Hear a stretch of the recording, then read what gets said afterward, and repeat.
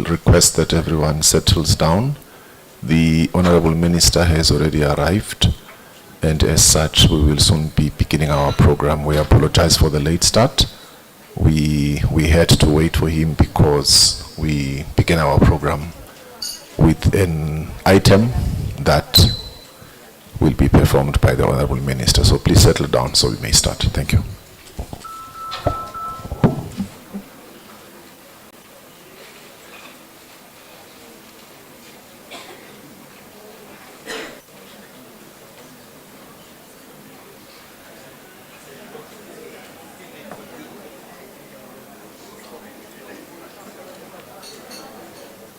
Kosi mina ngenomuntu oshesha ukuvuma wena awuyonithape aim ukuvunywa ngaphushisiso kwenyanga eqhuma that's why ngihlonipha ushunwa kodura.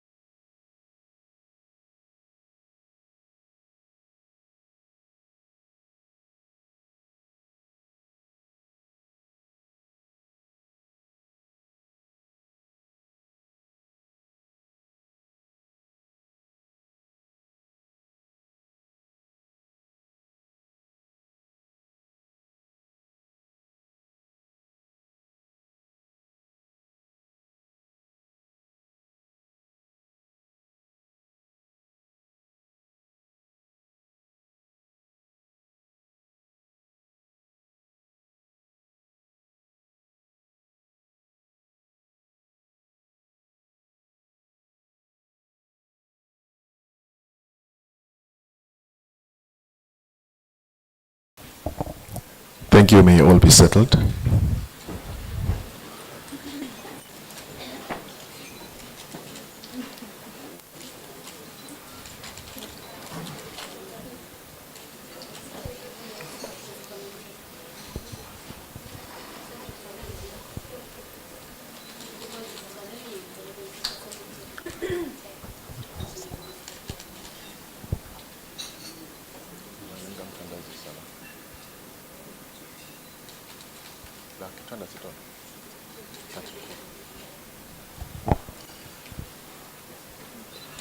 Honorable Minister, the PS, CEOs that are present here.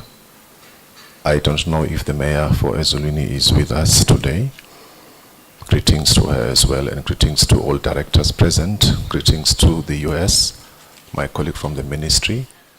We are still expecting the parliamentarians, I guess, to join us. Greetings also to our guests from Shelter Africa, as well as from the UN Habitat. And greetings to everyone who is specifically going to perform a task in today's event. I'm greeting you this morning. My name is Kosi Simelane. I've been assigned to direct proceedings this morning, hopefully for the rest of the day, if God sustains me till that far. Honorable Minister, I'd like, with your permission, to request CEO Hlatikulu to come and open today's event and activities with a word of prayer. Mr. Dlamini, sir.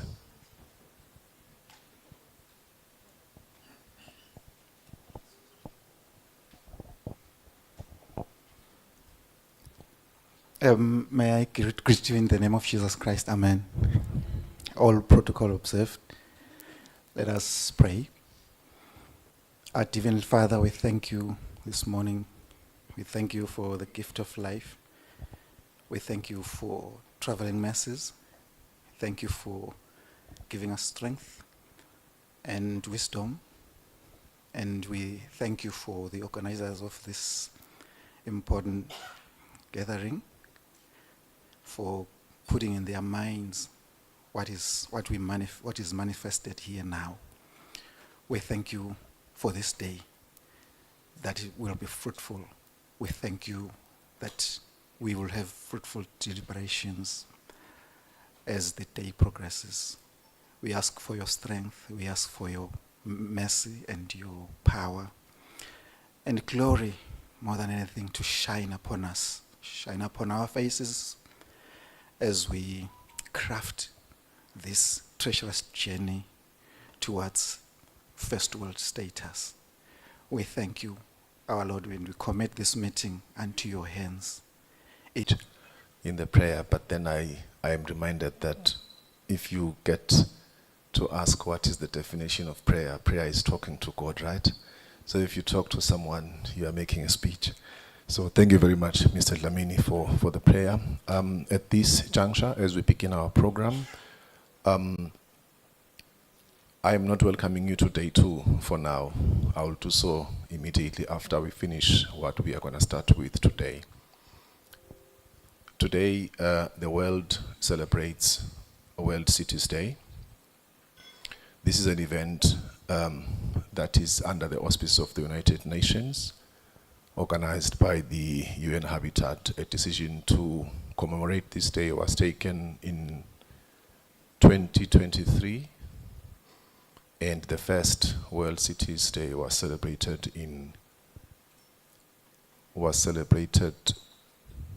10 years ago. It's 10 years now since we began, or rather since the first World Cities Day was celebrated. As a country, we join the world today to commemorate this day. Maybe some of you present here, and those of us maybe who are new in the space, may not know what World Cities Day is all about, may not know what it entails, but we all have a role to play in it. We need to know what it is. Is it just a day? Is it us positioning ourselves to be in line with what the world is doing? Is it us sitting back, reflecting on how far we have come, how far we have to go, and also our role in aligning our beautiful kingdom to what the world out there is doing? Is it a day about Manzini and Mbabane only? I heard Manzini CEO yesterday saying that Eswatini may well be just a city when you compare it with other bigger cities in the world. And I think she was right. If you look at the fact that we are just above 1.2 or 1.3 million, as it were, some cities have much more people than that. So we as a country are joining the world in commemorating this day. And to commence our proceedings on this day, I will request humbly no one other than the Honorable Minister for Housing and Urban Development to come and make the commemoratory address for this day. We were expecting that we would have a clip that will be played from the UN Habitat on this day. I think if the technical glitches get resolved, we will gladly play that for you. But with that, I'd like you to help me welcome the Minister for Housing and Urban Development on stage to make his commemoratory address. Thank you.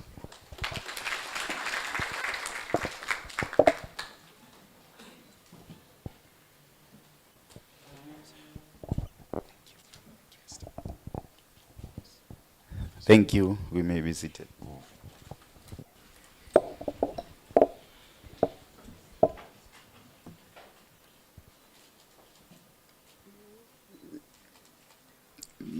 Can I extend my greetings to the honorable members of Parliament? I'm not sure whether any of the members of the Portfolio Committee or Portfolio Committees, both from Senate and the House of Assembly, the UN Habitat representative, the Shelter Africa representative, or representatives of Africa, and then the mayors and councillors from all our gazetted local governments throughout the kingdom, the esteemed stakeholders, CEOs and executives from municipalities, ladies. I will try to be structured today and read what I have been given. And someone is saying good luck. because I normally speak from the heart. And it becomes difficult sometimes when you have been given a script and then there's other pages, either from the heart or from the spiritual realm that are opening. And then you end up following, on the trajectory of those pages. But as we join the world in celebrating World Cities Day, we stand with renewed vision for our cities in Eswatini. Whether we are in Lavumisa, Manzini, Mankayane, Mbabane, Matsapa, Buhleni, Hlane, Nhlangano, Stegi, all these local authorities across our nation. Our cities are more than places to live. They are ecosystems where innovation, diversity, and community can flourish. I did mention yesterday that cities are living organisms. Cities live and cities die. Unfortunately, as they live, as they grow, as they die, if they do, there is people inside. So if cities live and grow, they don't grow on their own. They grow with the people that inhabit those cities. So it's very critical for all of us to ensure that we see the life of cities progressing, appropriately, because as they do, they progress with our own lives as well, both from a business perspectives, from all walks of life. But we do face challenges from urbanization, from environmental impact, and economic shifts. We must then, in the midst of all of those challenges, lean on our greatest asset. And our greatest asset in the cities is young people. It is the youth. We are pinning our hopes on young people to drive the growth and sustainability of our cities as we go through various levels of urban transformation. They hold the pulse for transformation of our urban spaces. And we are really looking up to young people to take very active part in the development of our cities. Cities should speak to our needs. But if we don't fit the processes that determine how cities are going to be designed, it means we are missing out. We'll have cities that do not respond to who we are, both as young people and as citizens of the kingdom. Young people are the heartbeat of our nation, and your voices as the youth, your ideas, your innovations, your time, and your energy, all of these are needed to build resilient cities in the kingdom of Eswatini. There is one good thing about being young. You may not, you have two very critical things that a lot of people as they grow old do not have: energy and time.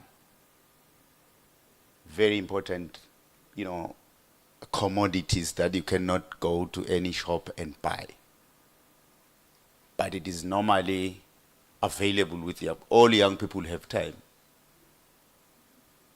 If they don't, they should tell me what they are doing. All young people have energy. If they don't, they should account to us where they took that energy to. But young people have time, young people have energy. They may not have, much resources, but they have time and energy. And it is incumbent upon us as leaders of towns and cities to engage the time and the energies of young people. I read something somewhere, I think it's now coming, that this good luck thing, which somebody said. I was reading something that the best use of life is love. And the best expression of love is time. And the best time to love is now. So young people, that's the statement I'm taking unto you. That the best use of life is to love your cities, love your country, and love what you are doing. And the best expression of that love is time. Dedicate your time to see how cities grow. Dedicate your time to contribute in the development of your town or your city and your surroundings and your country in general. And then the best time to do that is now. We therefore look up unto young people to contribute actively in what we do in the cities. Our ministry is committed to providing platforms, partnerships, resources, and other necessary ingredients to empower young people in this role. We have already been, talking for some time now in the ministry about creating platforms for young people to participate in what we do. Create platforms where, those that have graduated from university can be taken through internship programs to assist us as we try to spread our wings to cover the entire country, particularly in as far as spatial planning is concerned. We are really working hard to develop a program. I'm happy that the UN agencies, particularly UNDP, is already working on programs to engage young people after graduation, those that have not been employed at the time, to engage them in internship programs for skills development, skills transfer, and other related activities. We are committed to do that as well. We envision, or when we cast our eyes in the horizon, we do see, young people taking leadership in innovative, projects within our cities, creating and building innovation hubs. Some of us have passed the stage of innovation. We are really at the stage of maintenance, maintaining what has been created over time. But young people still have the vigor to go an extra mile and traverse, virgin territories and bring hope in our cities. Together we can address pressing issues like affordable housing, like green spaces, like renewable energy, by integrating the perspectives and the energy of young people. The challenges are many, and all of them, daunting. We need to create new ways of funding activities in our cities. Again, we will rely on the energies of young people to think through how that can be done. If we continue to use the current funding patterns and channels, we may not get very far. But we need to think hard on how we are going to do all of these things. We also need to, work through the challenges of working together as communities, as society, and as interested stakeholders in our cities. We need to pave the way. Yesterday when Mr.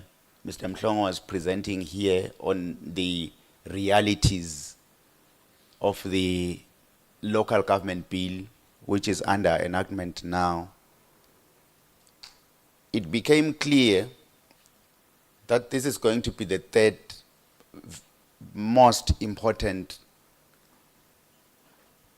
activity for the country. It was independence in 1968, the constitution in 2005, and now this local government arrangement in whatever year. I am hoping before 2028. Because if we allow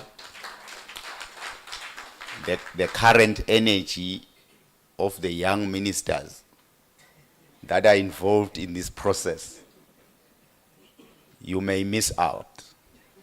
So young people, you are not alone. You have partners now in places of influence. All what we want to do is that as young people, Africa is becoming younger and younger. And it's up to us to galvanize what the statisticians call, or economists call, the demographic dividend. Because since we are younger, a majority of us have been, trying to scan decision makers that are in key positions in this country now. A majority of them are relatively young. So it's up to us then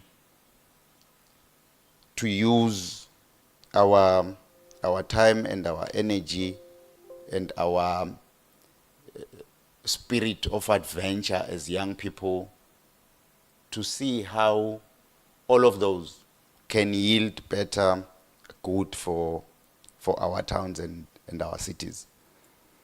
And then as we celebrate the World Cities Day, we reaffirm our commitment to sustainable urbanization by empowering young people to shape cities that are safe, cities that are inclusive, cities that are resilient, and cities that are full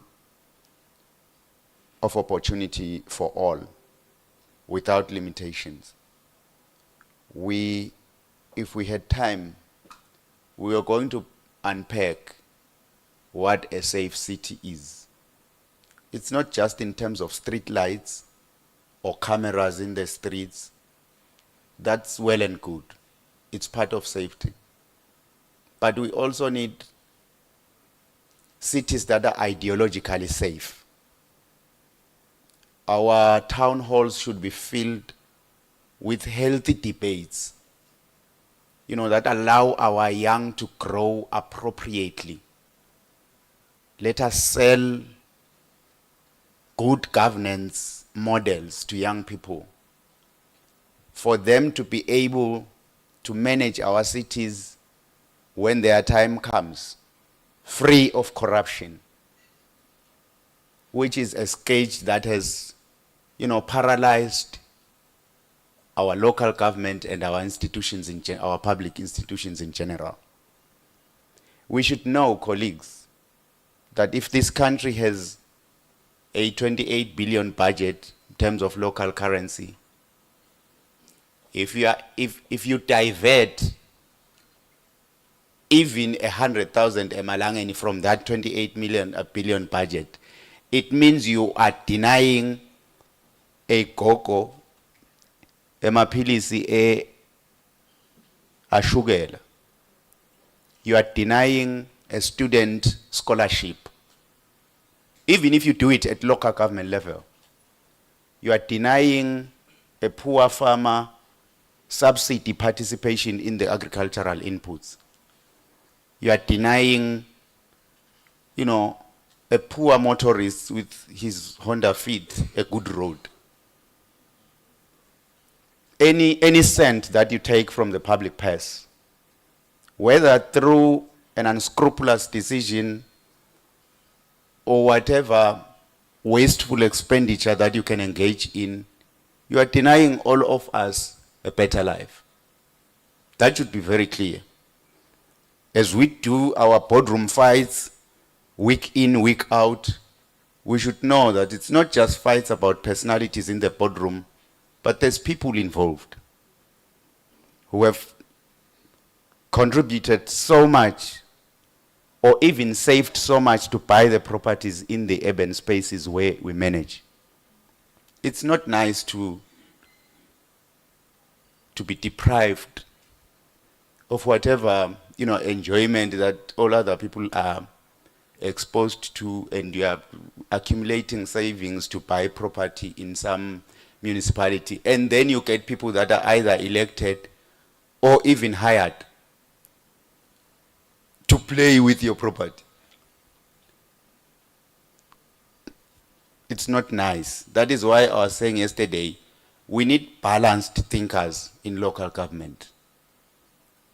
Local government really requires balanced thinkers, people that can, pursue peace at all times.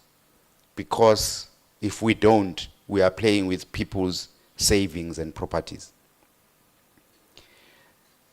Together, let us work towards an Eswatini where every city and every town reflect on the aspirations and potential of its young people. This is our shared future, one that is dynamic, one that is inclusive, and one that is resilient. I was saying if we had time, we were going to unpack all of these things. Inclusive cities, cities that are filled with opportunity for all. What does that mean? And how should we position ourselves, to ensure that eventually happens? So as I conclude, esteemed ladies and gentlemen, we are happy that we are joining the whole world in celebrating the settlements we call cities. And let us ensure that we all participate to create sustainable and livable cities. Thank you very much.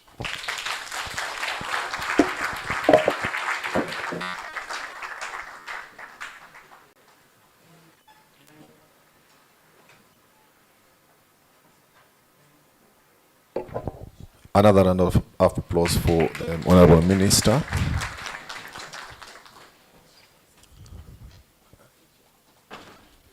May I, at this juncture,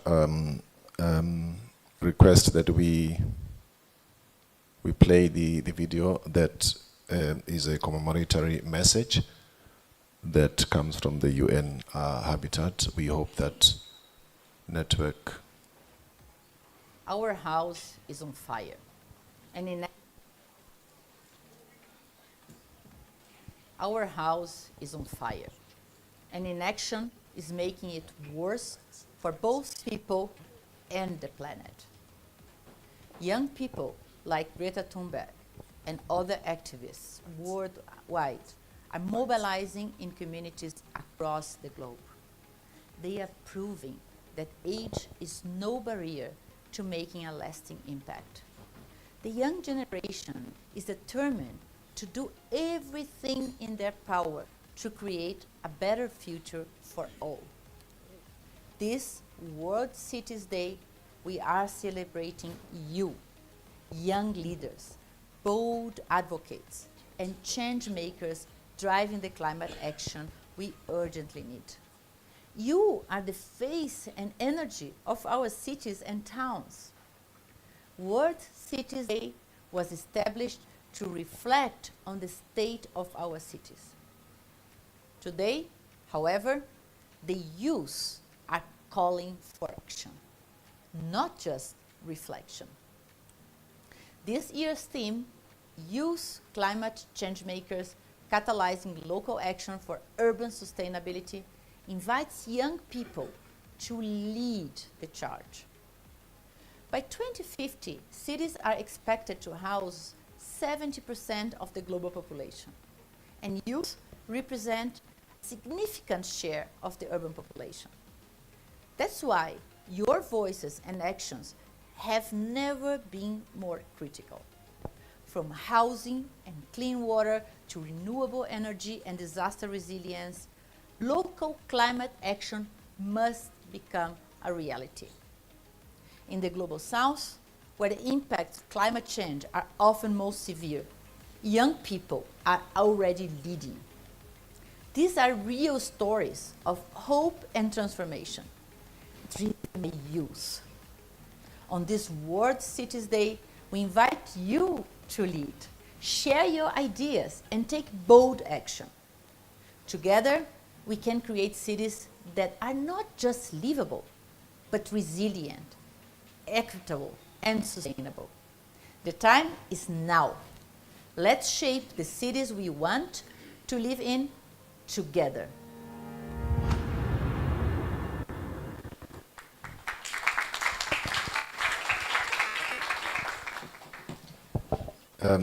Honorable Minister, ladies and gentlemen, thank you very much. I do not know that the Minister had seen this clip before he wrote his speech, because I hear that she says the time is now. The Minister also said the same thing, that the time is now. So it's the program today is actually laden with a lot of activities that will reflect mainly to the youth. And the Minister touched on an important, possession that our youth has, which is time and energy. It is my wish that the youth may direct their energies and time to the right purpose of influencing not only the towns and cities that they want to live in, but more importantly, those that they want to pass on to those that will come after them.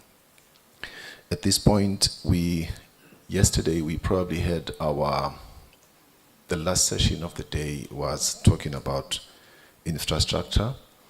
We did also engage on financing aspect of the infrastructure, because remember, we don't just build roads, nor do we build brick and mortar, but they are all for a purpose. And as such, if we want sustainable development, we need it for a purpose, and it must be financed. We are therefore going to begin our session today by inviting those that will help us to unpack the issue of financing infrastructure in towns and our cities. We are going to invite on stage, I'm just looking around because I don't know if she's here. I don't want to invite someone that is not here. Yeah, we are going to invite someone that has a multidisciplinary background with the practical and professional experience in accounting and financial management, local government administration and project management. She has over 17 years experience in local government, and currently she's working as the town clerk for Sitegi Town Council. She has a qualification in BCom, a Master of Business Administration, honors in project management, and a Master's in African City Management. I don't know whether she speaks a different language now, because quite recently she was in an Arabic state. She will say when she comes on stage, she has a passion in citizens development with more bias in local economic development and social environment. Over and above her municipal strategic role, she is also serving in the Eswatini Local Authorities Managers Association, where she is a member, and she also supports municipal employees wellness programs by serving in the Eswatini Inter-Municipal Games Association Executive as the president and serving as the treasurer in the SADC organization.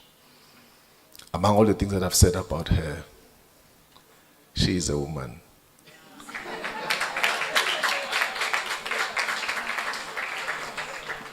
Please help me welcome Stembile Smelane on stage, please.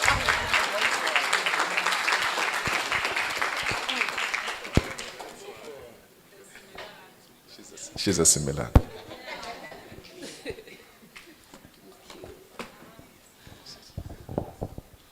Thank you, Brother. Oh, what is sabotage? Thank you, Program Director, and allow me to observe all protocols. The Honorable Minister has already done all the protocols on my behalf. Thank you very much, Honorable Minister. As introduced, I've been correctly introduced. I am the one he's been saying. He just forgot utsini ngosatana. Iyabingelela ingosatana womasipala.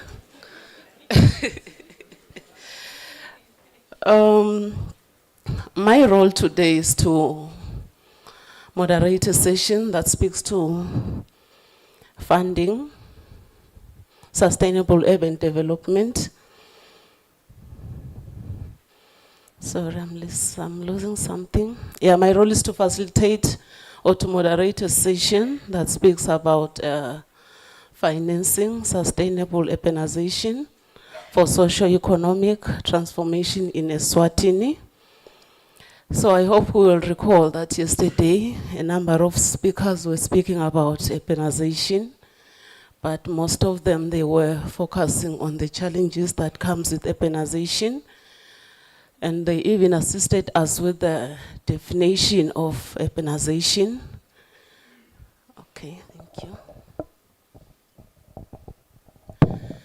Okay, they also assisted us with the definition of urbanization, which was referred to the processes through which an increasing proportion of a population comes to reside in urban areas as opposed to rural areas.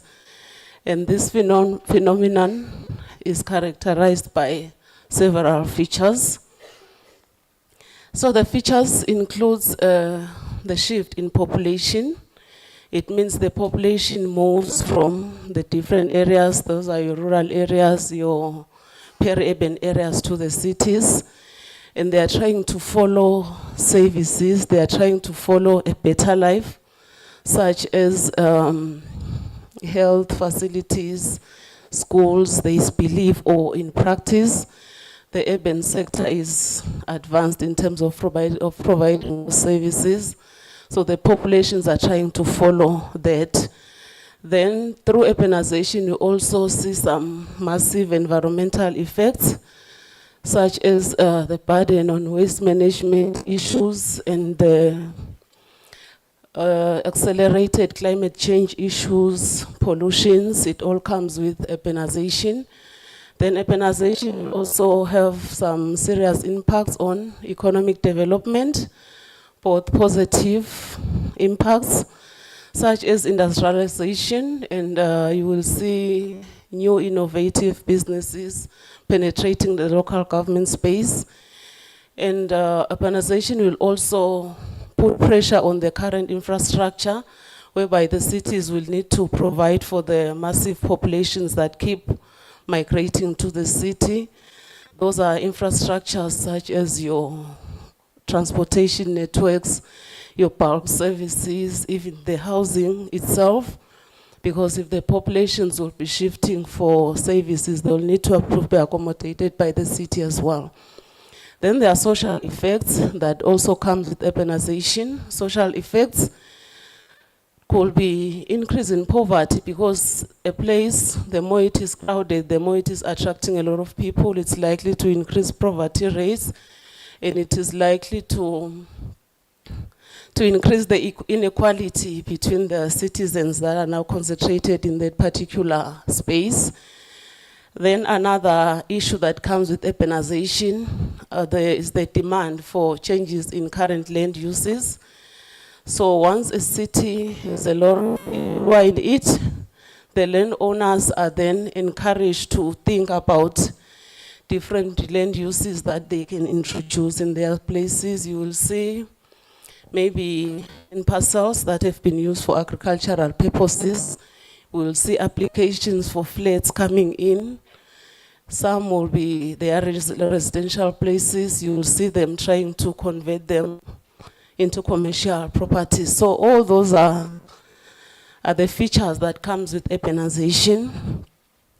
So having said that, the city is supposed to be ready for such and prepare for it. Although it's a bit tricky because you prepare for a population that you do not even have the numbers about it. People just wake up and say, I want to go and try my luck in Babane City, I want to go and establish a business in. So the push factors end up being the people. So it prompts the municipalities to be able to plan along all the areas that have been listed in my previous slide. And it also speaks to the financing now, that as you plan as a city or as local government, you also need to plan on how do we get the city ready to finance all these dynamics that comes with urbanization. So our focus in this session is, can we finance sustainable urban development initiatives that not only meet the needs of growing urban populations, but also promote social sustainability, economical sustainability, and environmental sustainability. So we are very honored to be having a distinguished panel of experts amongst us who is going to share their insights and experiences in 3 main areas. They will share in the context of national government perspective on financing sustainable urbanization by local governments. Then we'll hear another presenter who will be speaking about local, regional, and global practices for financing sustainable urbanization. Then the last speaker will speak about the role of development finance institution. I'm multitasking, you were supposed to take this one away. Okay. So I would love to invite my honorable panel members to join me on the stage. The first one will be our director, our lovely director, our queen, who is Miss Queen with Masugu, to join me on the stage. We have seen her yesterday. She has already shared some insights, but she's rich. She has a lot of insights to share with us because she will cross the stage again today to share with us. So briefly, she will be coming closer, maybe here,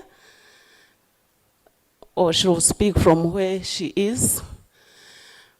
So in the spirit, we'll assume that she's going across. So I'll be reading her profile. So she's the Director of Urban Government, born and bred in Manzini.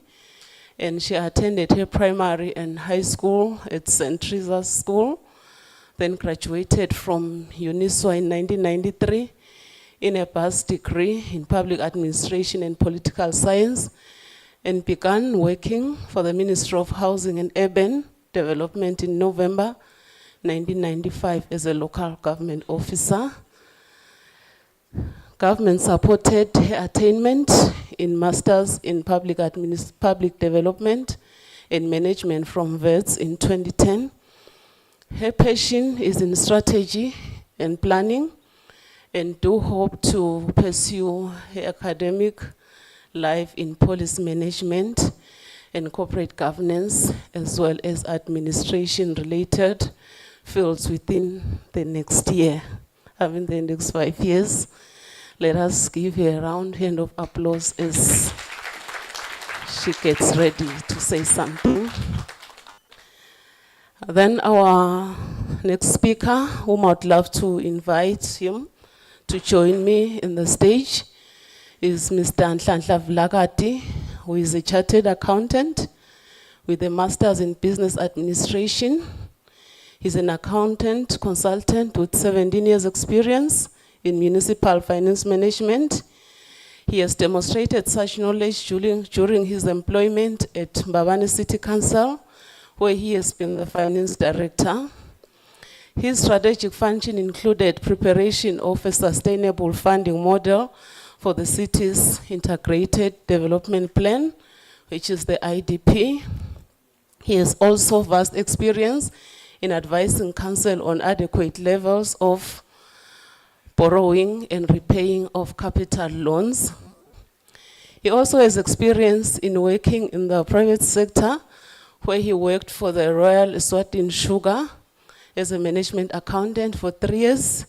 He has also worked for NAMBOD as the acting finance manager, where his main responsibility was to manage the board's finances, audit and reporting to statutory bodies. He has always obtained unqualified audit reports in all the organization he has served. Can we clap for him?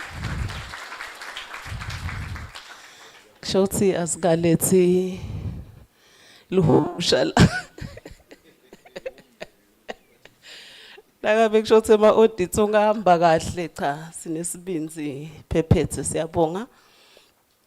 Then our next panel member,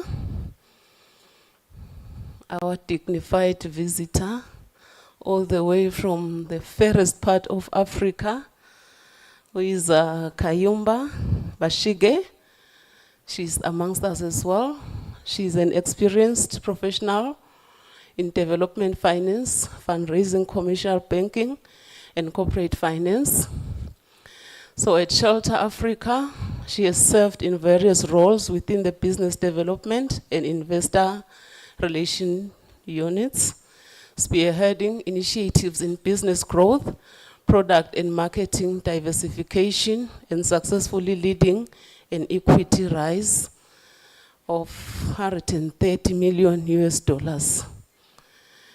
Her international experience spans for multinational institutions, including Citibank, Deloitte and Touch, an African Development Bank, and her current role at Shelter Africa as Business Development Manager. We welcome you, Madam, on the stage. Can we clap for her?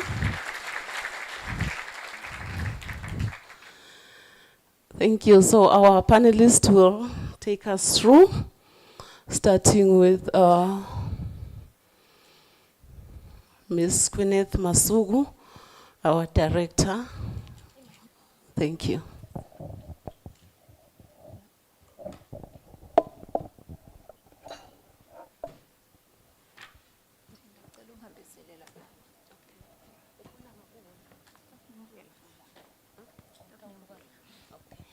Good morning, Honorable Minister, chairpersons of all city councils and boards, distinguished guests, ladies and gentlemen.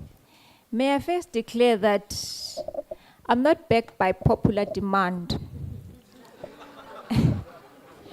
but our facilitator could not get somebody else from the national perspective. We had invited Minister of Economic Planning and Minister of Finance to present the national perspective, but they did not honor our invitation. So here I am.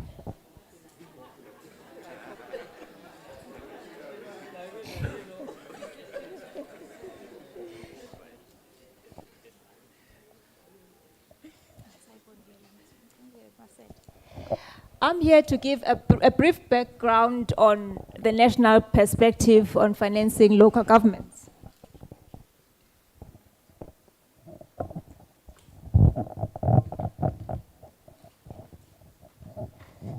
The national government perspective. We are going to be talking to about 3 areas, highlighting the 3 areas from the national perspective: government, PPPs, and the ministries, PFIs. I heard yesterday, there was a comment yesterday that the government was a non-starter and it was never going to work. We have recommendations at the end of the workshop on what we should do. But we have two sets of PPPs. We have the one that was developed by the Ministry of Finance, signed by the then Minister of Finance, Mr. Majosi Stole. Then the Ministry of Local Government or Ministry of Housing developed a localized PPP, drawing from the national one. And that one is more practical, I believe. We also going to be reminded of what is in the urban government policy pertaining to financing local plans.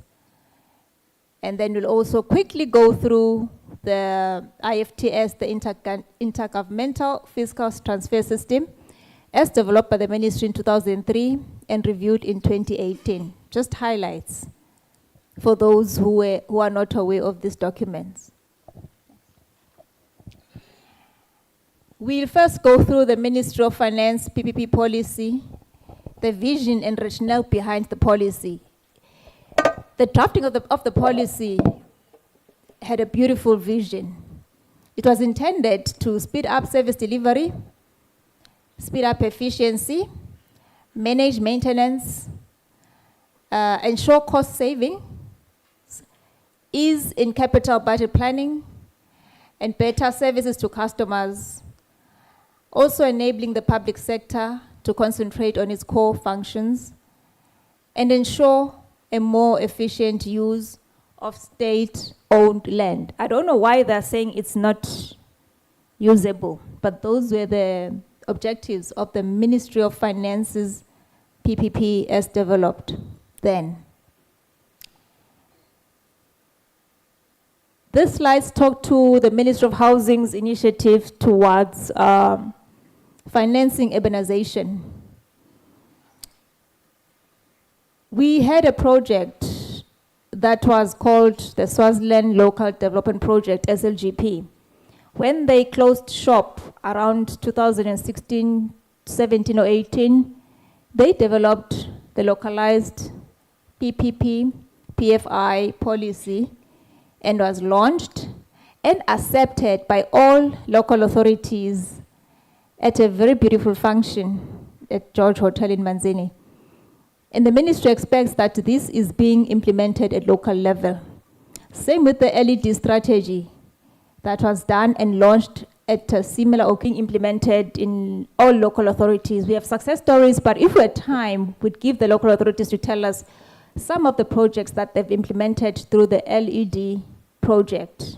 That one is running very well, I believe, or we believe, PS. And then in 2003, the ministry developed its first intergovernmental fiscal transfer study through engagement of consultants from George State University, Andrew Young School of Policy Studies. And in 2018, the 2003 study was reviewed by a beautiful, talented lady from Kenya, a Wangari. That's why we refer to that report as the Wangari report. It was also funded by the SLGP. Well, this slide talks to the urban government policy in 1995, especially on issues, talking to issues of financing local government for sustainable development. The policy stated that local governments are usually funded by property rates, and they propose a revenue sharing formula. Yesterday, a proposal was made that local authorities should get a piece of the petrol levy. That also proposed a piece of the tourism levy, a piece of this and that, part of the services that they provide in towns. It was referred to then as a revenue sharing formula. And it was eventually converted into the intergovernmental fiscal transfer policy. We need to revive this proposal as presented in 1995. It talks to how capital programs will be implemented, how they'll be financed, and where the sources of finance will come from.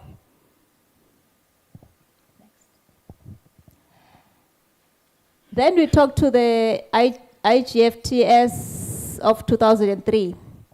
That study talked to the vertical and horizontal allocation of resources from central government to the Ministry of Housing and from Ministry of Housing to local authorities. It proposed that both recurrent grant and capital grants be allocated based on a formula.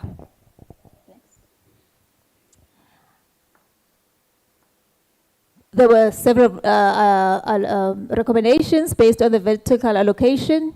I will not get into that for now. They're telling me I've got 2 minutes left. Next. Then the IFGS review of 2018, the Wangari study. It adopted the principles of the 2003 study and then further recommended that the allocation of grants for capital and recurrent should be extended to the Tingunda local authorities as well, not just urban local authorities. And the proposals are as listed in the second bullet, that the Tingunda recurrent subvention be 0.1%. This report actually gave percentages to the allocation from central to local government. The challenge is the proposals have not been legislated. So we cannot sue the Ministry of Finance if they don't give us this. We proposed yesterday that we are in collaboration with the Ministry of Finance, engaging them to legislate these provisions so that we can have a clear formula and predictable allocation from central to local government for funding sustainable local authorities. I will not get into this, but whoever is interested, they can look at the slide on what the proposals, there were specific proposals for the horizontal and vertical allocation to all local authorities, including previously the current grants are allocated at a basic share and the balance shared according to the nighttime population. There were proposals that other factors should be considered, not just the nighttime population. Next. The way forward, let's try to make the PPP, PFI ministry policy workable. Let's get suggestions from this forum. How can we make it work? Resources were spent, consultants, time, and everything was invested in making these policies, the national policy and the ministry policies. Let's find a way to make them work because they're going to be assisting us finance our programs at local level. Let's also expand the LED program. It has worked well in the towns, Honorable Minister. Let's extend it to the peri-urban areas as well. The third recommendation, revival and review of urban government policy 1995, especially the sectors that talked to revenue sharing. Let's revive those and see if government can listen to us this time in the legislation of the intergovernment fiscal transfers. Thank you, ladies and gentlemen. Thank you. Thank you, Masugu. Sinalaqasha lo matima la timekeeper ncancane sokubhanyata ku-0 bisafuna kulalela. So, Mr. Blagati, over to you.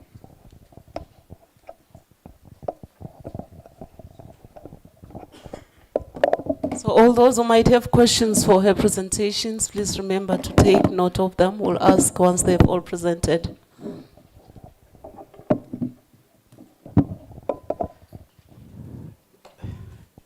Good morning, everyone.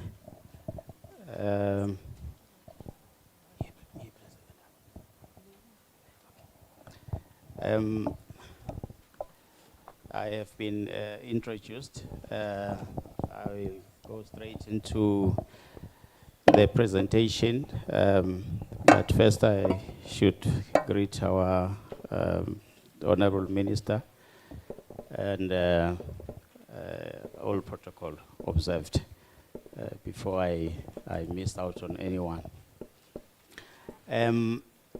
We are going to be making a presentation on source revenues that local authorities use to finance their operations, their maintenances, their infrastructure as well. We also talk to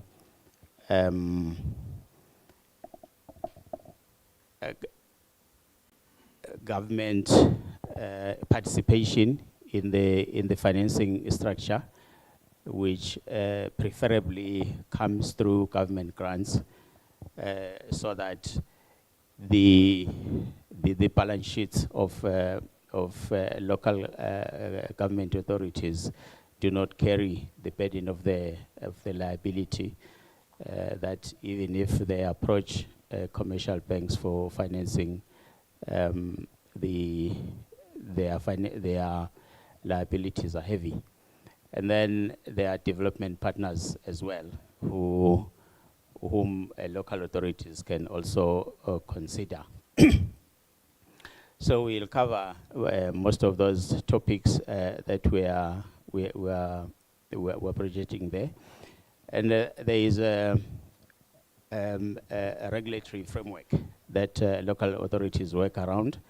There's an Urban Government Act, 1969.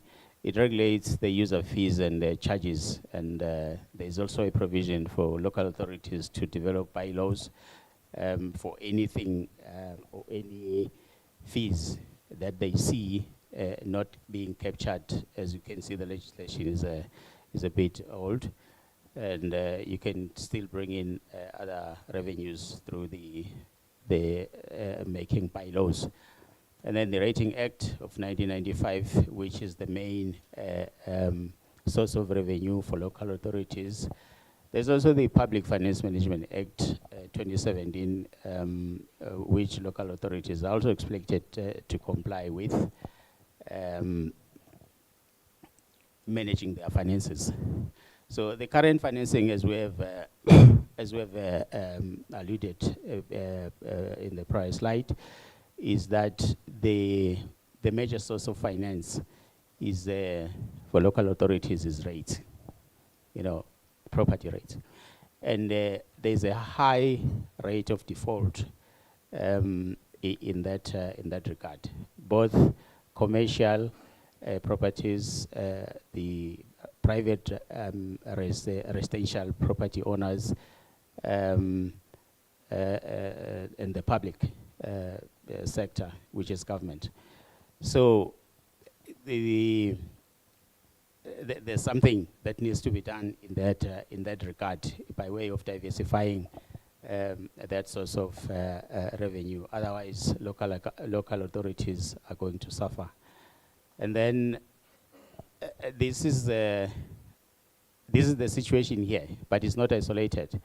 Some cities outside of here, like in Kenya, Uganda, and Malawi, they're also in the same situation. They are using mostly property rates for financing their operations and everything that they do in managing or providing social services. So the reasons for defaults are many. They range from inability of the local governments to enforce compliance with of landowners. Some landowners just refuse to pay, and some local authorities don't have updated valuation rules, so some properties are missed out. There are also delays that are experienced by local governments, sometimes in approving valuation rules.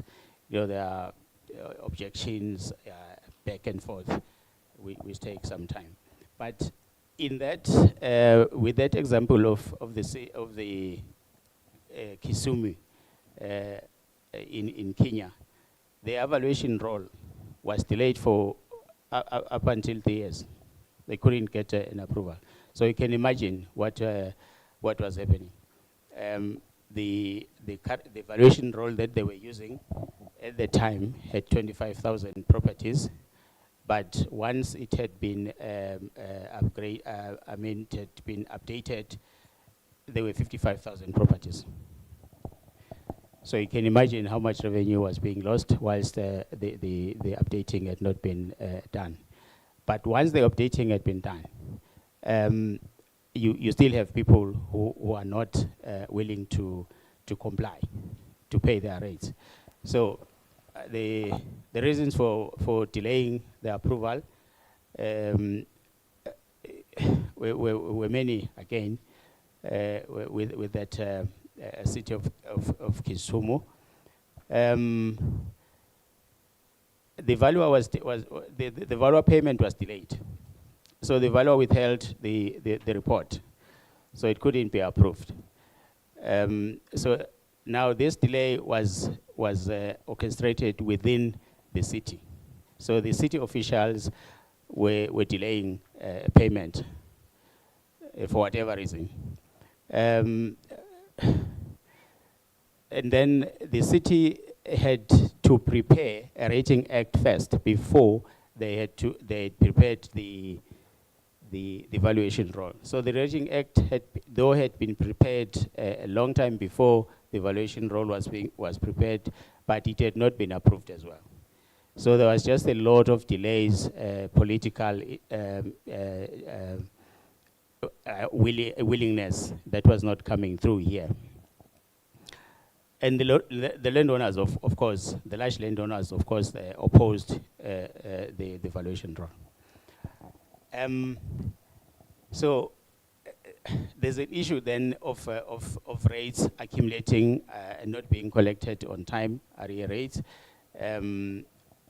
by property owners.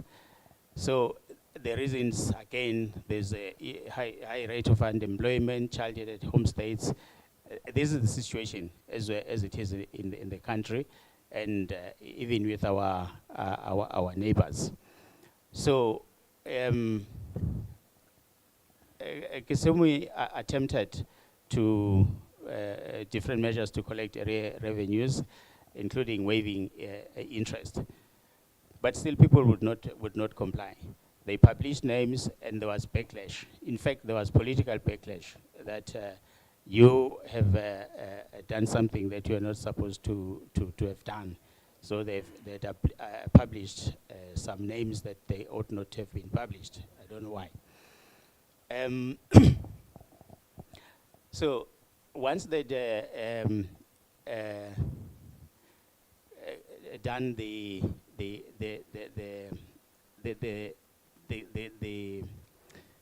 updating, their revenue collection increased 3 times the normal collection, but it was not sustained over time.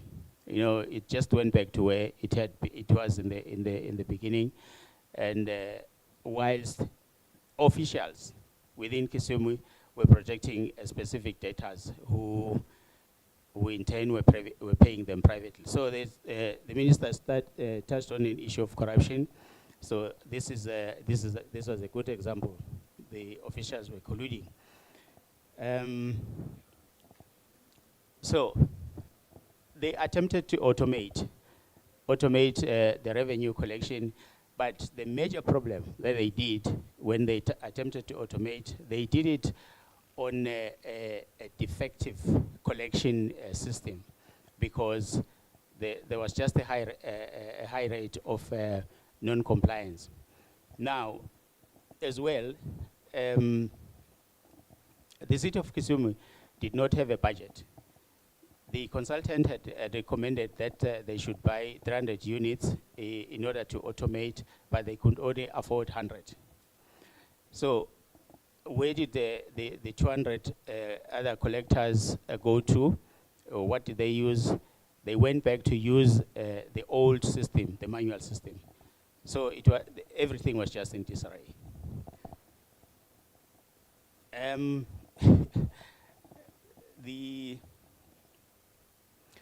So the collection system, time up. The collection system lacked controls. So really, everything was just not coming right with the Kisumi situation. Fast forward, we go to Uganda. The city of Kampala automated, and they put everything in place. The administrative reforms, implementing more efficient automated systems, and they increased their revenue collection from 8 million to 25 between 2011 and 2019. You can actually see over a period of say 8 years. So it had increased from 8 to 25. So these ones did it more efficiently, and there was political will. The president actually came in to assist the city to achieve all that. The city of Kampala is allowed to collect as much as 24 revenues from as much as 24 revenue sources, including rates, all those. And the city of Kisumi is limited to 3. So there's both an issue of political willingness that is not there between the two cities. In this instance, the president even appointed an executive director to do the management of the city. I think there's this one we can skip. Yeah.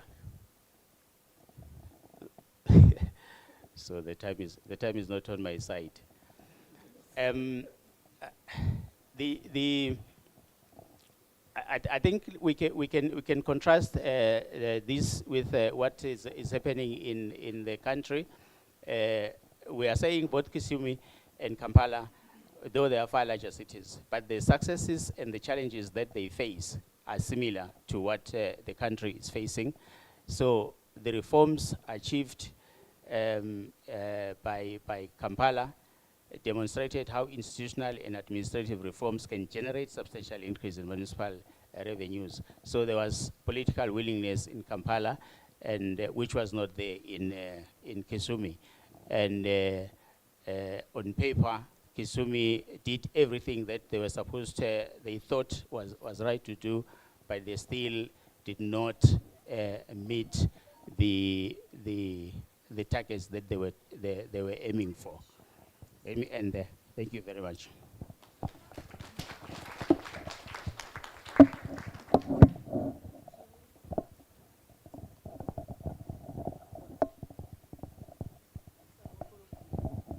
Thank you, Mr. Vlagati. Thank you. Umiteka buhlungu amita singwazi sigcwele umtsama gcwele umphimbo. So we'll invite our next speaker as well.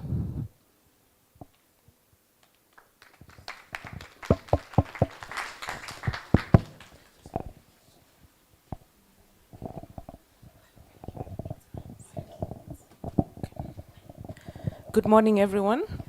I'm being reminded I have 7 minutes. I stand on existing protocols. Before I start my presentation, I would like to introduce my colleague I came with all the way from Nairobi, Bella Ngabirano. Please stand so that they look at you, see you. So at the end of the presentation, and in case you have any questions, you can either see myself or him, and we'll be able to address your questions. So my task we were given as Shelter Afrique was to again, within the topic of financing sustainable urbanization. And here we had the focus of sustainable, which is actually one of the roles of most of development finance institutions. And so we are addressing this from a development finance institution point, and also looking at the case of Kigali Declaration any of you who attended our annual general meeting, which was held in Kigali, we had a declaration. And we also have a viral model, which we are trying to address urbanization and funding of affordable housing from the perspective of Shelter Afrique. And this is looking at the whole ecosystem of the affordable housing system in all the countries, and understanding that you can't have a one-size-fits-all approach for countries. So I'll talk more about that into the presentation. My presentation I'll give a brief of Shelter Afrique Development Bank. We've had many questions, people asking who is Shelter Afrique. People don't seem to know us. The reality is we are your bank, your shareholders. So we exist to serve as Kingdom of Eswatini as one of the 44 member countries of Shelter Afrique. I will also give an overview of our strategic goals so that you can have a flavor of what we do, since a lot of you don't know who Shelter Afrique is, our product offering. Then I'll talk about how we plan to scale up affordable housing across the African continent, or at least in our member countries, using our viral model, which I alluded to earlier. And finally, I will lead you to how this gels with our Kigali Declaration, which was made a few months ago in Rwanda, Kigali. So who is Shelter Afrique? Let me just switch hands. I'm actually right-handed. So Shelter Afrique was established in Lusaka, just your neighboring country. As I mentioned, we have 44 African governments as our shareholders, and those are Class A shareholders, which Eswatini falls under. We also have our Class B, who are African institutions, and we have 2 shareholders under that class, who is the African Development Bank, you all know, and we also have Africa Reinsurance, which is based off Nigeria. And no, we do not have Commonwealth Development Corporation. Apologies, I don't know how that came there. So we do have 2 Class B. We also have a Class C, which is supposed to be non-African institutions, but currently we don't have shareholders under that class. We are headquartered in Nairobi, Kenya. We also have 2 regional offices, one in Abuja covering the Anglophone West Africa, and one in Abidjan covering the Francophone West Africa. Our mandate is to eradicate slums and provide affordable housing across our member countries. On October 5th, the shareholders approved an agreement to establish Shelter Afrique as a development bank. Initially, we were just Shelter Afrique, but now we will rebranded and renamed into Shelter Afrique Development Bank. And this happened in Algiers, Algeria. We have, I've mentioned about the regional office, the member countries I've mentioned, and our impact, total number of units delivered to date, 133,000. Yes, we could do better, considering we've been existing for more than 40 years. We've impacted more than 147,000 beneficiaries, and jobs created, and cumulative disbursements of 800 million to date. Also, for those who attended the inaugural Africa Urban Forum, Shelter Afrique was nominated to collaborate with other DFIs and multilateral and bilateral institutions to anchor mobilization of concessional finance resources, as well as explore both domestic and international sources of public fundings that will go towards housing and affordable housing and related infrastructure. And obviously, this is to reduce the funding gap in housing and urban development that we've been discussing over the past day and a half. What are our strategic goals? They're anchored on 3 pillars. Our first is which is key, is enhancing housing development and impact to our shareholder values, and we do this through promotion of affordable housing, financing solutions, as well as technical assistance. We also aim, and our purpose and aim is to deliver 15,000 units by focusing on the social and affordable housing segments. Our second pillar or strategic goal is to achieve financial sustainability. As we all know, shareholders put in money for a reason, and as much as we are trying to address all stakeholders, we also have to ensure that there is a return to the shareholders, and this is through ensuring that we are profitable and we have purpose and relevance of existence. And for this to happen, we have to have organizational sustainability. So this is looking at our corporate governance and looking at our investment model and process and procedures. We are ISO certified to date, and we also receive international ratings. Our product offerings, quickly, we have 4 different categories under the business. Our first one is we deal with financial institutions directly, and this is called the Financial Institution Group, where we're able to on-lend to banks in our member countries, and they're able now to on-lend to either developers or individuals for mortgages. And the products under this group would be mortgage financing, housing microfinance, trade finance, so anything which is housing related, as well as our advisory services, which is very critical, and that cuts across all the products, as you will see. Then we also have project finance group, and here is where we directly finance private developers in our member countries.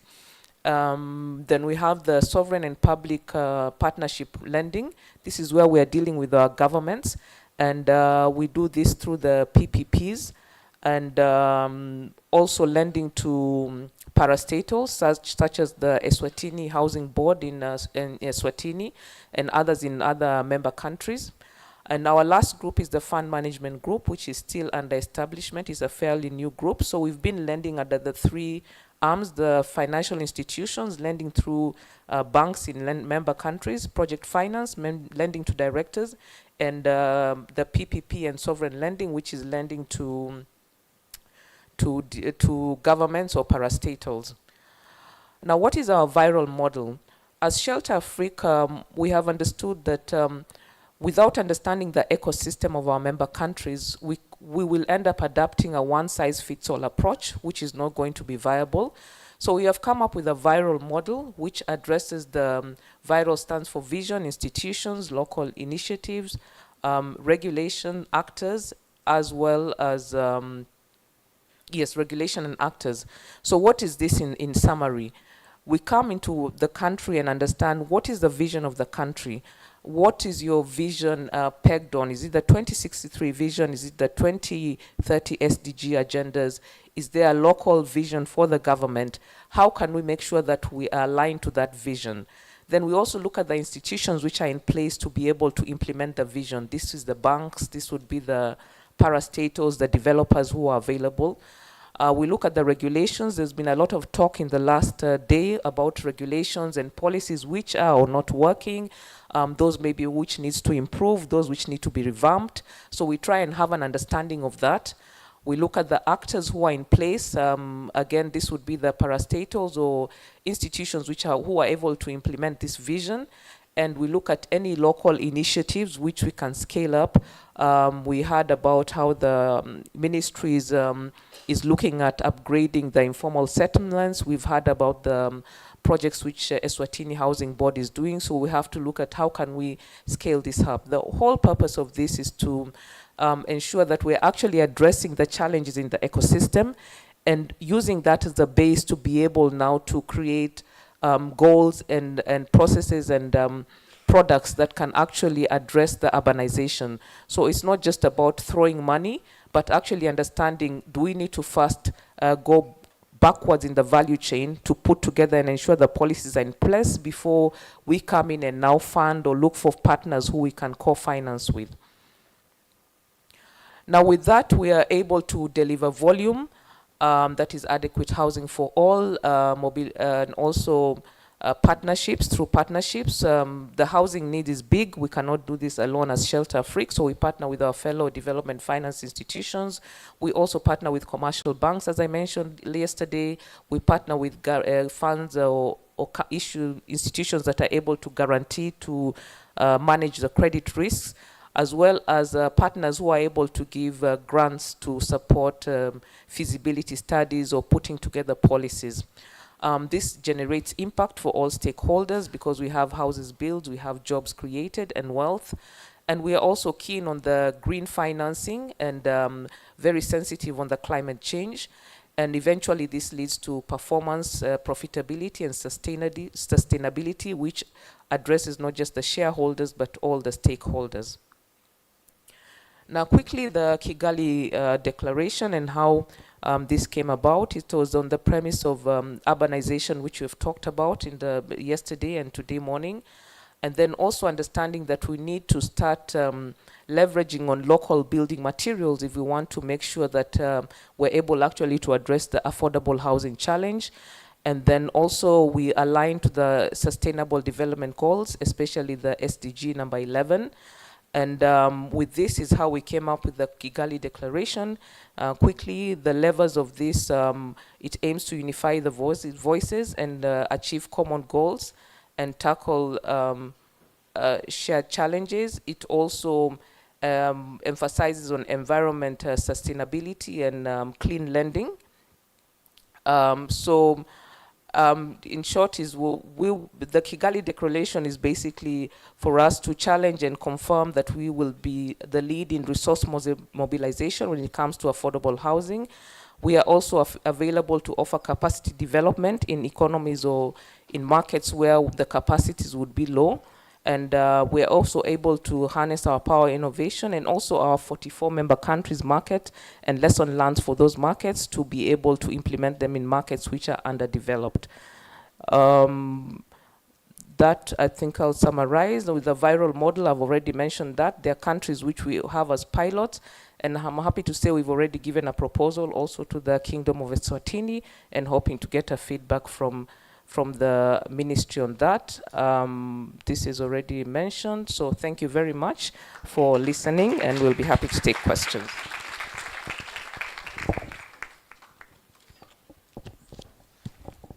Thank you very much to our presenters. So I'd love to give you this opportunity to ask questions to any of your favorite presenter.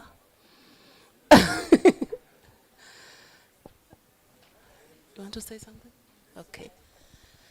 So we'll start by giving the Honorable Minister, you'd love to make some comments or questions before I've recognized your hands, the two of you at the back. Thank you, moderator. Very briefly, first of all, I wanted to, to challenge all of us in this house to say what the presentation that Queen made, or the Director of Government made, clearly says the legislative and policy environment is almost, okay for all of us to make whatever innovation that we can make. But she did say that some of these, policies and legislative instruments require, some interventions in terms of making them more, easier for us to use. So I really would like to challenge all of us. But let us use the legislations as they are now. We have not explored all of them in full. I think in Section 86 of the Urban Government Act, we have a whole list of, possible funding channels. The conversations must begin on how we can, utilize those kinds of, or those pieces of legislations in full. So I think I'm challenging all of us to say, whilst we know that some of these instruments require attention, but let's employ them in full for now, for resource mobilization. And then the second one, which I think Nhlanhla presented, is unlocking the capital value of land. I think we really need to focus our energies on how best, as municipalities, as a Eswatini Housing Board, how can we leverage on that and ensure that we explore the capital value of land in full for attracting, all sorts of investments to our and then with the Sheld Africa colleagues, I think we may want as well, now that they are here, we are shareholders. Let me put it clearly. We are shareholders at Sheld Africa as a country. We paid what we were supposed to pay at the beginning. They periodically make capital calls. We honor those capital calls when we have money in some instances.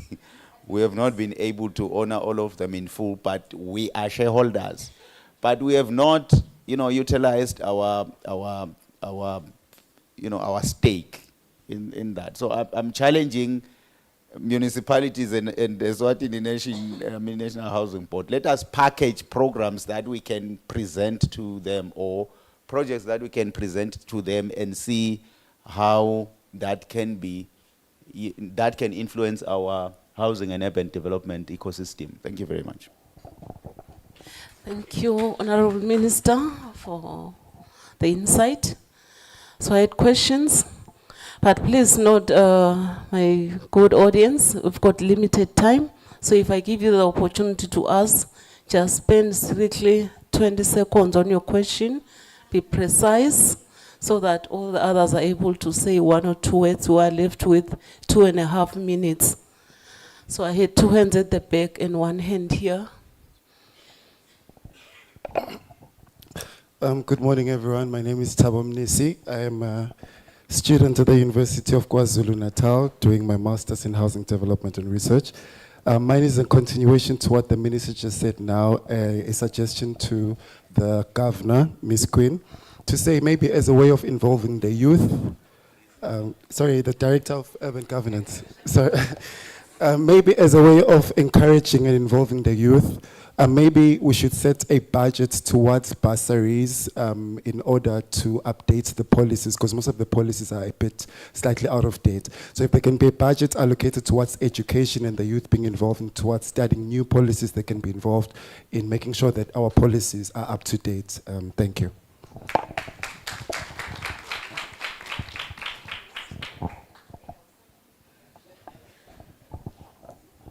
Thank you for the opportunity. My name is Nomfundo Sifunza. My colleague has just asked, has actually recommended or suggested something that I wanted to actually bring forth.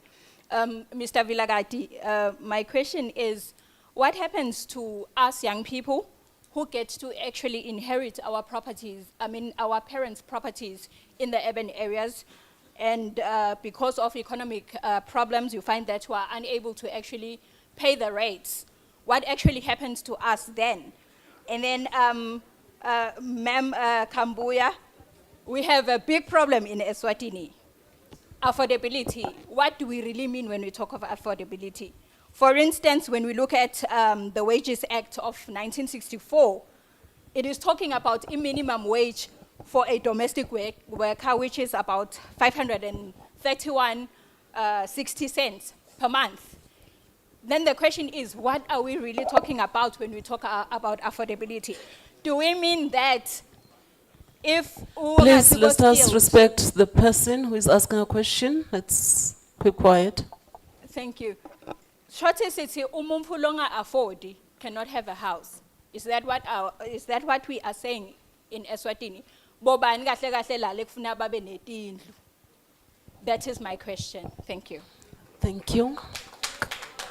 Councillor Wesley, 20 seconds, please. Councillor Wesley.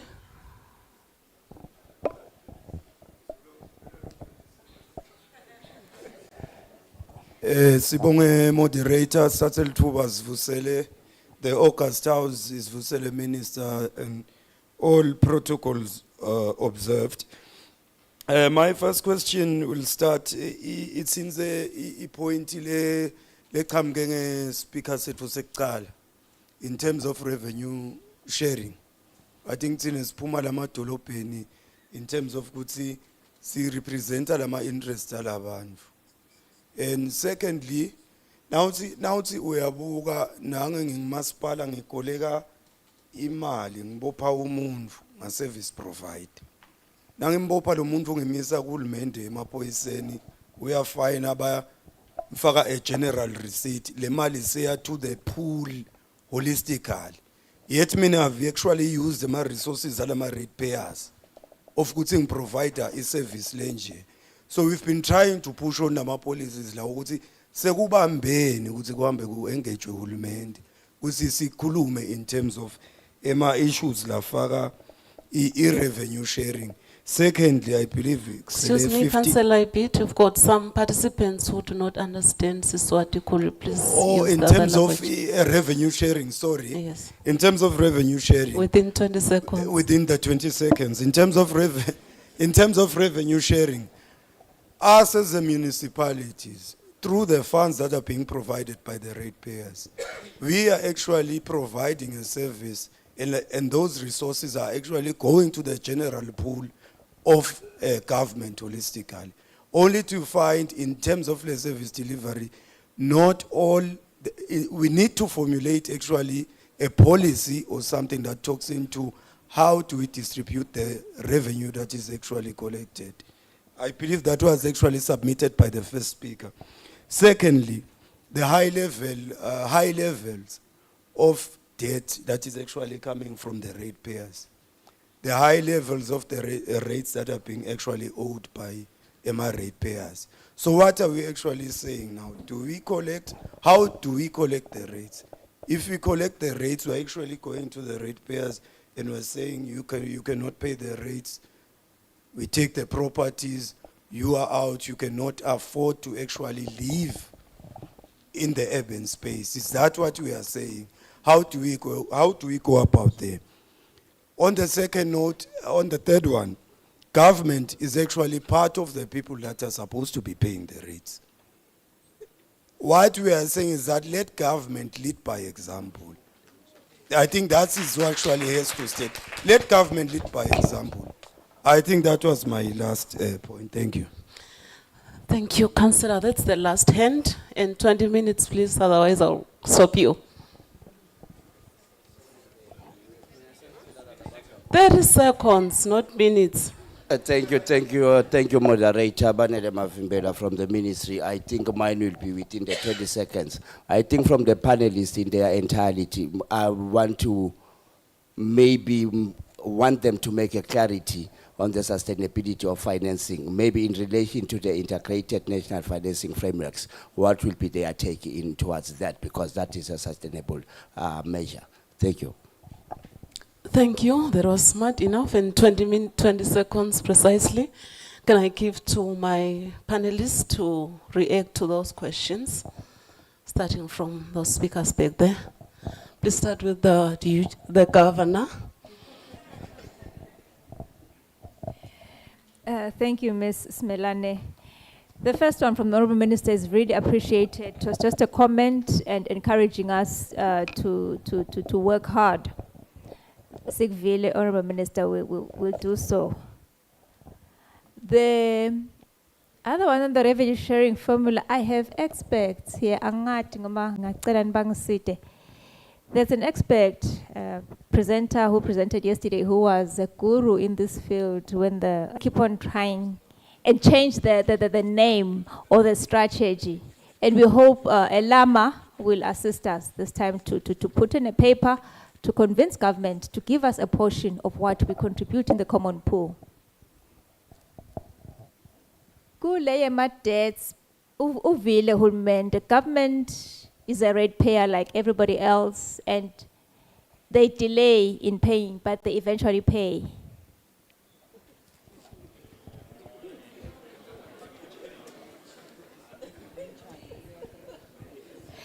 On the issue of indigent, the Honourable Minister tasked the ministry to develop an indigent committee, a committee to develop an indigent strategy. Indigent meaning the people who are marginalized in towns and are property owners.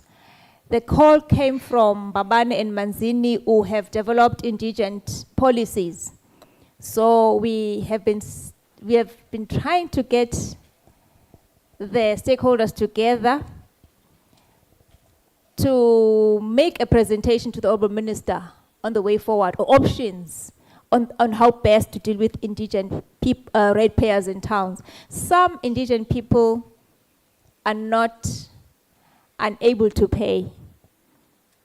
Some inherit millions and millions and they are able to pay, but there are those groups that are really, really not able to pay. And we hope that committee, we were given a deadline of end of October to present a paper to the Honourable Minister. I hope the committee on people not able to pay. I think the DG has given a conclusive response there, but I think what I need to mention is this local urban space is highly regulated, and there is laws to look into.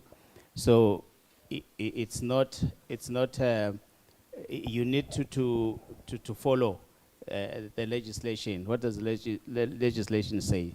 At the moment, the legislation looks at the property and not who occupies the property.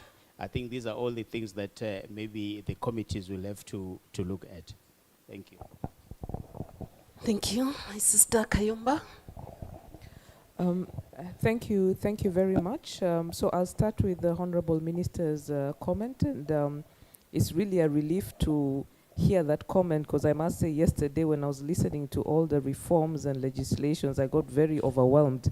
And so like you wanted to change everything in the country. So I'm happy that you have noted that there are actually policies or legislations which are working.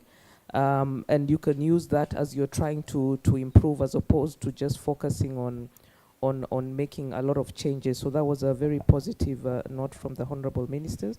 Yes, and also please, all the councils, the town council, local government, Shelter Afrique is here. If you have any package, any proposals, would be happy to go back and look at them. Even though if they're in the infant stages, would be able to assist in the structuring.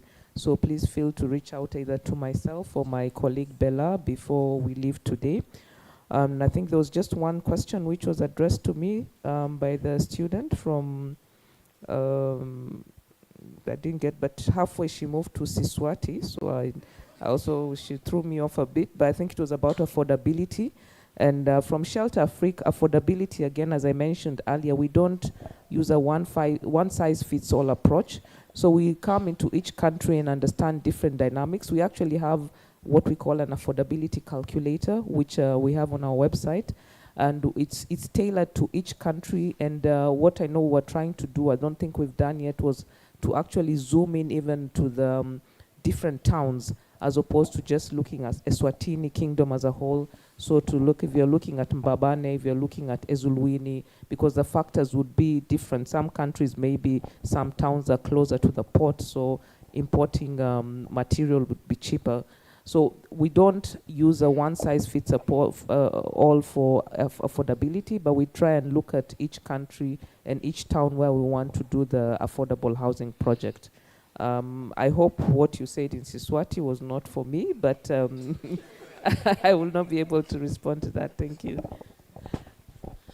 Thank you. With the Eswatini, she was motivating the issue of affordability and putting some examples on the minimum wage issues on our legislation. So maybe before we bring our presenters, I would love us to acknowledge the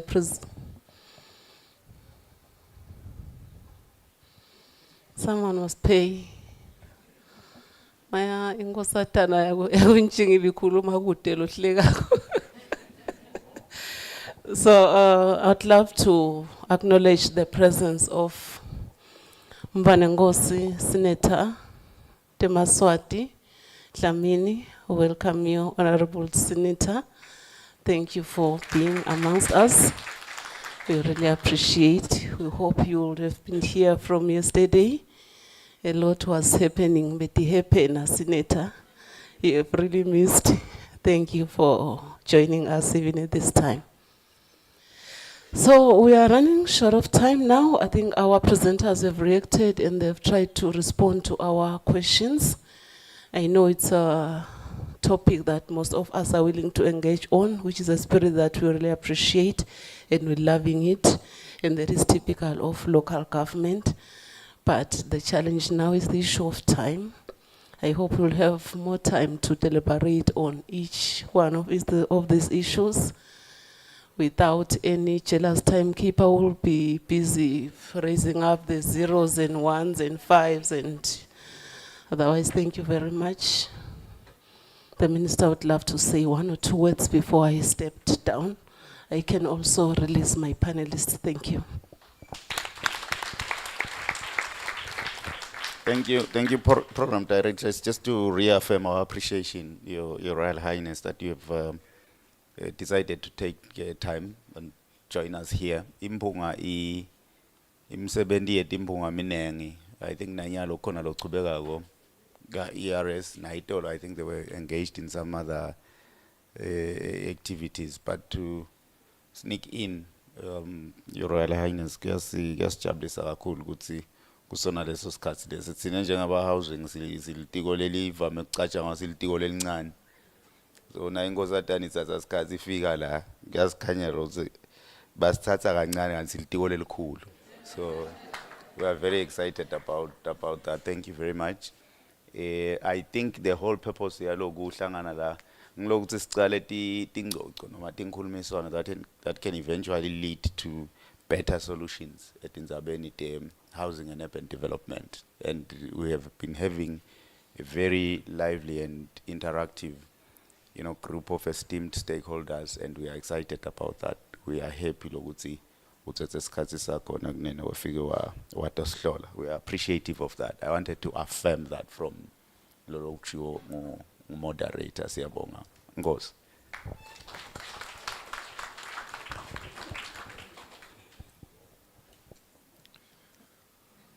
Thank you, Honorable Minister.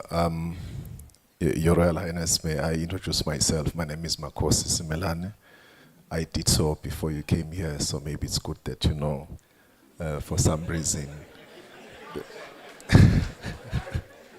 the people that were here, Your Royal Highness, have a chance later, but yeah, it's good that you know. Thank you very much for taking time to be with us. We are moving on now to the last presentation before we take our tea break. I would therefore wish to invite you to participate in the discussion that will talk to building green and sustainable cities in Eswatini, preparing for public and private investment on sustainable infrastructure, green open spaces, and urban agriculture in urban communities. We appreciate your presence, Royal Highness. I think I remember in Parliament you were very passionate about issues that touch to the Minister of Housing and Urban Development, just as well that you are here. Hopefully, your connections will bring some funding to this space. We need lots of it. To help us moderate this session, I am going to invite a gentleman who is dynamic and results driven, an executive that has served over 15 years in the space with comprehensive experience in leadership, 5 years in senior management and 6 in technical and 7 years in education and training. He is the current CEO for Matsapa Municipality. He leverages his extensive background in mapping sciences, leadership, coupled with change management and education to drive organizational success and foster innovation. Mr. Sugati has worked at the Surveyor General's office, so he has government experience as a cadet surveyor, and also has worked at Eswatini College of Technology, at the time it was called Scott, as a senior lecturer for land surveying and mapping sciences, mathematics and physical science. Due to his application in his work, he was promoted to head of faculty for the building and civil engineering at the same institution. Currently, as we have said, he's a CEO for Matsapa, which is the hub for production and economy in Eswatini. Help me welcome Mr. Sugati on stage, please.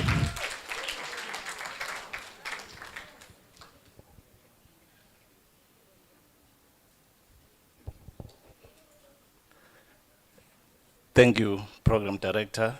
Yes, it's me, I'm Lucky Sugati. The Honorable Minister, with your esteemed guests, you have already acknowledged them, and I need not spoil that, lest I want your esteemed guests to come and complain to say that I haven't been acknowledged for whatever reason. But may I take this opportunity to talk to or moderate a topic which is on building green cities. With me, I have 4 professionals who are the brand ambassadors for building green and sustainable cities. And Honorable Minister, with your esteemed guests, as we embark on this journey in terms of us talking to the topic of building green and sustainable cities in Eswatini, we face challenges, and it is critical for us to prioritize sustainability in our development efforts. Today, as we explore how we can create urban environments that not only accommodate growth, but also enhance the quality of life for all citizens, it is our great opportunity to safeguard our natural resources in that respect. Our panel, therefore, is going to delve into the various aspects of how we can achieve such, and in so doing, they will unpack a number of initiatives in that space. Having said that, Honorable Minister, with your esteemed guests, I would like to introduce them, but before I do so, I note the timekeeper, and I believe I have in excess of 3 minutes in every presentation. We agreed that when he arrives at 6, he flips it over so that it looks like a 9, so 3 minutes every time we get there. That is unmerited favor, it's not cheating, Honorable Minister. We agreed with him. May I take this opportunity to introduce to you Samgeliso Makubu, who is a National Project Coordinator for Green Cities, and also he has held that position since 2023, and also he's a Senior Housing Officer at the Ministry of Housing and Urban Development. Mr. Makubu has extensive knowledge. Once you hear the word extensive, you should know that you'll get more than you expect to get. He will surpass whatever your expectations are. That extensive knowledge on housing and human settlement, urban and regional development, property development, particularly on the development of townships, sectional title schemes, and policy development. He recently presented the Kingdom of Eswatini in Singapore cooperative program in the course Building Smart and Sustainable Cities. Of course, when you have such a caliber, you know that you do have quality. He comes with vast experience. Again, this word vast, you should note it. Experience in that field, holding a Bachelor Science degree in from the National University of Lesotho with an MPhil degree. And he is also a member of the Sectional Title Deeds Regulatory Body. May you help me welcome Mr. Makubu on the stage. Again, it's deliberate that I started with gentlemen. We have none other than Mr. Daniel Lala, who is an agriculture officer at the headquarters, coordinating the agriculture extension services from rural development areas to regional and national. He has been with the Minister of Agriculture since 2003, and he's doing extension work at Spofaneni as we speak, with 10 years experience where he joined this national function. He has been working to compile food production data collaboration with farmers and stakeholders for increased adaptation for increased small farmers in the community. May you help me welcome him with a round of applause. He is, of course, going to look into the issues of urban agriculture. With such a profile, you can pretty much tell that, yes, you do have the right person as your panelist, Honorable Minister. We now have Ms.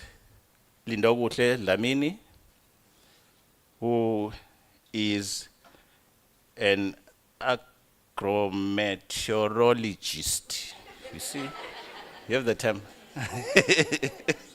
And climate finance coordinator in the Ministry of Tourism. You can hear that the profile is just going up, it's going steeper now because you are hearing this term for the first time, I can assure you. And Environment Affairs, she has been with the ministry for 8 years, translating climate data into actionable insights, enabling communities to make informed decisions in face of the climate changes, whose focus sits at the critical intersection of climate science and sustainable finance. May you help me by welcoming her with a round of applause. When her PS is around, she normally calls a mini PS. I don't know, in her absence, whether she takes the substantive position, but you'll have to find out that.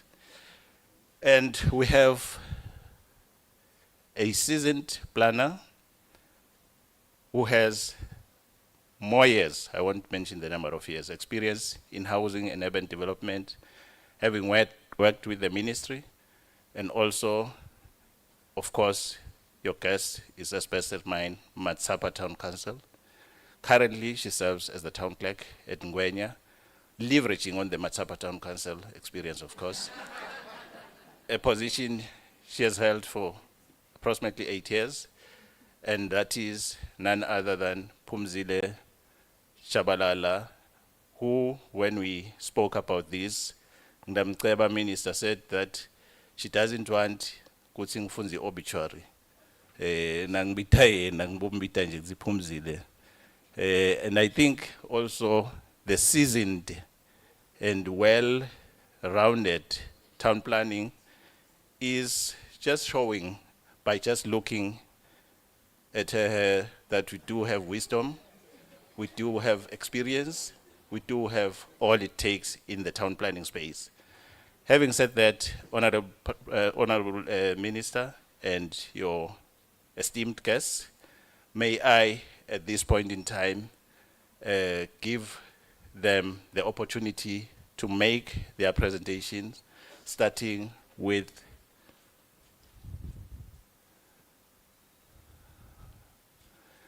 the presenter, Mr. Just flip the presentation. We are going to start with the Eswatini Urban Population Program, which we will leave Phumzile to lead us on, and then we take it from there. Thank you very much.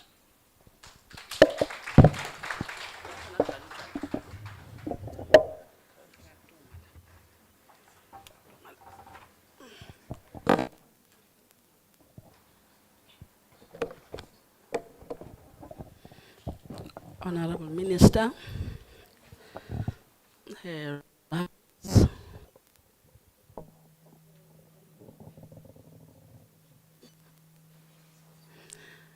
and all protocol observed. May I present our topic today? We'll be talking about sustainable cities in the context of Eswatini. I think we talked about this yesterday, the challenge that we are facing as Eswatini in terms of urbanization. About a third of our population lives in the cities or in towns. According to the 2024 study done by the World Bank, and we can actually see through that graph that since 1955 up until today, the growth is real. But indeed, we do have most of our people residing in the rural areas as well. And the effects of urbanization, I think we talked about them yesterday. It is that nganga we see over there. It has an effect on our environment, it has an effect on our economy, it has an effect on our space, on governance, on climate, name it, the informals and all. But I think what we are most worried about is the food insecurity issue that we are facing currently as Eswatini in our urban areas, especially the peri-urban areas. The ill health, the public health issues, the mental health challenges, and of course climate change issues and the social ills. ngiye ngithi mangicabanga the rate of GBV and the rate of what is happening, it's maybe we lost it in the housing sector. Asisahlali ngalendlela sasihlala ngayo kadzeni. Sesihlala ngalenye indlela kubo one room la ngisuka khona mina. You can imagine the social ills that come from that situation. Yes, indeed, it is not only us as Eswatini, but Africa as a whole is facing the challenge. But the rapid population growth leads to food and water shortages, inadequate housing and infrastructure problems. We have alluded to all those things. The growth of slums, and actually the failures to address core challenges of economic development, social exclusion, city governance, all those things, poverty. That is what our urbanization is coming with as African states. How do we make our cities sustainable? Therefore, after all the challenges we have alluded to, the idea is let us go back to our origins. Let us provide active and passive green open spaces. Let us promote green buildings, rooftop gardens, and promote urban agriculture. Let us promote the use of renewable energy. It is no longer a luxury. But I don't know why we are not making it affordable, because it is still expensive. Let us promote transit-oriented development. This one I experienced myself firsthand in Japan. CEOs are riding bicycles with their laptops and their nice suits, and they travel to work. Bicycle lanes have been provided and bicycle parking spaces have been provided. How many bicycles can park along Alistair Miller Street? Miller Street. Office. That is what Green Cities is all about. They're actually saying we should go back to traveling using buses, because we travel collectively and there's less emissions. Every day ngihamba ngayo. Tindzaba letsemabhasini. Uvelhleke wedwa nje ubhekele eceleni. But they are saying we should also use electric vehicles as well, which is a new concept, a fairly new one. But I think lesakhona kuyana beKisumu, Kenya. They've already started. They have buses on the road, they have cars, and even motorcycles on the road, electric transit systems. They're saying we should walk to work. Let us provide those walking trails and make sure they are convenient and suitable for even the oldest person to be able to walk. Angagilwa. Again in Japan, they have car control and public transport control system. You are not encouraged to use your car every day unless you are going to the furthest. But mawi anje khona la, it's either you go to the subway, you thola stimela, or you get your bike. But if you decide to use your car, within a few meters, angati ma toll gates aba mangaki. Uthe Dlamini tolo sisite. Make sure, toll gate, no, but in Japan, they use toll gates to make sure people end up using those facilities for mobility. When we talk about green cities, we talk about sustainable waste management. I think we are winning in Zabeni Apata Sako nawe. I wonder in Zabeni Yema disposable nappies. What's the sendanjan? Rainwater harvesting, they say we should promote that. Gakulu. We should encourage mixed-use development. I think the director alluded to this yesterday. Besingakuthandi ke thina emadolobheni lokuthi wakhe ngaphasi commercial ngetulu soyahlala besikwatela kubo my friend angisho. But they're saying that is the way to go. Densify and also promote mixed use so that people don't use cars when they want to go to shops. Nayibona moslenza. And then this one, again, they say we should promote urban growth boundaries. We talked about it yesterday.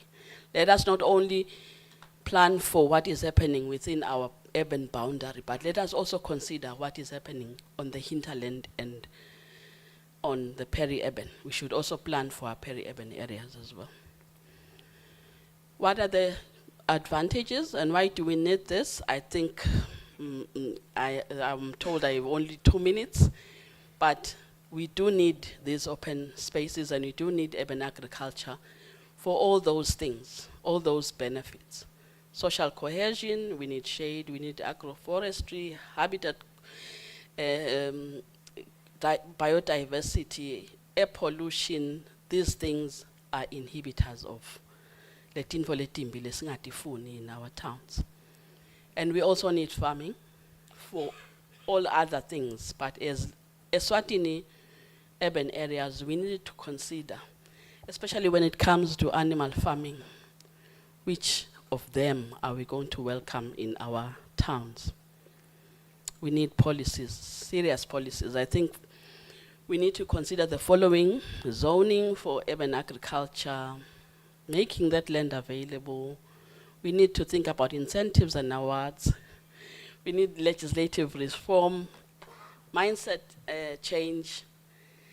We need to consider whether we still need to manage those manicured grassy lawns or we need to consider meadows with those flowers and all.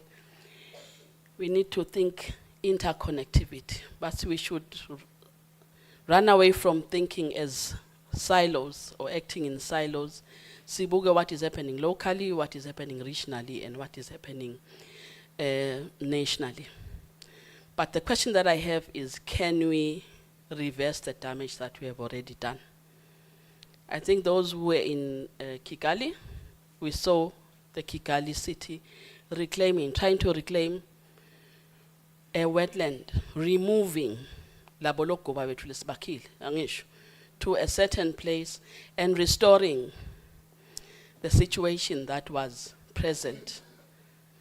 I think those are all the things that we need to do, but igama lami lekugcina lithi, our children, our children's children, will they be able to know labo kilonke nemagawozi lesawabona thina netinkhalo? Sitting here nami ngisenenkinga yakwathi usimbulu mahasha nebesilwane lesinjani. Because we removed all those things, but we know stories about Bojagalas, angisho. We know stories about Bokakjan, but where are they? What happened to them? Basically, our origin was a green city somewhere in our genesis until men decided otherwise. Thank you, ladies and gentlemen. Thank you. Thank you, Pumzile, for the presentation. I hope our timekeeper is still there. Yeah, you should keep intimidating with the zero once you read that. Next is Mr. Lala, who will take us through the agriculture perspective.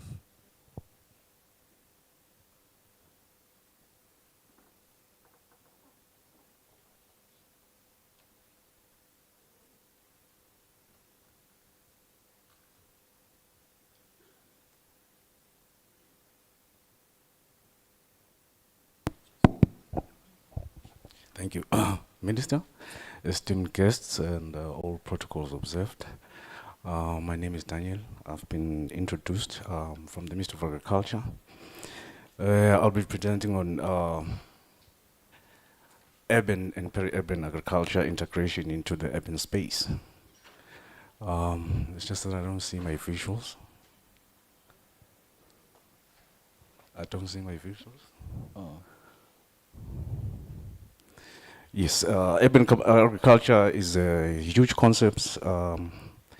It focuses not on, if you think agriculture, monocropping, maize for huge hectares of land. This one is actually looking at backyard gardens, school gardens, and open spaces, boulevards, community gardening, urban farms, rooftop, balcony gardening. So if you're living in high rises, you can integrate the balconies. So by that, we're talking to the CIC, maybe to restructure, to start developing designs that cater for such initiatives to be undertaken by the urban dwellers. And in our permaculture designs in our parks, we can have certain spaces in our parks where we grow our food, but in a permanent situation such that everything is in place, but we integrate all these things into our forests, and we have food forests in our urban spaces. Now, it has many forms, but often part the role of municipal planning department. So the municipal planning should integrate the planning or the consideration of integrated urban agriculture into their spaces. Some councils, especially in Canada, they allow residents to grow and sell food directly. So they are considering two ordinances.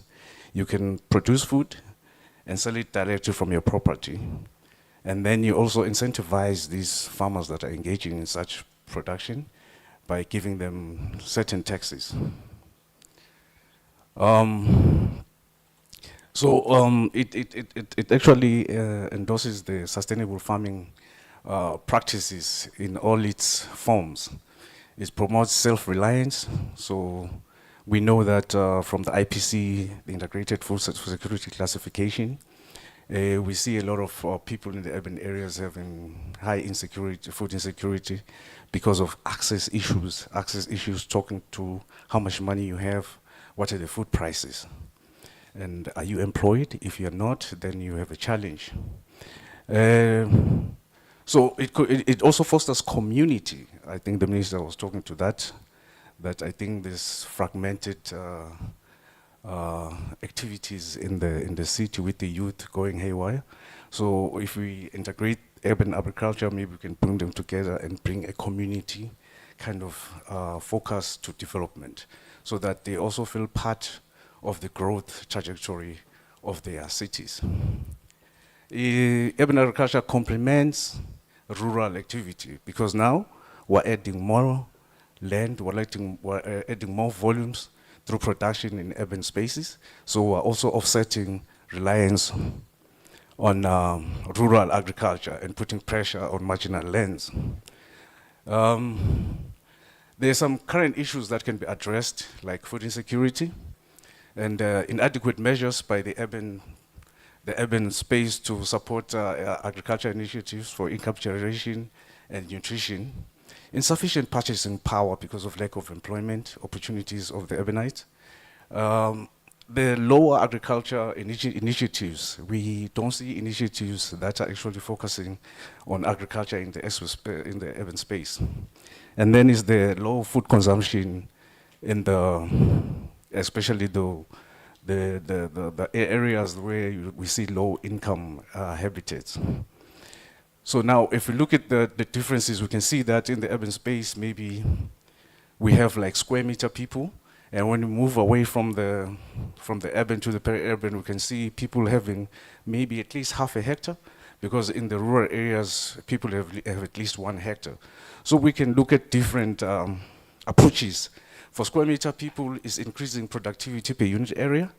And for the rural population, is market orientation to create income and to support our food deficits, national deficits. If I can just visit a few issues nationally, there is a deficit in maize production. We are net importers of maize.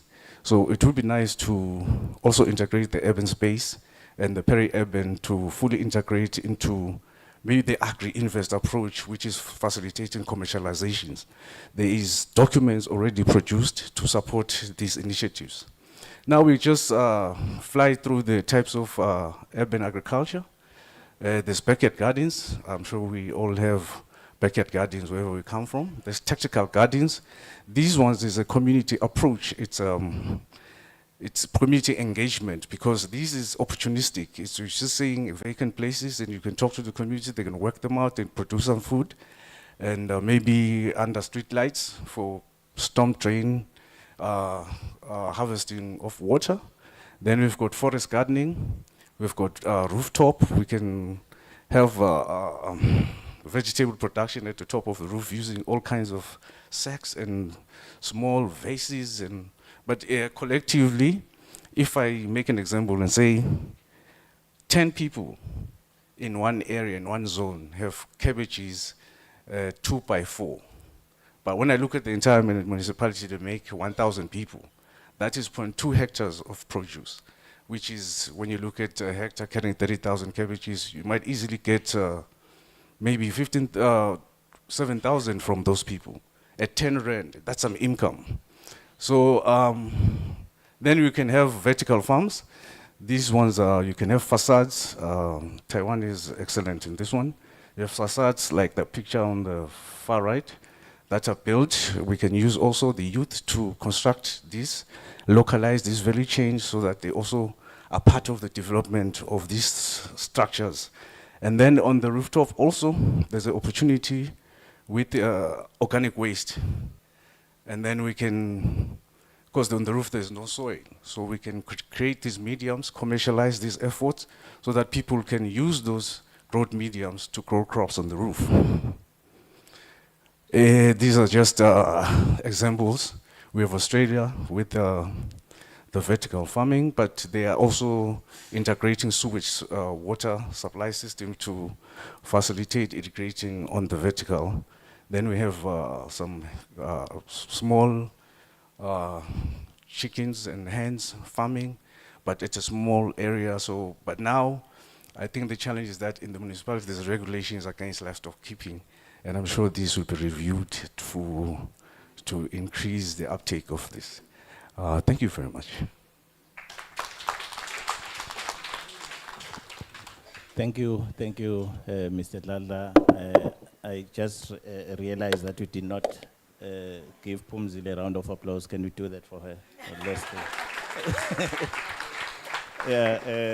Thank you very much for such a complimenting presentation. Now we are allowing Mr. Makubu to take the podium and take us through. As I was relating to the issue of livestock, I recall one of my townships where kubona nje inkomo kushayelwa sukade. Asiqhubeke.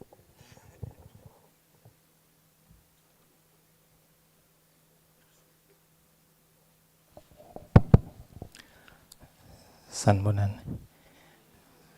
Honorable Minister, honorable guest, and all protocol observed. Igama lami ngisamukeliso ngwakaMakhubu ekhaya kuselwiyango. Elidolobha lami lelithutane kuseMalkens.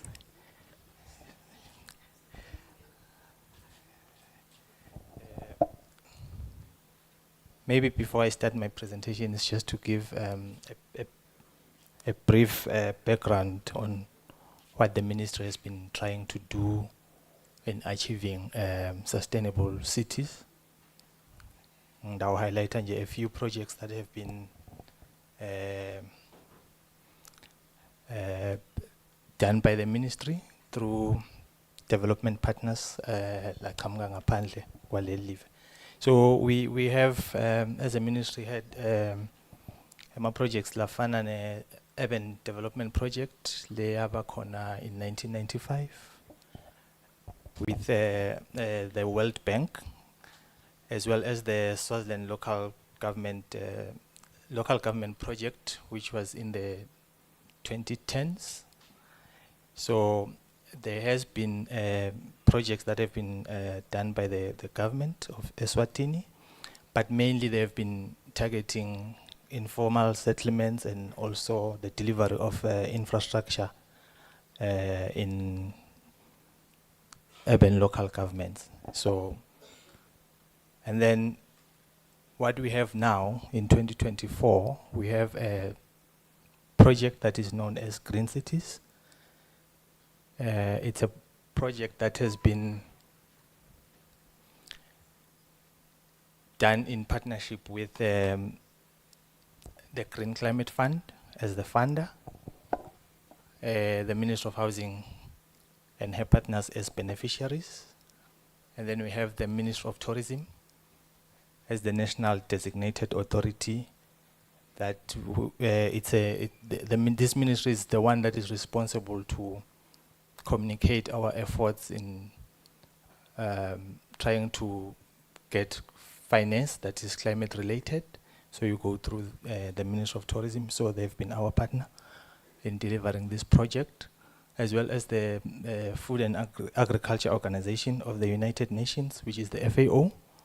It's a partner, a development, a delivery partner in terms of implementation of the project. And then we have the beneficiaries, such as other state entities, NDMA, and others. So this project, if I may highlight, is a preparedness project, trying to prepare the space for the development of sustainable cities.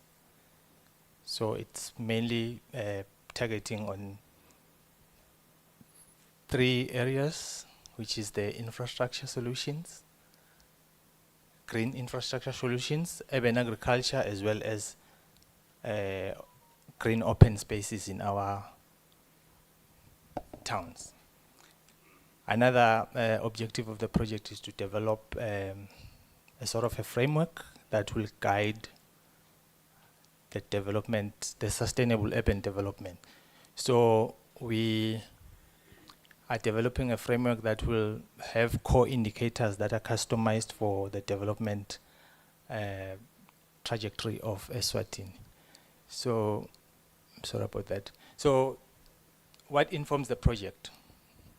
I think my colleagues here have highlighted most of the challenges, but mainly we can see that we have been having some challenges in terms of policy framework, an outdated policy framework, maybe weak capacity in terms of integrating urban agriculture into our urban spaces, as the last speaker has said, that we have a highly regulated urban space. So with this project, we are hoping that we will integrate urban agriculture into urban management practices, and also to capacitate MI institutions like Eswatini Local Government Association.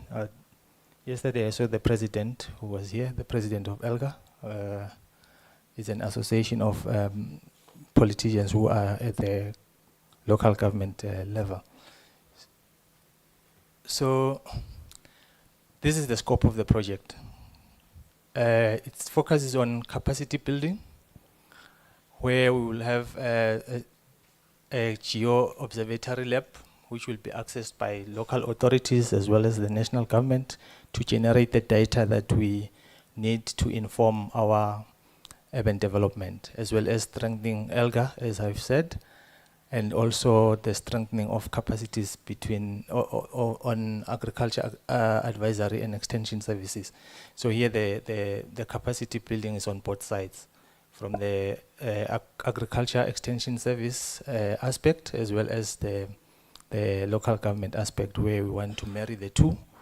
And also another focus of the project is strategic frameworks, where we are developing the framework of core indicators for Eswatini, as well as developing policies and incentive planning frameworks. And then also to document interventions in the respective areas that I highlighted: open spaces, infrastructure, and urban agriculture. Lastly, this project, after the end of this project, we are hoping that we will be able, as a country, to develop concept notes that will allow us to access funds to deliver the mandate Yabo Maspala at the local level.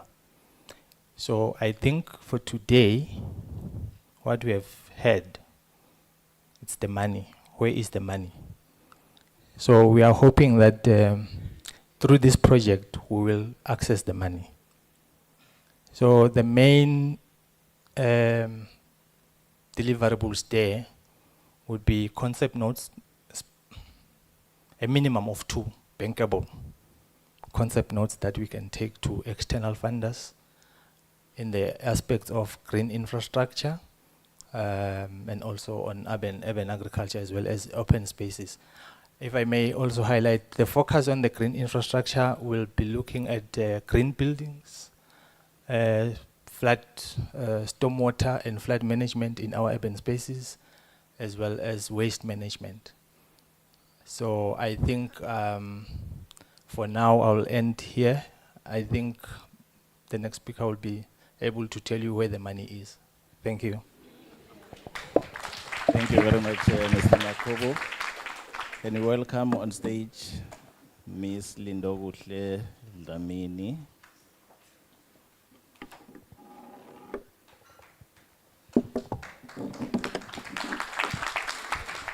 That's the right thing to do. Thank you, Facilitator. Honorable Minister, Your Royal Highness, Senator, may I kindly observe all protocol this morning. My name is Lindobuhle Dlamini, as I have been introduced from the Ministry of Tourism and Environmental Affairs, which is the ministry that currently coordinates all climate change issues in the country. Mine is just to highlight some of the multilateral funding mechanisms that we can access as a country to advance our efforts in mitigation and adaptation.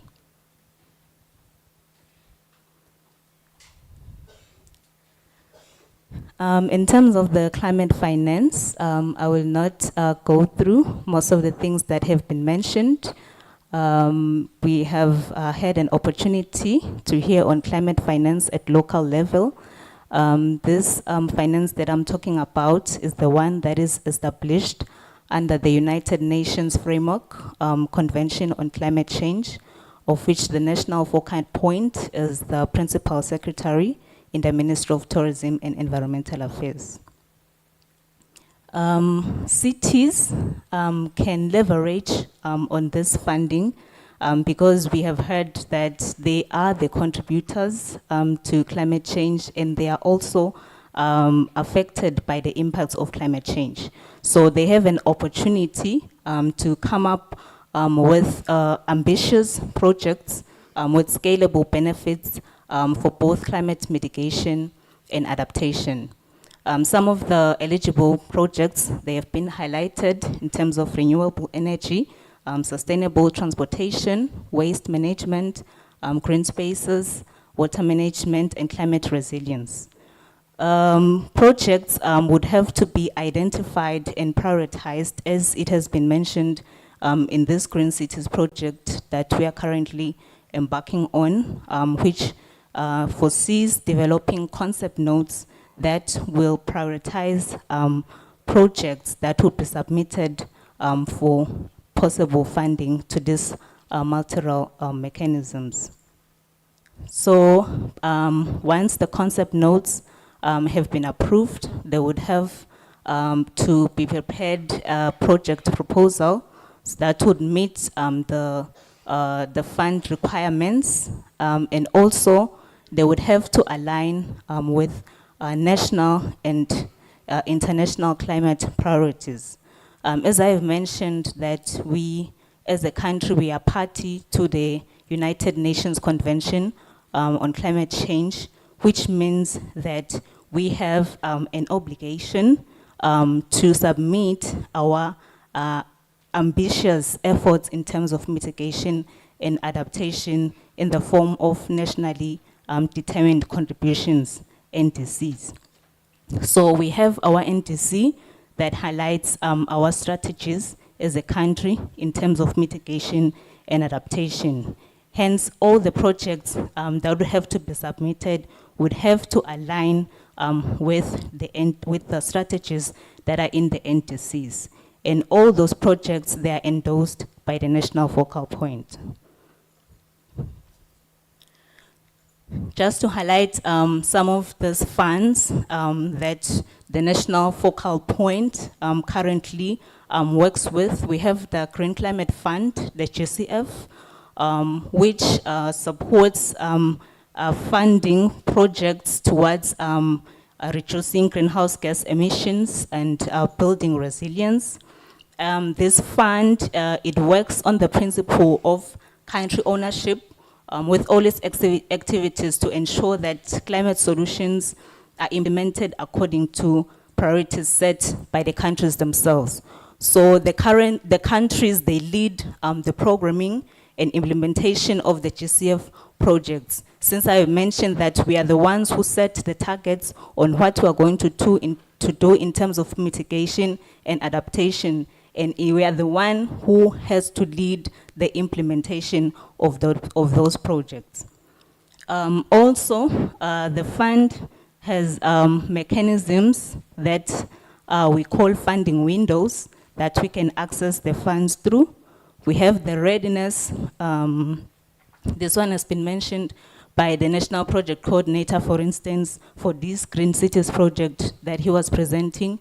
We have accessed this funding through the readiness window, which is the one that seeks to help countries or local entities to strengthen their capacities to be able to access and deploy GCF funds appropriately. And in this fund, we have $1 million available every year for each country. So if we are not accessing that money, it just sits there. Then the next year, there's also $1 million available. We also have the project preparation facility, recognizing that countries might have limited capacity to prepare bankable project proposals. So we have this facility that you can access funds that will provide financial and technical assistance to be able to develop bankable project proposals. And then we have the simplified approval process. This funding window is available for small-scale projects which they are considered low risk in terms of social and environmental impact. So this one is much simpler in terms of the application process. So local authorities, they can tap into this one maybe at local level where they are seeking small grants.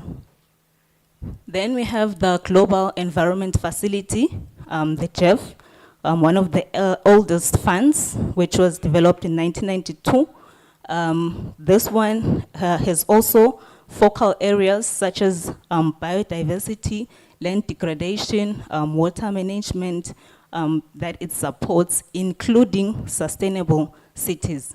Just a dedicated focal area of sustainable cities that it supports, whereby it focuses on sustainable cities and integrated urban development strategies.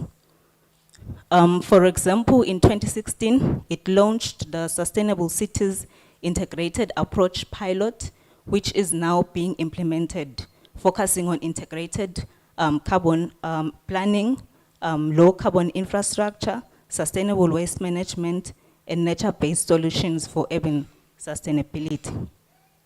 Currently, in Southern Africa, we only have one country, one city, Johannesburg, South Africa, that is participating. So we have an opportunity also, just one city that can access. Then we have the Adaptation Fund, which also supports strictly adaptation initiatives. It also has focal areas such as biodiversity. If you want to protect land, also it has a dedicated focal area towards sustainable cities as well. So it supports urban adaptation projects such as flood defense and resilient infrastructure. So we've been talking about infrastructure, financing. This is also an opportunity. We also have development banks that also provide climate change finance. For example, we have, through the World Bank, the City Resilience Program, which was launched in 2017. And we have not tapped into that as a country. So we also have an opportunity so that one day we can have a city in Eswatini where other countries would request to come and benchmark and ask us how did we reach this far. These funds are available for us to access. Thank you so much. A big round of applause. I think in all the presentations, whether I've been listening or not, but I've been listening. This is the first one which says funds are available. So, you know, I had to taste my own. I've got 51 minutes. Oh, okay.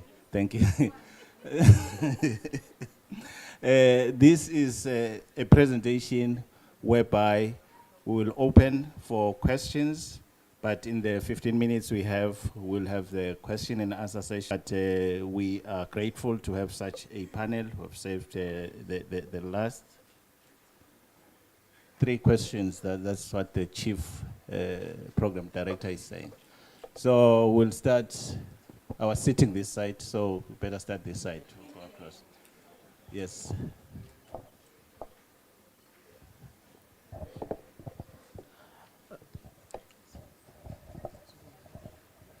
All protocols observed. Going green, especially kule presentation yami ake shabalala.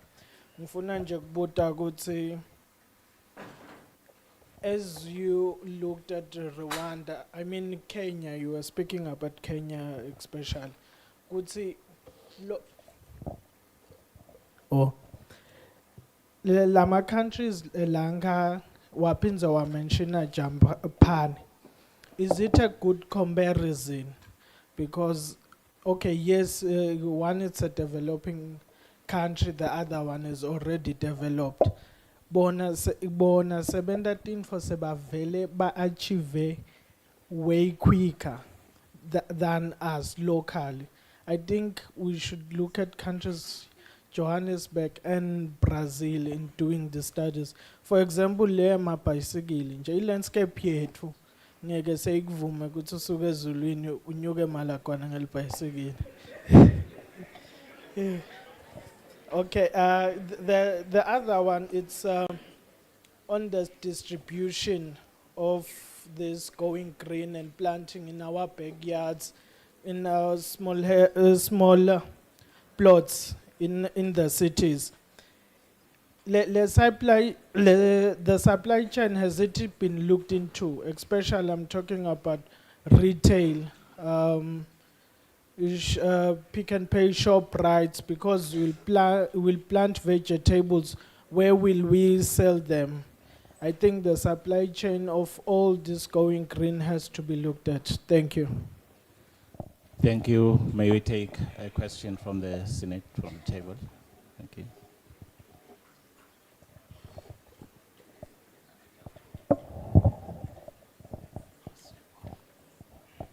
Yes, thank you, facilitator, and nibingelele nje nonke. Ngithanda kubonga ema presentation la khona sibonge nje kakhulu ukuthi sinemaswati la sayiconza kahle le indzaba yema green cities and nabo urban agriculture.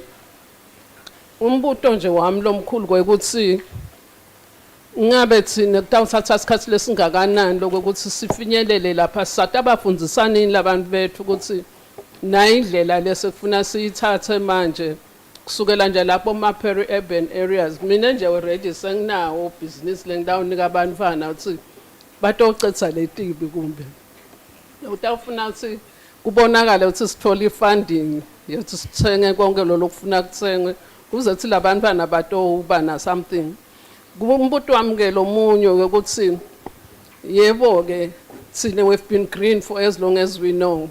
Manje sesithi council lapha bomhubo odleni sesifuna kulingisa laba noma singasi well planned ngalendlela lesibekeke ngayo ngoba noma kwenteka ingoti kuthintheka abantu bonke. Nicabanga ukuthi how are we going to reverse that? Ngeke solo nithi kwentwe ama-studies ngoba we just have to implement. Then the ma-studies ngalesinye isikhathi sibambelele kakhulu. Yini le nikubekile uthi vele sithi nje sisuke sithi nkwe kuloko kuze kwathi ukuthi sithi khanze siba green masinyane singakonakali kakhulu. Thank you. Thank you very much for the question, which touched upon waste management strategies. Let's take the third one, and also I'll come back to you. Maybe members of the gathering should be aware that we're going to still have a round of questions when we sum up, because now this presentation is between your break and you know what I mean. Thank you, Chair. Good morning, all protocol observed. I'm Eswatini. Now I'm speaking just because I work with the youth also. I wanted to just say, I appreciate the funds available. However, I believe we still have a challenge. More of the money normally goes to capacity building, workshops, than the actual products that are green cities. We need to determine how much percentage of the money should go to actual tangible products and then how much should go to capacity. Because then you have problems that you don't have the result what they're looking for. That's one. The other issue is there are basic elements that we also have to understand as cities that will allow green cities to happen. For example, we have issues of crime in the country. You try to walk, you know your back will be taken or something. What about putting every place in the country under surveillance camera so that it's easy that if anyone walks, they are all safe, so that we have these things made possible. Otherwise, we do that, guaranteed. You have some few things to regret. Then the other thing that I wanted to check, there are two things. The young people in the country, how much have we changed the curriculum in schools to influence how they think? Because the more we put these new roads and new bicycle lanes and stuff, if they don't understand, they are the first people to vandalize it. So can we try, for example, I know in private schools, they teach us about separate waste as source. In public school, they just say put it here and burn it. So when are we going to change the whole education system to allow for these things to be practical? Then the last thing that I think we need to also look at is just the issue of wetlands. In the country, we've got wetlands that we know. The day we start buying back those wetlands to improve them, then we'll be starting a sign. Some of them actually getting destroyed as we speak. It's a sign that we are ready to influence green cities. Thank you. Thank you very much for that question. I recognize your hand, but I'd like to have a youth. Not all of you, just one. Yes, the one in front of you. She'll ask for all of them. Good afternoon, everybody. I'd like to observe all protocols. My name is Nondumiso Masego Msugai Mangayane. My question, maybe first I would like to appreciate the town clerk Wasengwenya for actually giving us a practical example of what it looks like to have climate smart actions. But then a question to everybody else in a position of leadership. The image of success that you are displaying and modeling in front of us is not one that shows climate smart actions, and so we are looking up to you. And I personally also saw a very nice Mercedes outside that I would like to buy.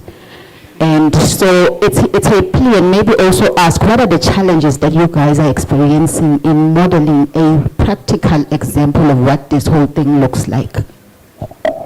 Thank you. I think the panel is taking notes. Because it's just about youth, just one youth member.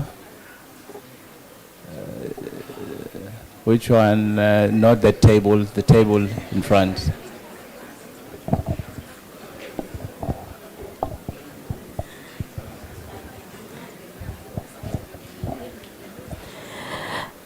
Thank you so much. My name is Mpumalanga, so I'm in Mpumalanga, exactly like the province. I am very excited to be here. Thank you so much for your presentations. I think there were some very interesting examples that were used during the presentations that showcase great examples of what greening our cities could look like. And I feel like Eswatini, as a developing country, has great opportunity to take a new step into trying to implement these things, because we still have many places that do not have as much development. But I think how can we localize some of these interventions? For example, we saw the example of using carpooling, using public transport. And you know, something like that, it's more practical for some of the more developed countries, because you hear people say things like, I was homeless and sleeping in a car. And that's why they are not yet at the place where you can be homeless and have a car. Instead, we have challenges with our transportation, the public transportation, that could be helping us green our spaces, where there are still many places that are still inaccessible with public transport. No matter, or maybe there is transport, but uhlala 50 years ekumbini, if you miss le kumbi yasekuseni na le kumbi that leaves about 5 ebusuku, meaning that people are not mobile, the infrastructure is not there. So as our urban cities, how do we work with the relevant structures to ensure that even within the cities, some of our urban areas are accessible from town, so that as a young person I'm not hindered from traveling around even in the later hours, or maybe even during the day, as opposed to the times where some of our parents are going to work. And then also, how do we make urban agriculture practical? In rural areas, they do have the space for agriculture, but it's something that we are not seeing as much in our urban spaces. Our water services, sometimes they're not very happy to see you doing agriculture with the water that they are supplying. So then how about those people who are being supplied by our water services? How do they implement urban agriculture when there's also going to be another structure that says, yay, not with our water? Even if you say that you are collecting rainwater, they'll still look at you sideways. They are trying to save water, and here you are planting your trees that are supposed to reduce food insecurity. So how do we align even these structures so that we create systems that are streamlined and work from end to end, and improve the value chain in that sense? Thank you. Thank you. May I now allow the panel to respond? We've got 3 minutes to respond. I'll start on my immediate left. The questions are very pertinent. They need to be answered. We should observe that this is a teaser, so we're still going to have more of these. When you have the more questions, that means we've got to make it a bit longer, better next time. Over to you, Pumzi. Thank you very much. May I highlight Gutsi? This is a teaser, as Mr. Sugati is saying. We still need to engage even more. And some of the answers we need from you, more than us sitting here. But we are teasing everyone. Let us talk, let us engage. What can we do as a country to improve our situation? Let us not come up with the excuses. This is Answazi, this is that. I think Sifalapo is a nation. Let us think harder of how we can deal with our situation. And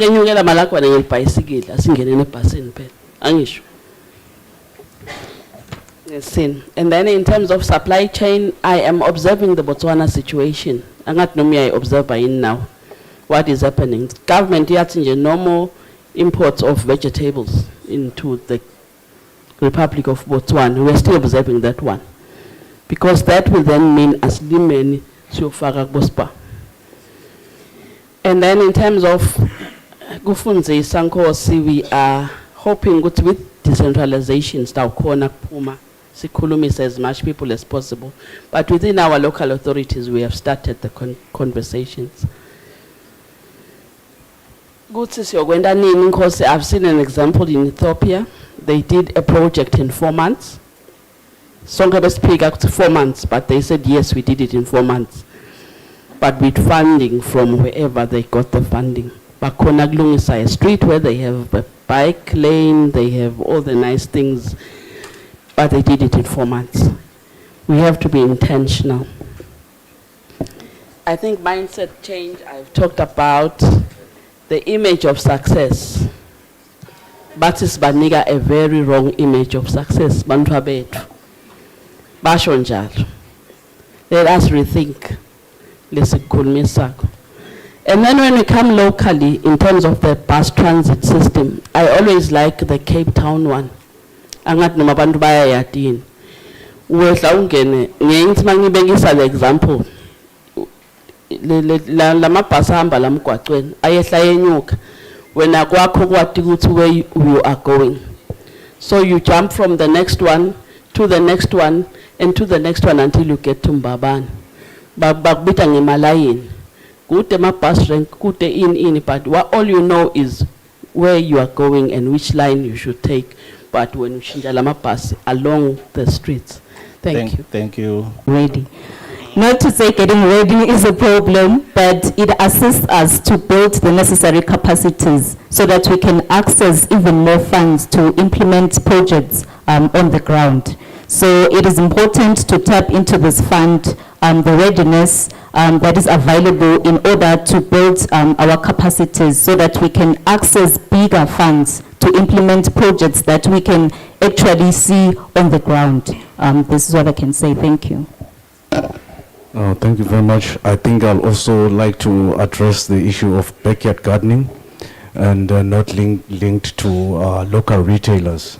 I think the challenge there is consistency of supply. I mean, if I can ask you how many vegetable producers on backyard gardens are aggregated in the city to guarantee consistent supply to the retailers, because the retailers need to have consistency of supply. If you guarantee that, so that's when we need to work backwards within the municipality and identify which sort of productive farmers can we engage and aggregate and make sure that the consistency of supply is guaranteed to the retailers.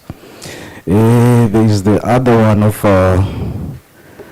sustainability of utilization of resources. We're talking to water challenges and the bills. There's water harvesting strategies. There's a friend of mine who's got a garden in Baban. He's always complaining. Because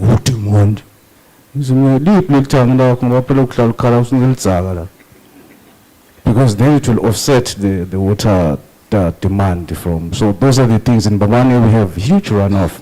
Even my community, people, I'm like, come on guys, where are your tanks? Next thing you will tell me, you say, hey, my water bill is too much. But you could substitute with this water harvesting. So I would like to promote water harvesting initiatives at household level. So just to offset these utility cost functions. Thank you. Thank you, Mr. Makubu. Thank you, moderator.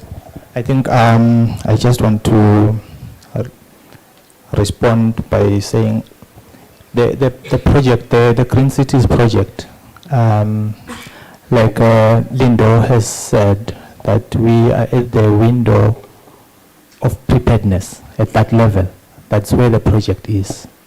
So in its nature, it is trying to build capacities and strengthening and also preparing the ground for these bigger projects that are coming, that we need to develop these concept notes for the actual big projects that you can actually say, whether it's an infrastructure project, whether it's whatever you can think of at the local level.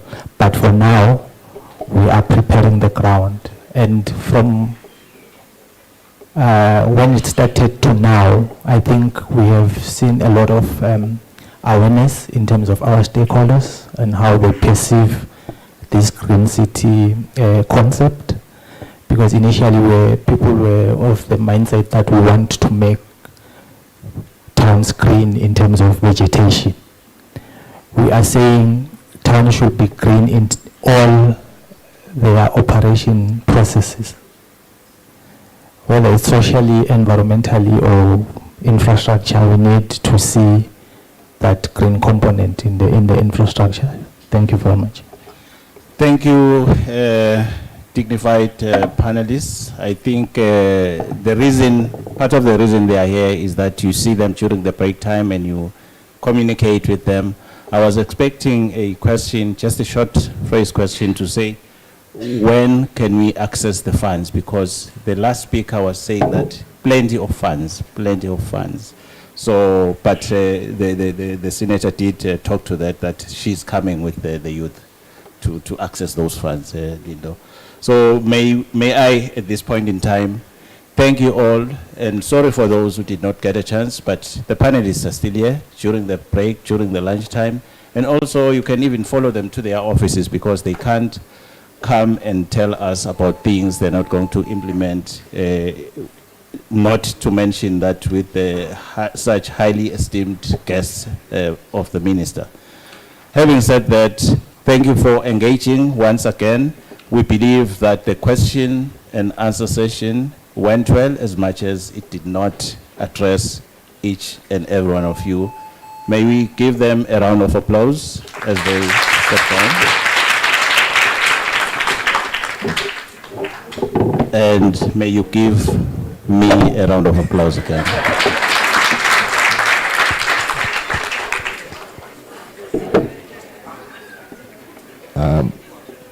Yeah, I'm not going to ask for another round of applause except to thank you, Mr. Sugati, and your team for the work that you've done. At this juncture, I don't want to stand between your health break, which obviously is long overdue. I'm going to just request the PS, who has a specific role to perform. Maybe before I do that, let me just remind you of two things. Number one is that let us try as much as possible to speak in English when we ask our questions and make our interventions. For the simple reason, it's just respect for all those that cannot understand the language. So let us please stick to English. If for some reason, I'm not saying if you can't speak English, we all can't. You don't have to ask, but at least allow some interpretation for those of us who don't understand English. I experienced this firsthand. I'll tell you the story later. So please, I just want to emphasize that point. Number two, I'd like to request that those of you who have questions and were unable to ask, there's going to be a session in the afternoon where we will be doing like a recap as well as a roundup of everything that's been discussed here. We will still get an opportunity to ask those questions and get answers possibly and utilize that chance. So with that, I'm going to request the PS to perform a specific task that he has been asked to do with the permission of the Honorable Minister, and then we'll have our health break. Right when we come back from that health break, we'll embark on the sessions that will speak to our youth and the activities that have been lined up for them. Thank you very much. PS, you have the floor. Thank you. Thank you very much.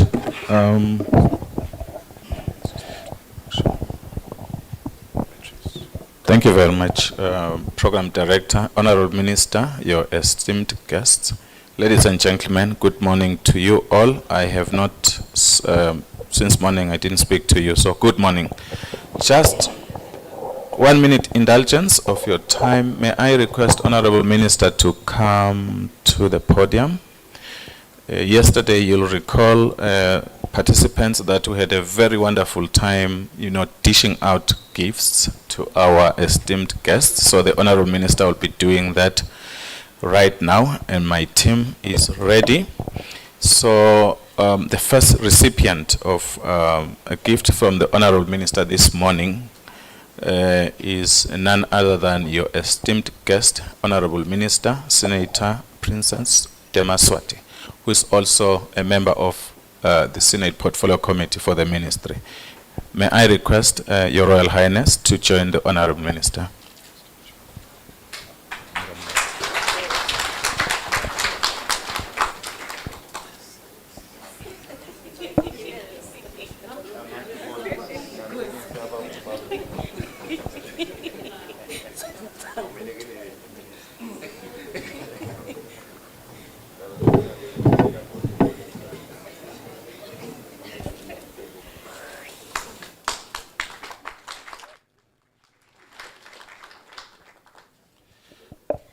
following will be Senator Prince Mshengu, who is also a member of the Senate Portfolio Committee for the Ministry.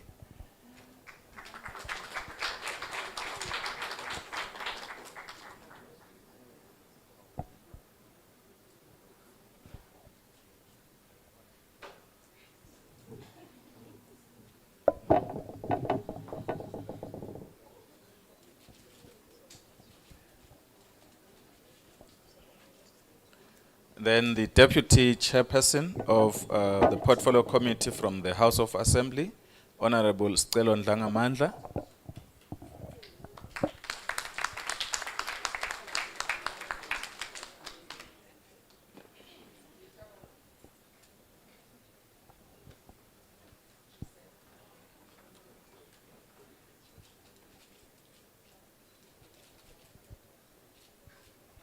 And lastly, the Honorable Minister for Housing, Honorable Apollo Mapalala. I will present him with that gift.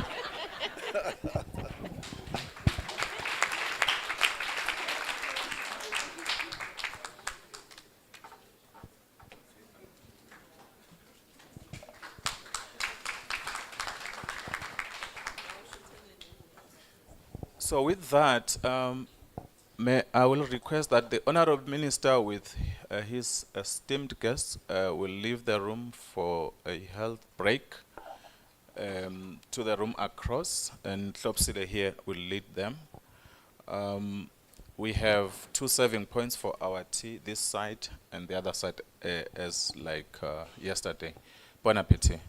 Thank you. Back in 20 minutes. But Pats Batsi Siaboya in 20 minutes. Yeah, please let's allow the minister and his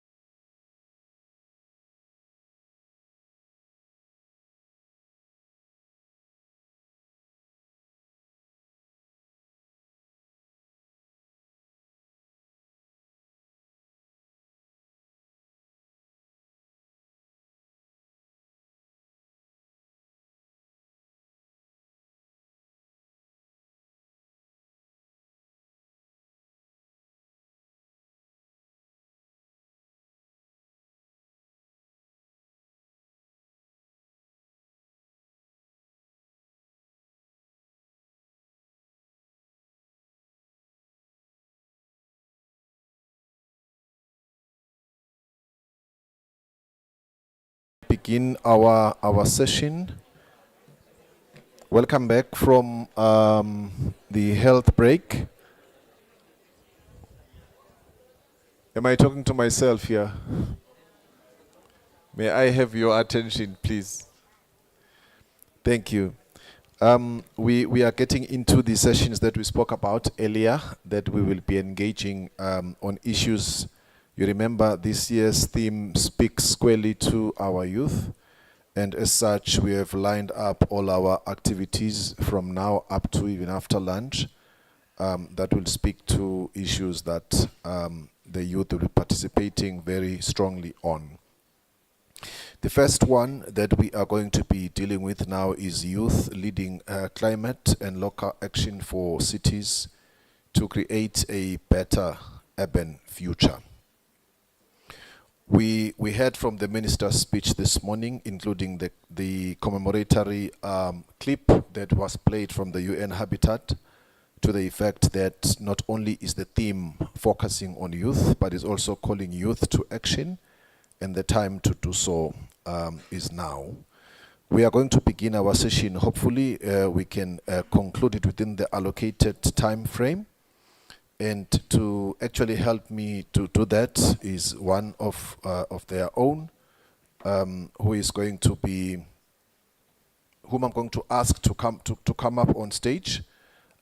This is a lady who is currently pursuing her master's degree in science, majoring in environmental resource management. She is the director for EcoHarmony Eswatini, which is a youth-led organization focused on the circular economy and waste management sector.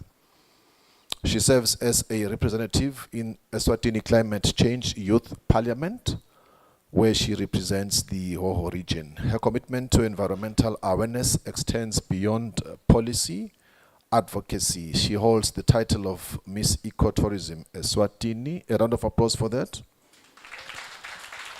That's 2022 and 2023, and has undertaken numerous school visits raising awareness about environmental conservation.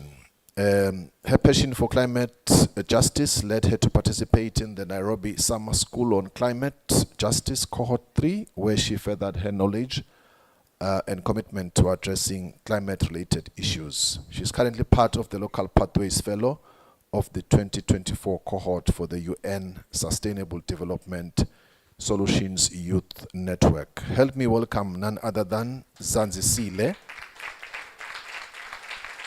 How? Thank you. You have the floor.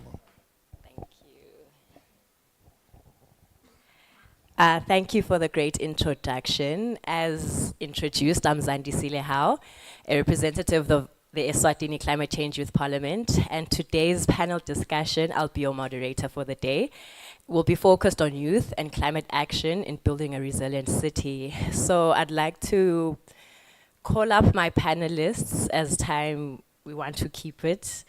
And sorry, just opening here.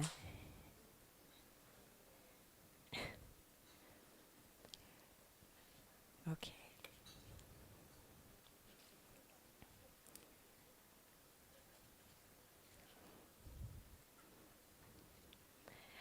So I'd first like to call up Tamika Dupont, who is one of the co-founders for Hlumisa Eswatini Youth Climate Network.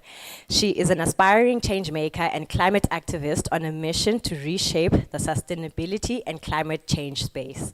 Her work is mostly centered around creating platforms for knowledge sharing, learning, and networking with a particular focus on youth. She has worked as a researcher and an online magazine editor and a strategist, and is, okay, yes, I also mentioned that, and she has a master's degree in climate change and sustainable development as a candidate at the University of Cape Town. And she currently works with the Global Landscape Forum as the events and speakers intern. May we please clap hands for her, she's already on the stage. Our following speaker is Bandile Lokele, who is a final year student at the University of Eswatini, enrolled for a degree in social sciences, majoring in geography and environmental planning, as well as demography. His unwavering passion and commitment in environment, with a more focus on waste management and planning, climate resilience, town planning, has earned him a seat to the executive of the UNICEF Society, and as an additional member where he now serves for the second term as the ex-officer per society as tradition. So mostly he works for the advisory and references purposes. Lukele also serves as a GIS intern under the Town and Planning and Engineering Department at Matapa Town Council. May we please clap for him also. Now, our youngest panelist is Ayanzi Sakama, who's currently schooling at St. Mark's High School. He's a dedicated young climate change advocate focused on advancing youth-led climate action, particularly within the energy sector. His commitment to combating climate change drives his research into innovative solutions for energy efficiency and sustainability. His passion for climate action was shaped by his previous work on youth-oriented carbon capture project. He is also now serving as the Eswatini Climate Change Youth Parliament, also representing the Hoho region. He actively contributes towards developing effective climate strategies and policies. As a speaker and a writer, Ian Zusa looks forward to this urban forum that we have today, and he aims to lead in the pursuit of innovative climate sustainability solutions with his focus on energy sector, which will highlight his dedication to addressing key aspects of climate mitigation. May you also please clap for him. And last but not least, our final panelist will be Andile Dlamini, who is coming from Pelham, Eswatini. He is a committed professional with a strong background in agricultural development, community support, and youth mentorship. In Eswatini, Andile has dedicated his career to fostering sustainable development and improving livelihoods in marginalized communities. He holds a Bachelor of Science in Agriculture from the University of Eswatini and a postgraduate diploma in project management from UNISA, as well as a development research postgraduate certificate from the University of Johns Hopkins.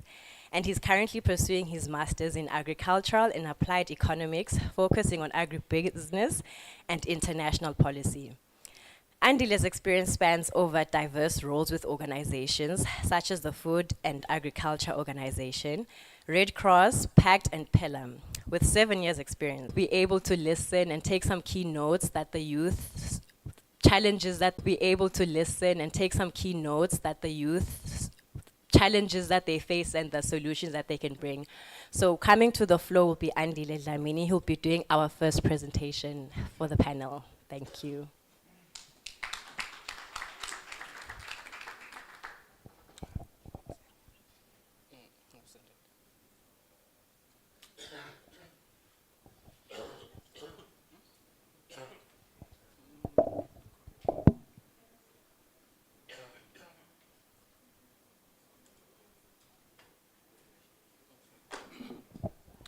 Good afternoon to everyone.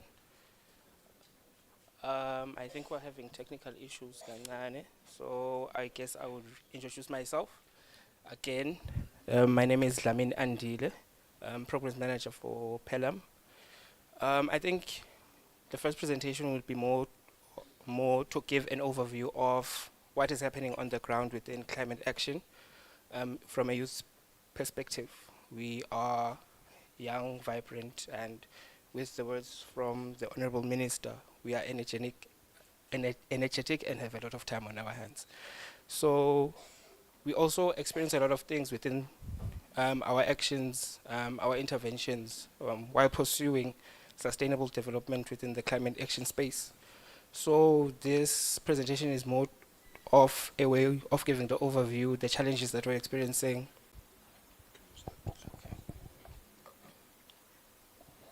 So the presentation is to contextualize youth in climate action.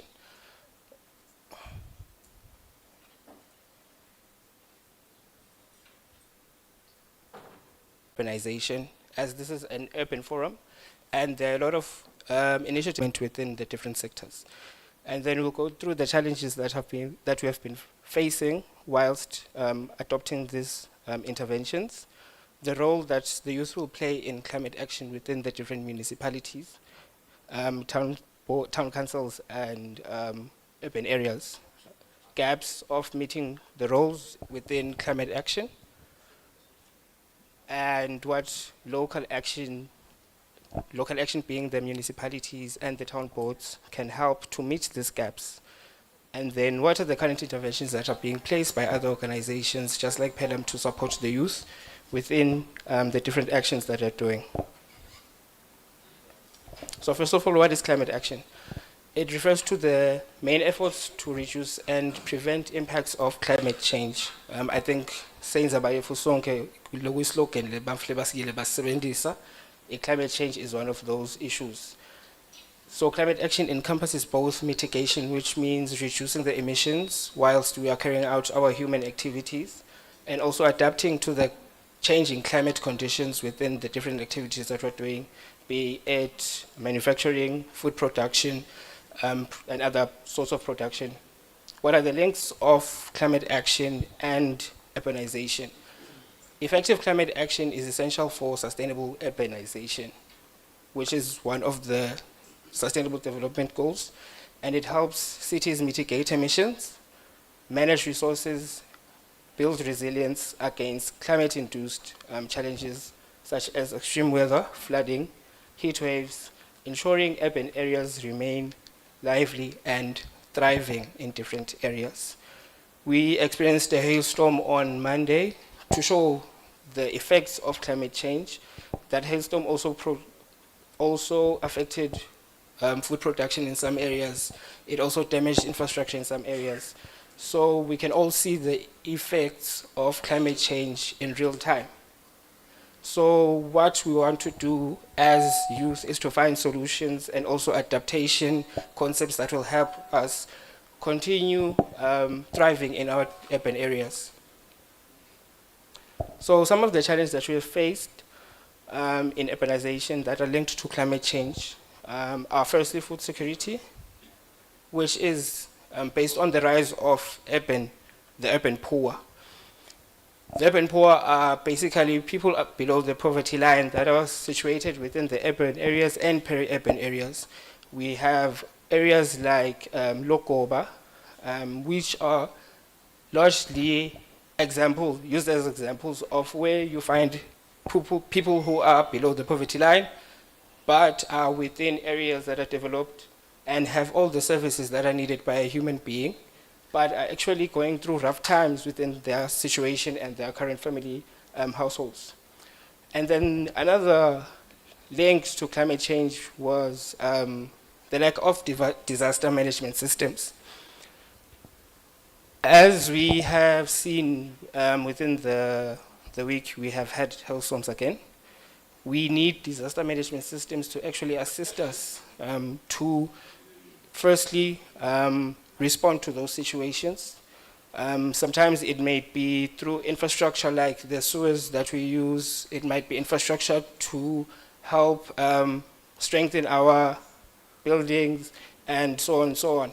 So the disaster management system will help in the response and mitigation of those factors that deal with climate change and climate change shocks.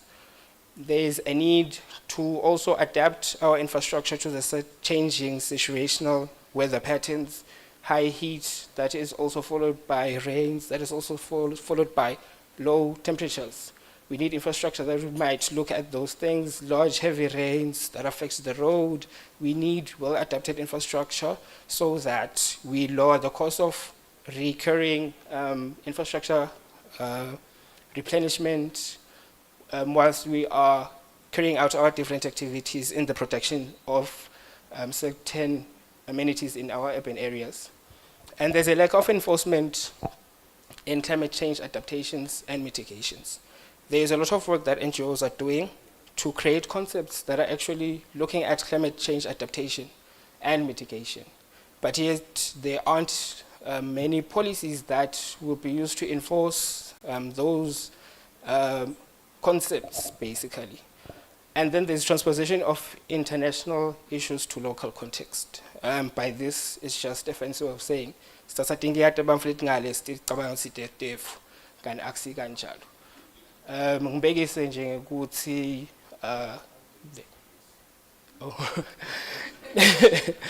Sigis. Bese ngiphelelwa ama-bundles ngicela. And then, yes, it's basically taking issues that we think are also in our context, but they're not. So we need to have localized context of our issues when it comes to climate change. And then the role of youth in climate action. Firstly, I think one of our participants spoke about policies and legislation. I'm speaking from experience when it comes to EMA policies and legislation and governance. I saw it when I first entered the working space.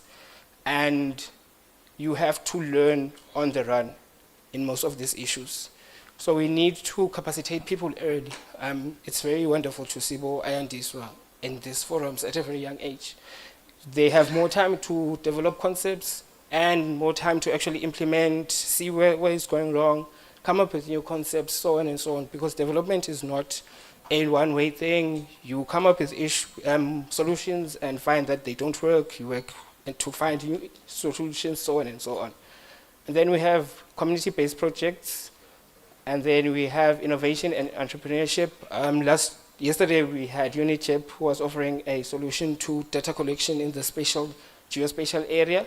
That is a form of research and development that is targeting climate action. We have advocacy and environmental education, which is basically policies and legislation advocacy. And then skills development in green jobs. This is basically trying to use the problems that we have to create solutions that a person who is a youth can use to earn money, for example. We had a company, EcoPass, I think, that are trying to use certain methods to solve problems that are detailed in waste management. So that is a problem that we're currently experiencing, and the person saw the opportunity to create livelihoods from that problem. So we should do more of those initiatives to assist youth to gain income whilst also solving community problems. And then we have gaps in meeting the role of climate change. There is a lack of opportunities or platforms for the youth to engage in meaningful policy discussions. We spoke about a policy yesterday, and the engagements need to happen, and we have to capacitate the youth on the legislation and how it can affect the everyday lives of an ordinary human being within our community. We have to also bridge the gap between the research and the problems that we're facing.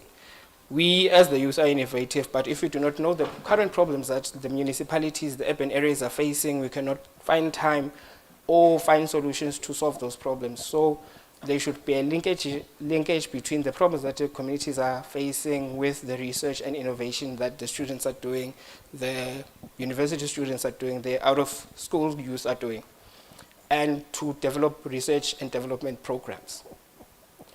What local actions can address the gaps? Firstly, challenge and support youth in finding solutions, develop youth-centered programs to capacitate them on legislation, involve youth in legislation and governance discussion, financial investment in research development programs, and then gender mainstreaming in interventions. I know the word gender mainstreaming is mainly associated with females or women, but it's basically finding solutions that are specific to that demographic. So not use a one-size-fits-all approach. And the current interventions that are going on, we have certain community trainings that are going on within the different municipalities that have to do with urban agriculture, like the likes of Manzini, Eswatini, Matapa. And we also have organizational support to improve the governance structures for those institutions that are youth-centered, and we have resource mobilization for financial investment in research development. Thank you.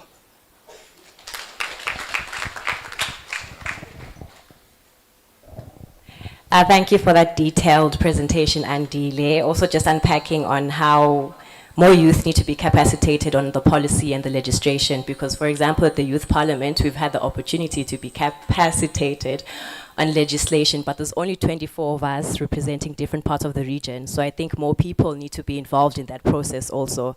Without wasting any further time, I'd like to call up Bandile Dlamini, who is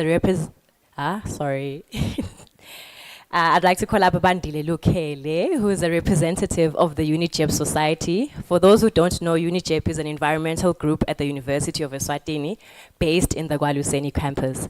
So he'll also have a brief presentation, still talking to youth and climate action. May you please come to the stage.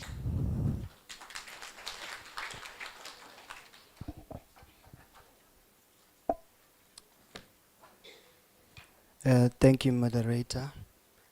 Batsi lugotsha lusemandi ngoba lwazelwa loma bese luyaphuka, which is directly translated to values instilled at an earlier age. Ladies and gentlemen, my name is Lukele Bandile Brian. I've been introduced.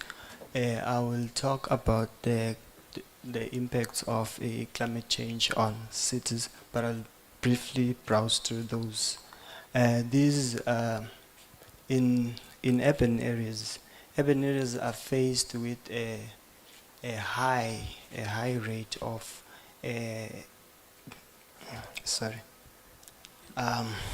I think it must be the stage fright.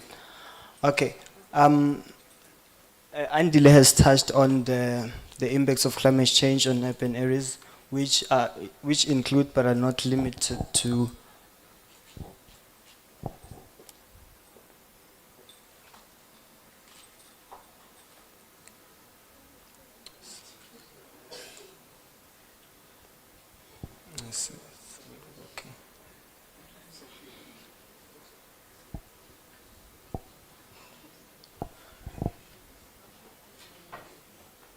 Okay. These include the urban heat island effect, which is a phenomenon that takes place whereby when you enter into an urban area, the temperatures are slightly higher than just outside the town. And I'll also talk about extreme weather events, which include but are not limited to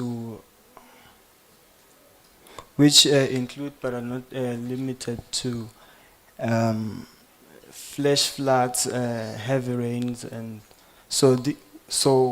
these, as you can see in that picture over there, that is what is happening in our urban areas. Okay, moving to my second part of the presentation, I will look on a question that says, how can we enhance data-driven decision making in sustainable urban planning? It is through the use of geographical technologies, which include GeoAI, GIS, remote sensing, and digital twin technology. I'll just define each of these due to limited time. GeoAI combines geographical data with artificial intelligence to analyze spatial patterns and make predictions on urban development. Then GIS allows for spatial analysis, which means it has a spatial analysis component that enables visualization and analysis of spatial relationships on urban environments. Then another one is remote sensing, which is used in environmental monitoring, whereby satellite images are analyzed to detect things like vegetation health, urban sprawl, and also things like with the vegetation health, we use the normalized difference in vegetation. As you can see over there, that's a map for Matapa urban area, and those green areas, that is the vegetation we have according to that satellite images. So you can see the extent of these things. So, and then going to my favorite guy, which is the digital twin technology, which I would like all urban areas to employ, which is a technology which integrates sensory images to provide a holistic overview of urban dynamics. This one allows planners to simulate various scenarios without actually having that in our towns. For us to develop a disaster risk management plan, we have to be faced by a flash flood. Okay. Okay, so this one creates virtual models of urban environments that simulate the real-time conditions. Okay, as I've said, Andile spoke about a disaster risk management plan that in our country we lack such. So with the use of all these geographical technologies, I am saying let us tap into the vibrant potential in the youth by investing in the education and equipping these young people with these skills. For example, organizations like JA and Enactors, the young people are actually involved, like they are involved in real projects whereby there are real investments. They see these projects through. So we are asking basically that our government and of course minister let us invest in such things. And of course Mr. Lopez yesterday he spoke about geospatial analysis lab, which is a youth lab. Please note, we are the ones who went to the department and told them that we wish to do such and such a project, and we are working closely with them, and they are going to assist us. So we ask each and everyone to look into such issues, and then. Talking about awareness and youth action, our society, it takes part in organizing educational events to inform peers and community members. It is involved in information sharing with other schools, like Moshano Primary School. They are practicing sustainable gardening. They did all the things like vertical planting. So you can also visit there. Those young kids, I'm sorry to call them kids, they can teach you a lot. They really know a lot, and they've won a lot of competitions. So I'm just trying to show you the potential that the youth has. And also we are involved in initiating regular cleanup events in local streets and waterways to foster a sense of responsibility and community participation. We also have a nursery in our department, which the Eswatini Environmental Authority, they come to us, they buy a grass called vetiver, which is used in environmental conservation and rehabilitation of wetlands in the country. They also plant this grass on the roads in our country. I'd also like to implore all of us to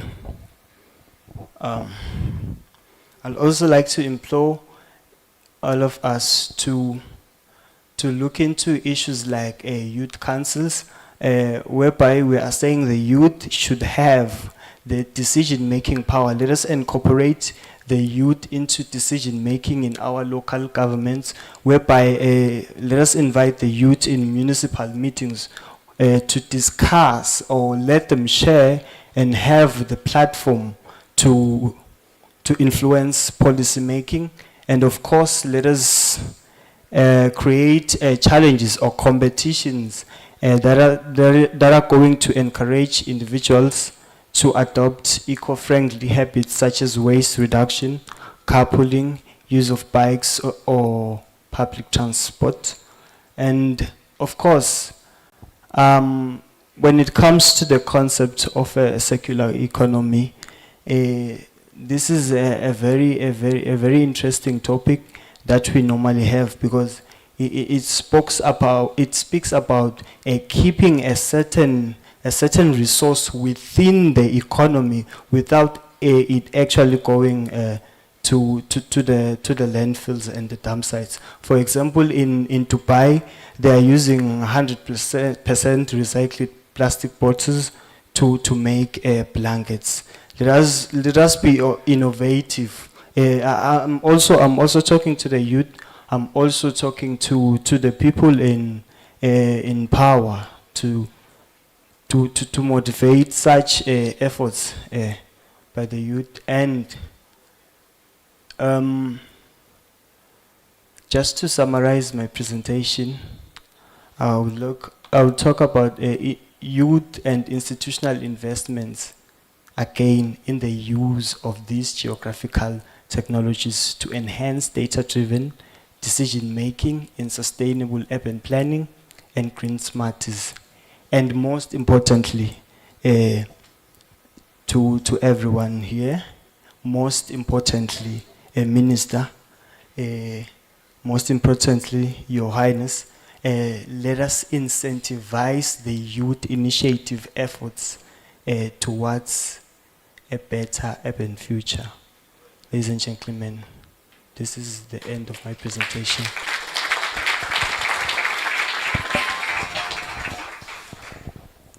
Thank you, Wandile, for that presentation. And before I continue, I'd like to take note of the Honorable Minister and Her Royal Highness. Thank you for coming back to join us on this session.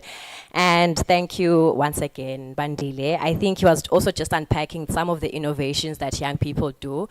Looking at GIS, for example, we have a young person in the room who specializes on that. Wenzile Lukele, he does some really amazing work with that, even working with other young youth organizations that are in the climate space. So I'd like to encourage that, more collaboration with amongst young people and more innovation in this urban space. So to my next panelist, we're going to start the discussions. Who is the rose among the thorns in our panelist? Tamika DuPont, who, as I had mentioned before, she's representing Hlumisa Eswatini, which is a youth climate network that I am also part of. It's a diverse group of young people passionate about the environmental space. I think she'll also just unpack some more. So Hlumisa has been involved in grassroots advocacy and climate action. What strategies have been successful in mobilizing youth action at community level, and how can these be scaled up in our urban spaces?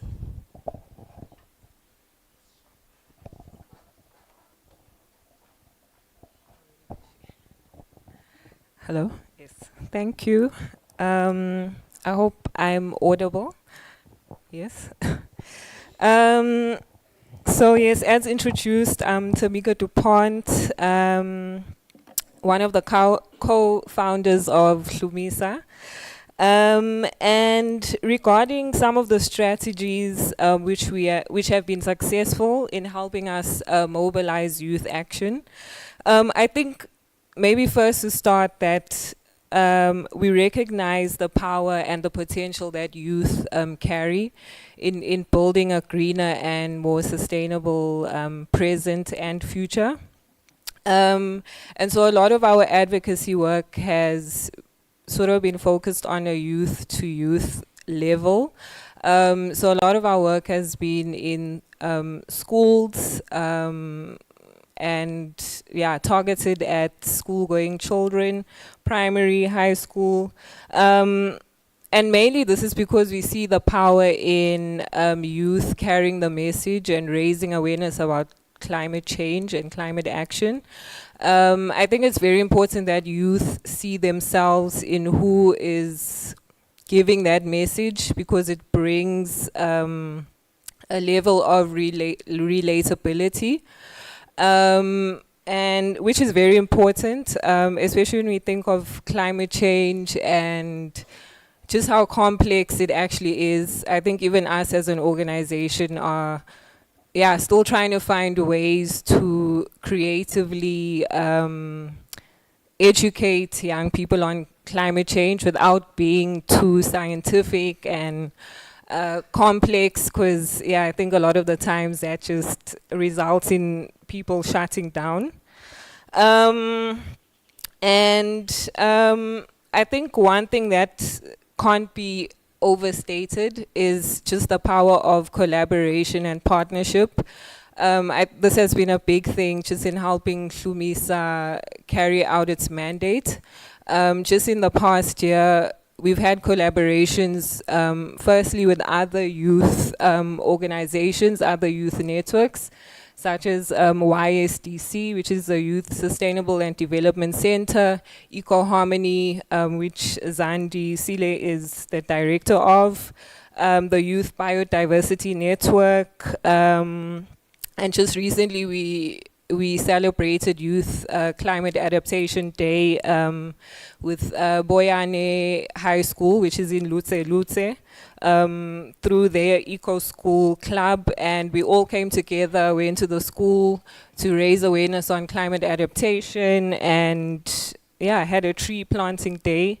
And I think through that we saw the power in sharing resources, especially as youth organizations. We usually, unfortunately, have limited resources. So coming together, yeah, it really helps us in sharing these resources, but also sharing the load of the tasks and responsibilities, and increasing our reach, because you have more and more people who are sharing the projects on their pages.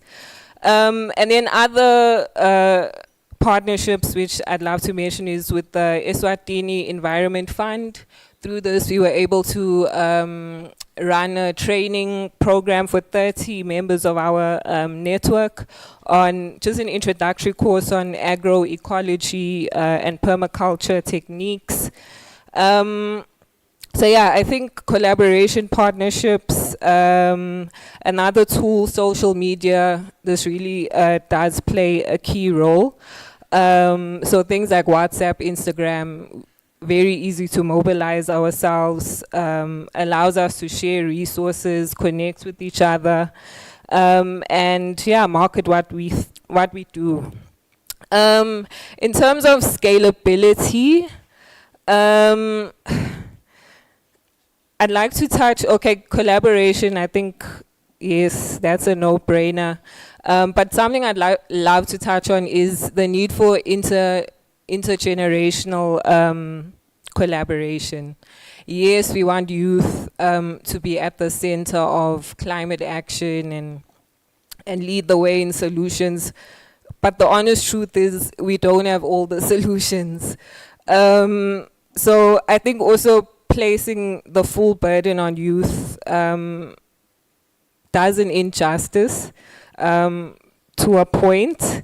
So I think there's need for more intergenerational collaboration in terms of we need the elders, we need your guidance, we need your knowledge, we need your expertise. There's certain things that Google cannot teach us that your 15, 20 years experience can teach us and guide us. Things like how management structures and government structures influence the ways in which resources move, and just all of these complexities. So I think also say that the elders mustn't fold their arms. We need to walk with each other hand in hand in building a sustainable city and country overall. And yeah, I think, someone in the crowd was, and it was a young person, they were sort of complaining about capacity building and how much resources go to this. And I agree to a certain extent, but I think as someone who works with young people, there is still a need for capacity building.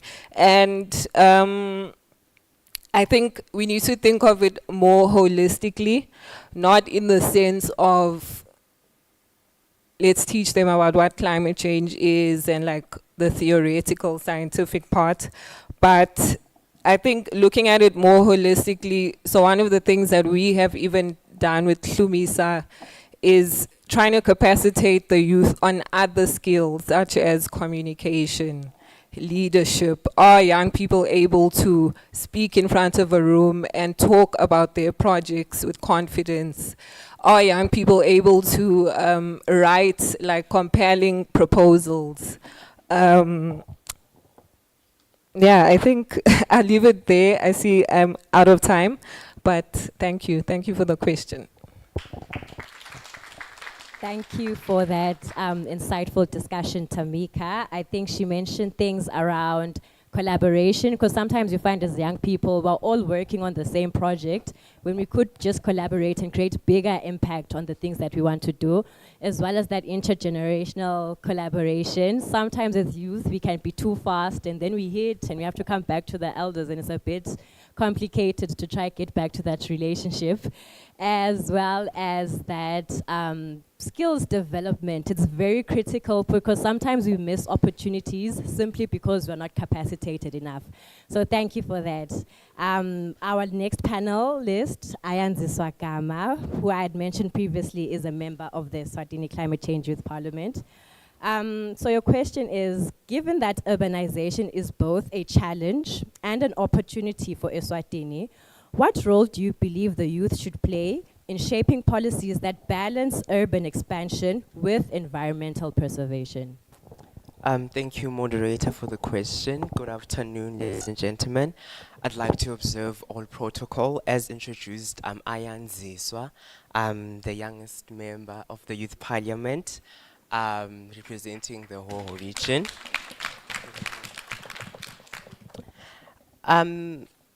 It is a fact. It's something that I'm a young climate enthusiast, advocating for climate action that is actually youth-led and places young people at the forefront.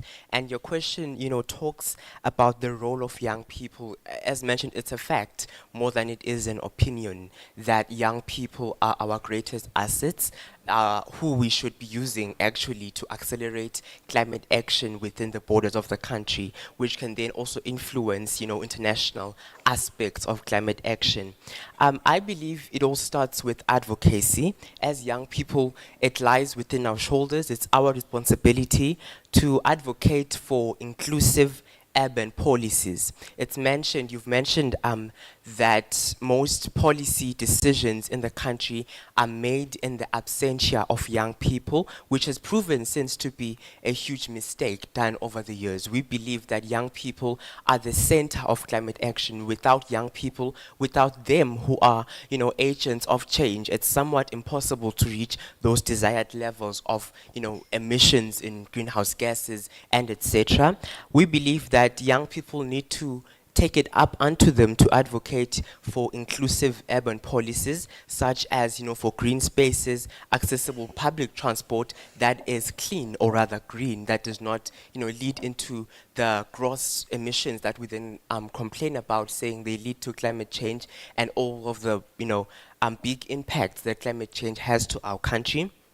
Secondly, it's youth participation in policy development. In most cases, we say we want to incorporate young people. We want to develop policies that will address the issues faced by the youth. In their absentia, it's somewhat impossible to say we are just deliberating something, or rather doing something for young people when young people aren't there, when their participation is lacking, or when it is not there. So we believe that the participation of young people in all levels of policy development is important. I'll make an example. As mentioned, I'm a member of the Youth Parliament, and we've been working on developing a youth statement which highlights what our goals are for climate action in Eswatini, which then also includes a call to action to our policymakers as well as government leaders, which highlights what the gist of climate action. We would see as young people, what do we want to be done? Not it being done on behalf of the youth, but for it to be done by young people at grassroots and ground level, so as to improve our capacity and to capacitate us as young people.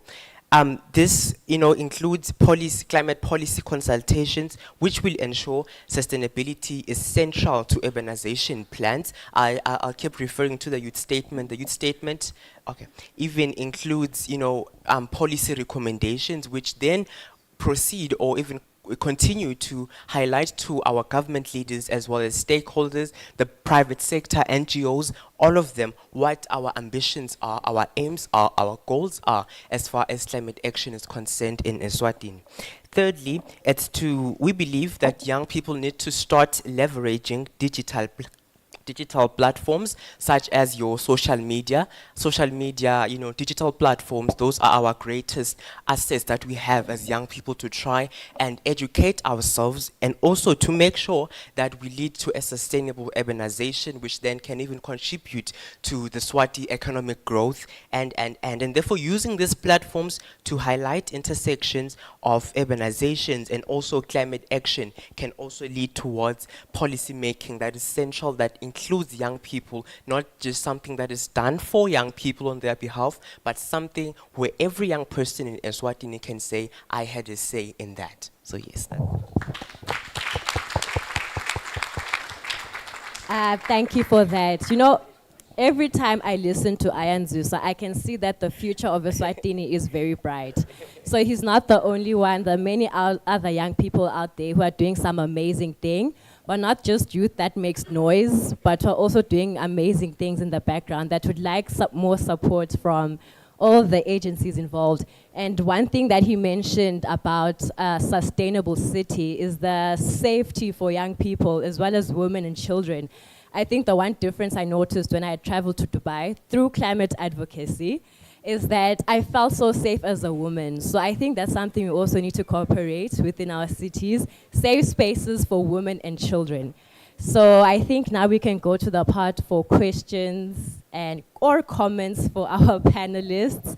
We'll have to keep them short because there's still other panels that are following. Also, thank you to my panelists for sharing all of that important information that you guys have. Okay, I'll start from this side and then we'll go that way. 1, 2. All protocol observed. My name is Makosonga Vaipakina, the only snake in Chiselweni. Firstly, I'd like to agree on what has just been said. Yes, the youth is not involved in so many things when it comes to taking change or making change in the world. But at the same time, as I was listening here and with my old analyst, I think even the panel itself, or should I say the organization itself, you're failing to involve the youth. Reason why I say that, I come from Shiselweni. It's my first time to know of such. Why is it that you guys don't involve the youth in Shiselweni or in the other places? So in my mind, I'm thinking maybe what we are talking about here, it only affects the youth that is in the towns. It doesn't involve the other ones. Another problem is, okay, cool. May I please stop here for now? Yeah, because actually I have a lot, so I'm thinking of, yeah.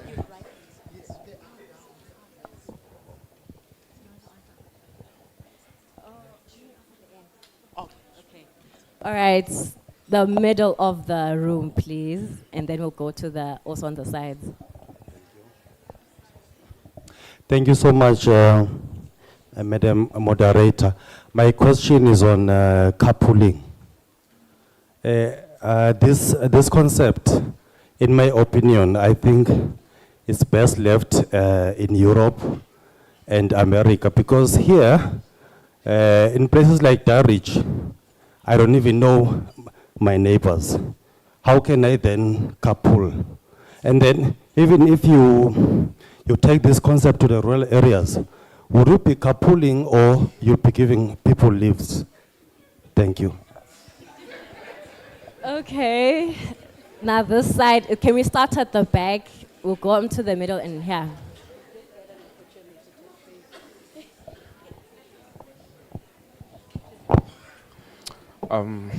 Good afternoon, everyone.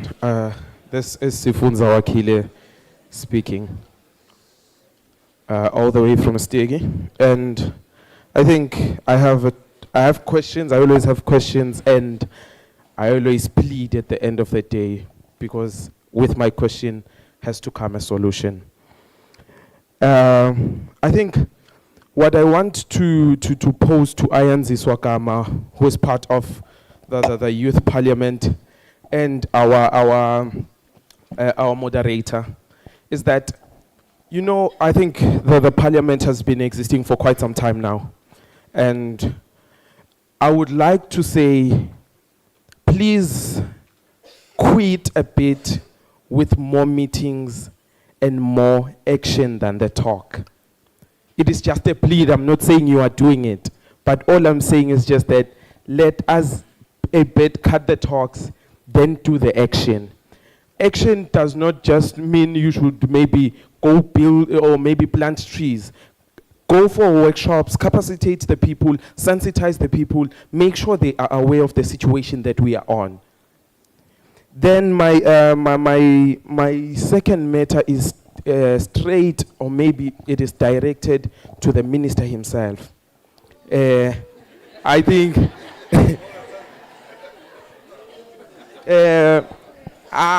Minister, do not be shaken. It's nothing bad. It's just a plea. I am going to ask for something from you, Minister. I do not know how possible it is, but as far as my logic is concerned, it is possible. I think, Minister, we can go to the point where we keep on talking about climate change, but the most imperative thing is that when we reach the offices where we want to knock, they tell us, no, there's still a meeting, no, please come back when, please do this when. Can we open an office for climate change? We declare it today. As an individual, I declared it as a pandemic. It is not a situation that needs just to be taken care of like a separate, like a second option. It is a first option. It's a pandemic. Can you go back, Minister, to the Parliament, discuss it with your fellow colleagues, declare climate change as a pandemic before it affects us to the maximum level where we cannot fight it now?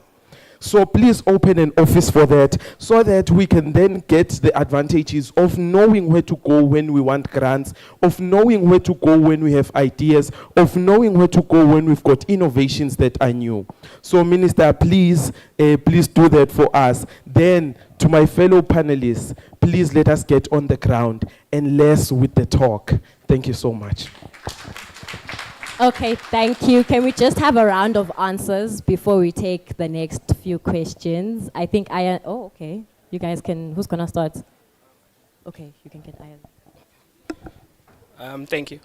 I think I will answer the two questions on the first one, on action, and then the open office.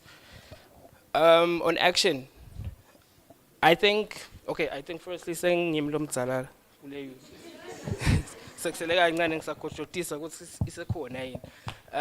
I think from my experience working with Hlumisa, the main problem is funding to actually carry out all these initiatives and interventions that people would want.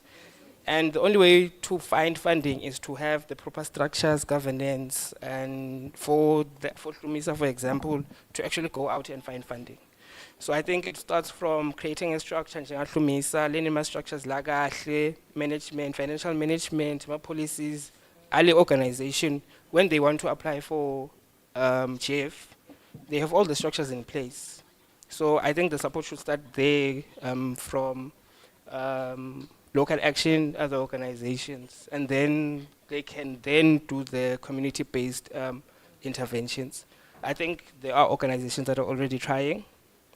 I think there's a program at EU that will be looking at supporting community-based organizations and civil society organizations into developing llama structures now, so that they can be able to carry out the interventions and find funding and do resource mobilization.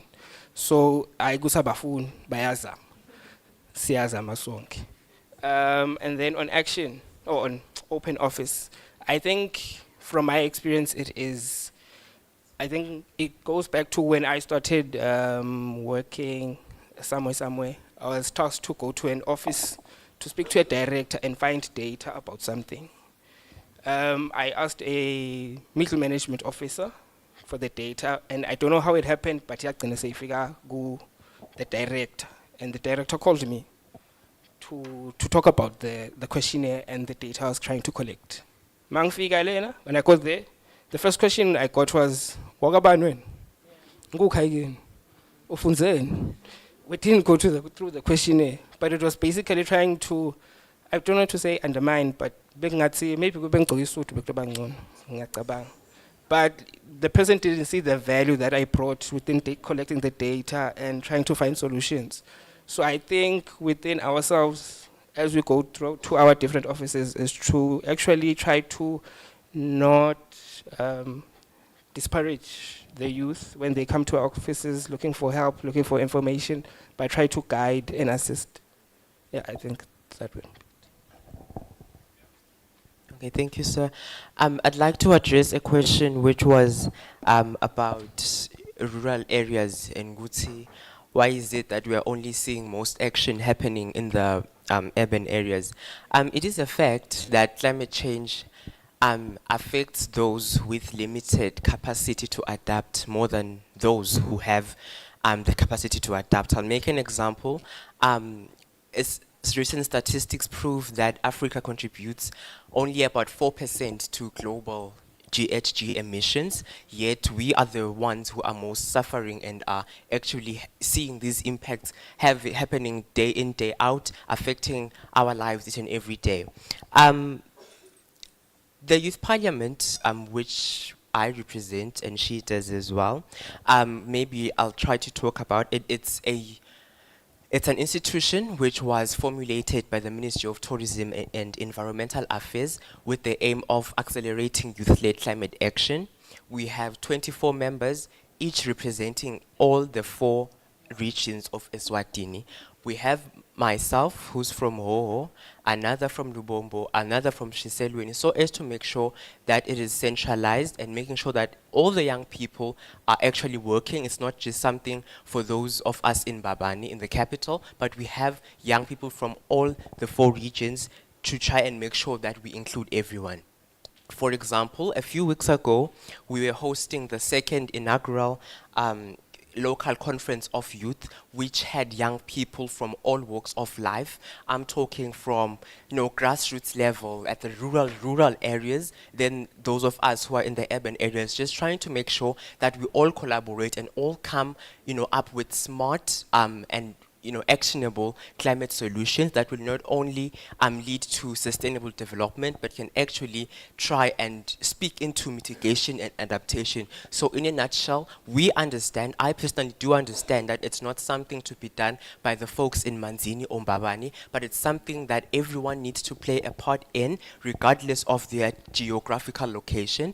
All through, throughout the country, we have young people that we are working with, that we're collaborating with, but it's due to constraints such as finances and that are leading to what is happening. So I see you reacting, but we can continue the discussion as soon as we are done due to time, because he's not satisfied with the response. He isn't at all. We can talk to it a bit later. Thank you.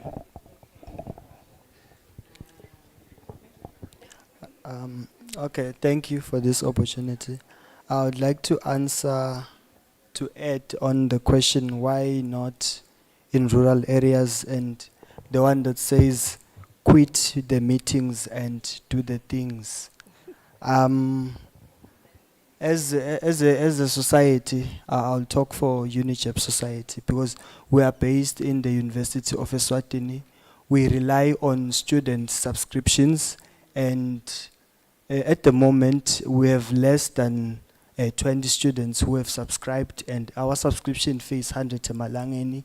So we really have limited funding, and of course, we can share, with the permission of my chairperson over there, we can share our calendar that we have. It has all these nice events and initiatives, but the funding is really killing us. So those are just one of the challenges in a nutshell that we are facing that only limits us to around Kwaluseni campus.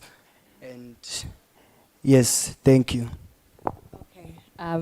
Thank you for your answers. I think I'll pass to the Honorable and then we'll try. Thank you. I have been challenged. She has given me a direct question, but thank you very much for calming my nerves, because you said, don't worry, Minister, it's nothing much. So that really calmed my nerves. But the question was really much. So I think we do have a national climate adaptation unit or even office with the Ministry of Tourism and Environmental Affairs. I'm not sure whether the colleague that was presenting here is still here. She's here. Oh, she's not. No. She does not only need to note, but she also has to confirm that when these young people come to her office or whichever unit, you accept them and engage them. Because the complaint that we are receiving now is that they need to be on suits and other things. I don't know whether that's the attitude we are arming ourselves with. But this is a call to all that are occupying public offices. Let us engage young people. When they come, they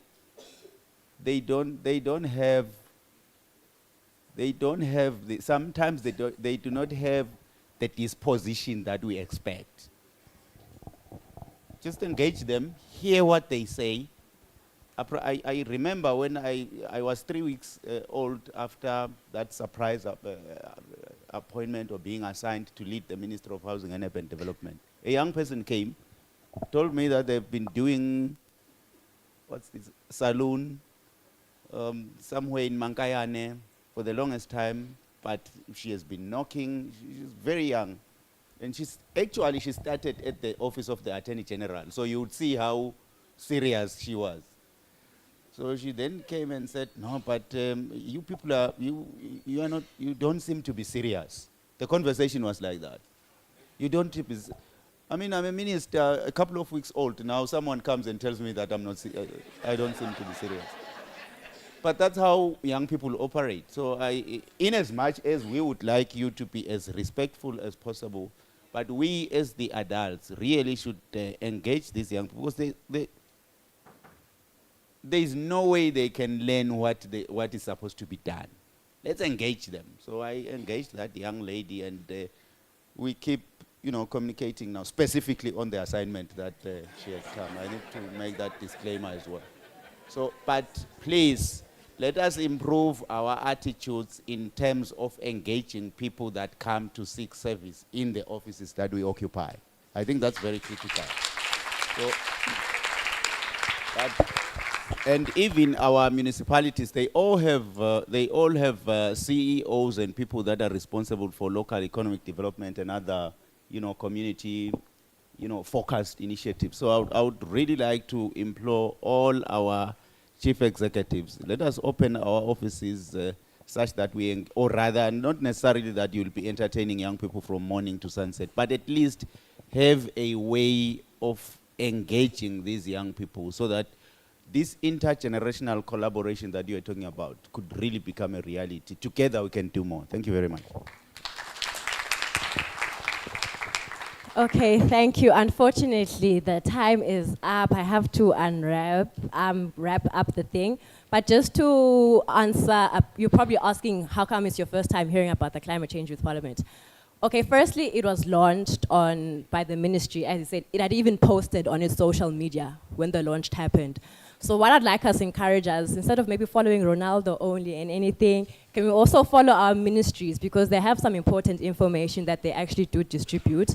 It creates more awareness to us as young people, so the opportunity doesn't miss us. Also, just to highlight what Andile said, is that sometimes we really want to implement projects, but what I've learned as a young person is that there's a process to things. We like speed, but then there's a hierarchy of, you must ask this one must talk to that one. So it's slow. Sometimes the project that you wish could happen is going to happen 10 years later. But that doesn't mean that you must give up. You must just, I'm trying to understand the system myself. So I think I'd implore us to also try to understand there's always a loophole somewhere. I think we can all see some people do benefit from that. So let's just collaborate, be open, and taking the criticism. We will take that L. I think we do need more awareness about the climate change with Parliament.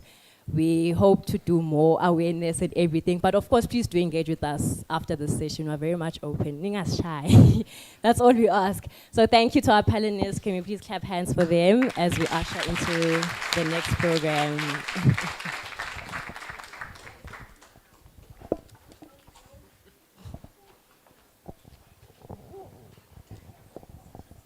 Thank you very much. Another round of applause for the young people in the house.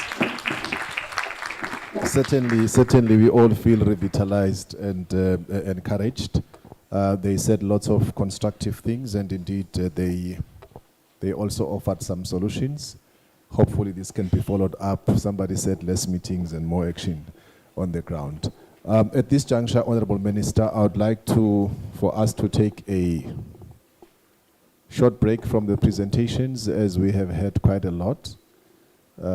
We have another set of young people that are going to give us a brief session on entertainment, which will kind of allow us to digest, reflect on what has been said, and hopefully when we get on to our next session, which will prelude our lunch, we will then have actually had a chance to digest what they've been saying. Allow me to introduce to you our team that's going to entertain us. Maybe they'll introduce themselves, because I have said they'll come and entertain us. They will be coming on stage. May I please allow them to take the floor. Entertainment, please.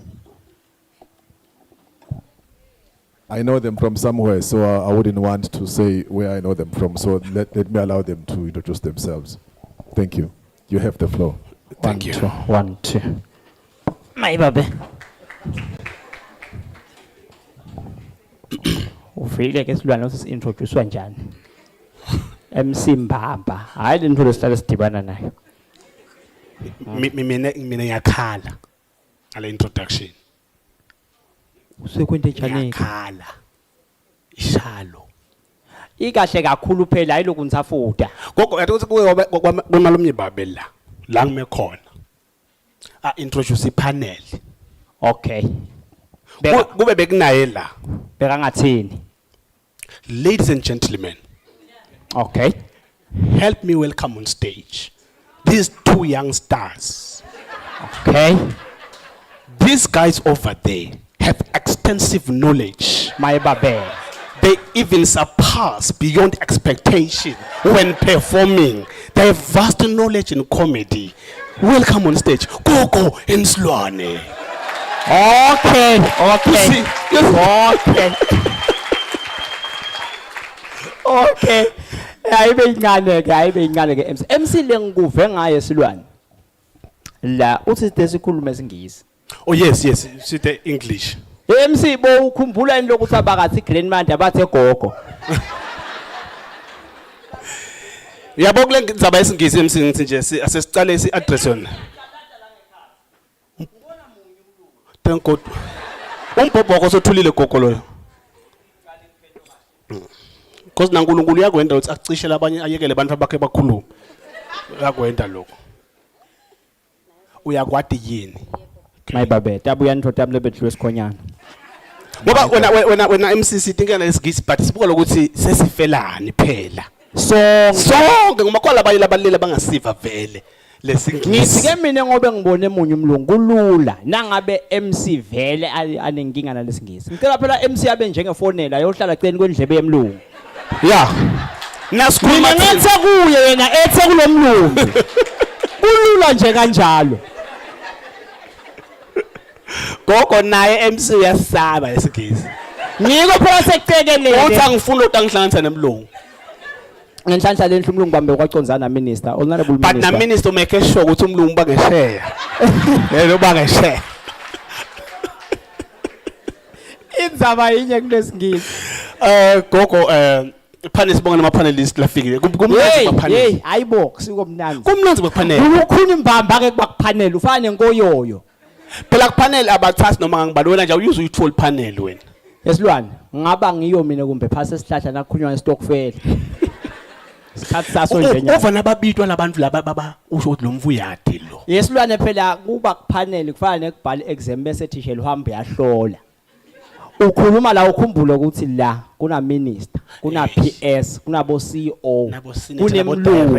Eish.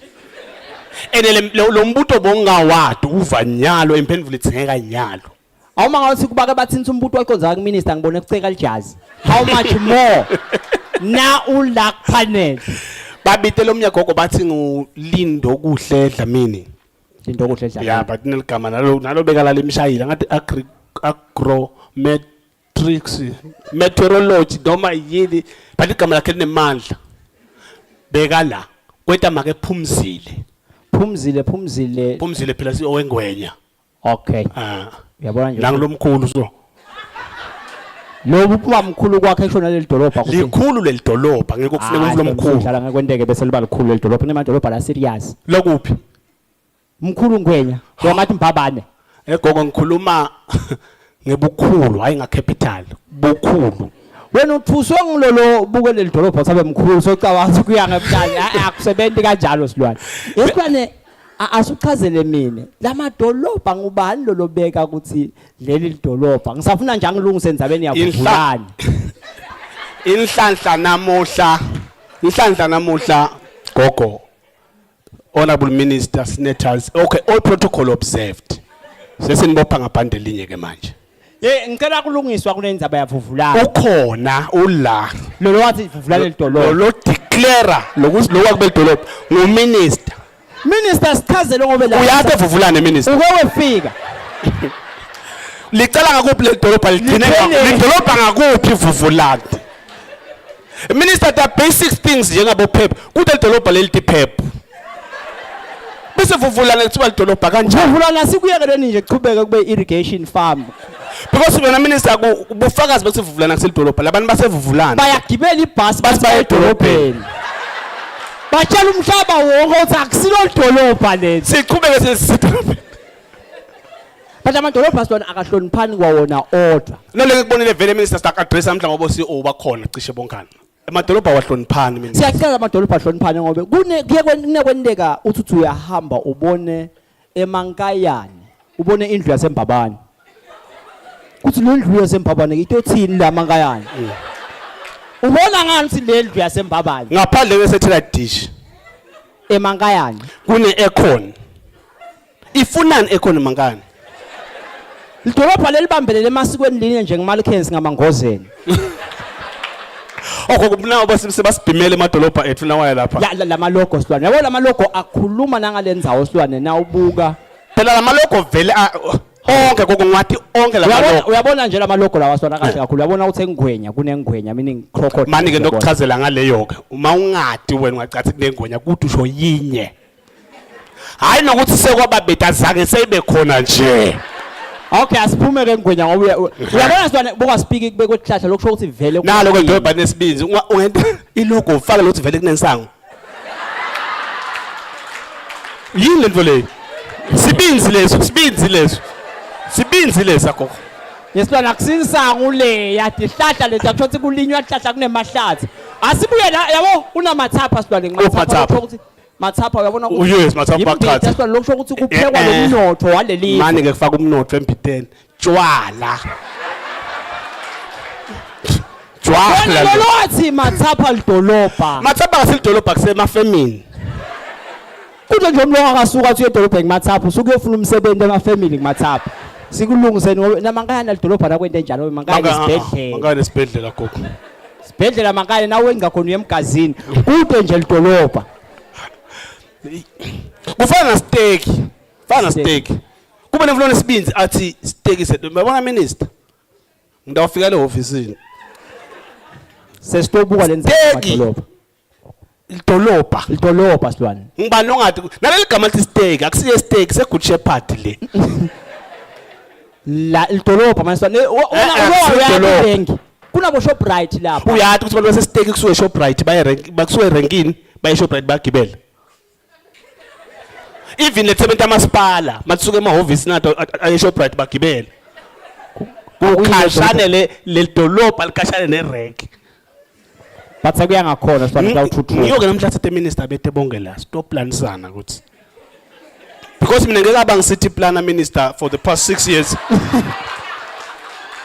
No, hleko lemona ngiyalathi, it's fine. It's fine. Ngiyaba ngicity planner minister eMiddelburg. Minister angiyathi leyo ngicela eMiddelburg ngeke nathi nini la. Bengilamanye amadolobha.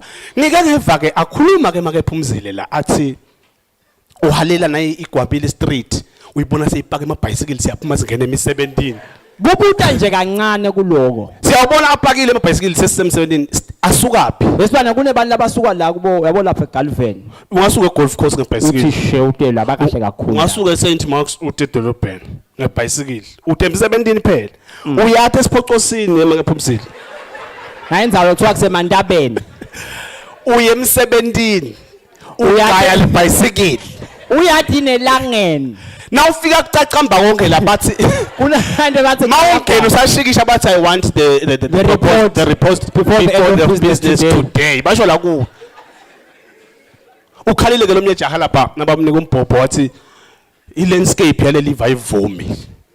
Wabekisa ngamalagwane wathi kodwa ke silwane usuke ezulwini emalagwane. Mina asube nesithombe engcondo sobuya lemsebentini wekhaya.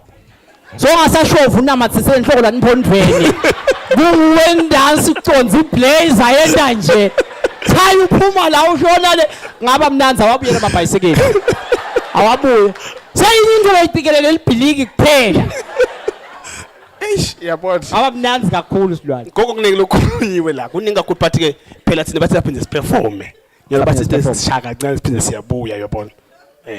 Okay, nakungento kasinyalo singasuki singaxoshwa ngibani. Time keep. Oh, so happy now time keep. Uyasaba. Kuba lekuba sembi kwa minister lilivela kancane. So ngiyamfuna minister. Ngiyamshiye kimi. Mshiye kimi minister. Minister ngekuhlonipheka lokukhulu ngidawulinza kancane ngifuna nanya PS. Manje so tenda ngathi ubusy. Kani uyalothi ngiyamfuna. Asiyithumbule socedzile ke PS embi kwa minister. Indzaba yakho. PS sithi asiyikhulume nje vele lokuna minister tokwati ukuthi kanjani wena. Ngoba asendi lokulala nemthalo vele. No. Sithi address nje sengcekiyo le masinyana. Uyabona PS. Kuncane lokucabanisa abantu. Thina siyakuthanda man PS. Kodwa lesikuvetako PS. Silumbe sithi straight talk doesn't break in a relationship. Sikutshele zakho nje. Na state lapha minister na state lapha kuphuza ukuthi minister through kanti ngifuna kuba director PS. Minister ukahle she minister ukahle. Ngiyaje njengoba sitawukhala ngayo ayilungisa fast singahambile. Minister by minister. Uwathula lithuba ke PS. Wema latula phethe umbhobho. Embi kwanayo indlu legcwele. Ngikhona ngihletini lapha sibuka yena. Unebangani bakhe bebahleti ngala. Wababita ke. Beta kuye baphethe kwetintulumbane kwetikhwanyana. Abite ligama ke yena la bamnika isikhwama anika umngani wakhe. Solo silapha sigathe kubidwa. Sisele ke minister. Sikhwama sikasitholi minister. Solo sihwabile. Kani maye siyasilakatelela sikhwama. Asathi nayekhasi kunani. Kepha siyasifisa sikhwama. Sesiyakholwa ukuthi njalo sibikeke kuwe minister my minister. Besibona nakhiwe ndodzeni ukuthi yinhle uNkulunkulu kodwa naye na uyibuka ngazi ukuthi no. Siyabonga kakhulu. Thank you so much MC.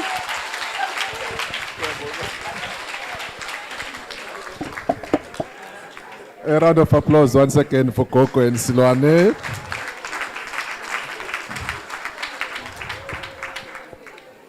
Mana baga declare lapha kunehlobo tabo lapha, Honorable Minister.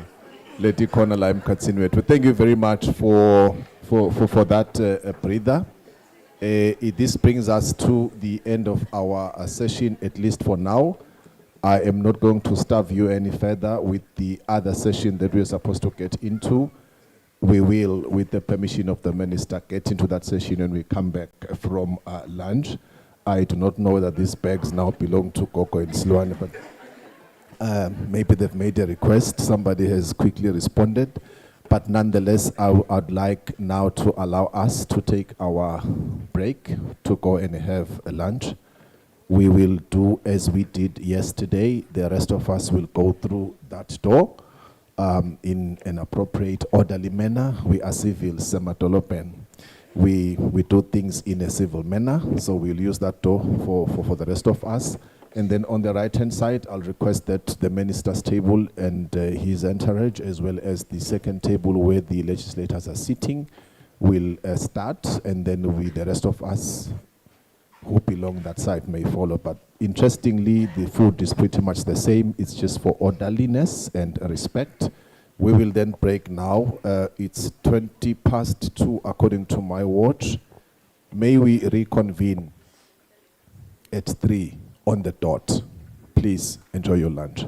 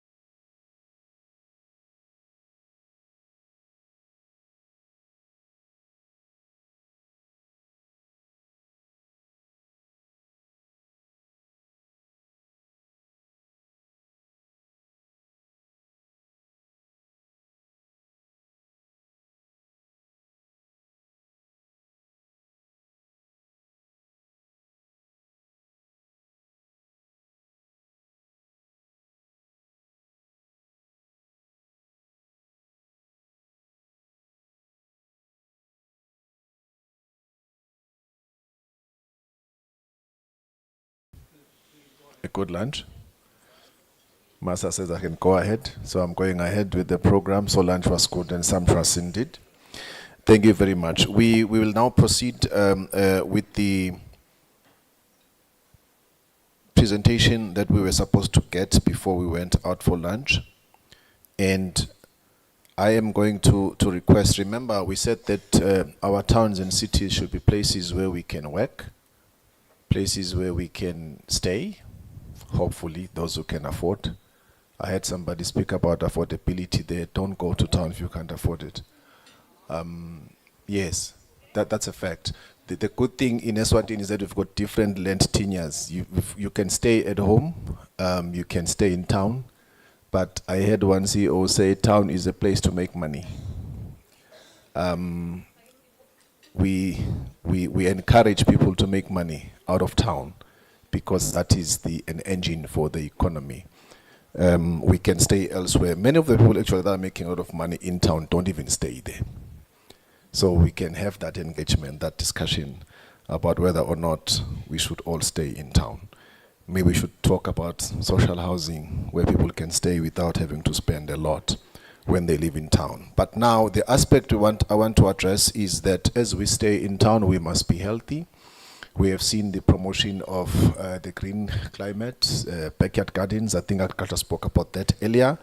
And we now have a session where we will be talking about ensuring healthy lives and promoting the well-being of the urban youth, unlocking the power of the youth to create a vibrant urban future and economy. To help us do this, we have an international speaker who is a panel moderator, award-winning author and an award-winning humanitarian, certified finance coach. The list is endless. Personal finance management trainer, local economic development expert. She's an AGOA advisor, a servant leadership mentor for youth, a founder and CEO of Busisiwe Bembe Foundation, which is a social enterprise focusing on mentorship, financial literacy, and entrepreneurship development in Africa. Under this foundation, she has trained over 2,500 people in Eswatini, South Africa, and the Kingdom of Lesotho on personal financial management, and has mentored 40 young people and trained more than 500 people on entrepreneurship skills. She strongly advocates for financial literacy and has been interviewed on podcasts and radio in Eswatini, South Africa, and the Kingdom of Lesotho. Eswatini TV, newspapers, and both in Eswatini and in Zimbabwe. She is also a Mandela Washington Fellow, Trade in Leadership, and in using systems thinking to solve problems at the Ohio State University in Columbus, in the US. She serves as a deputy chairperson of the board of WEM. This is none other than Kolsile Tfala, whom I ask you to welcome on stage. Thank you.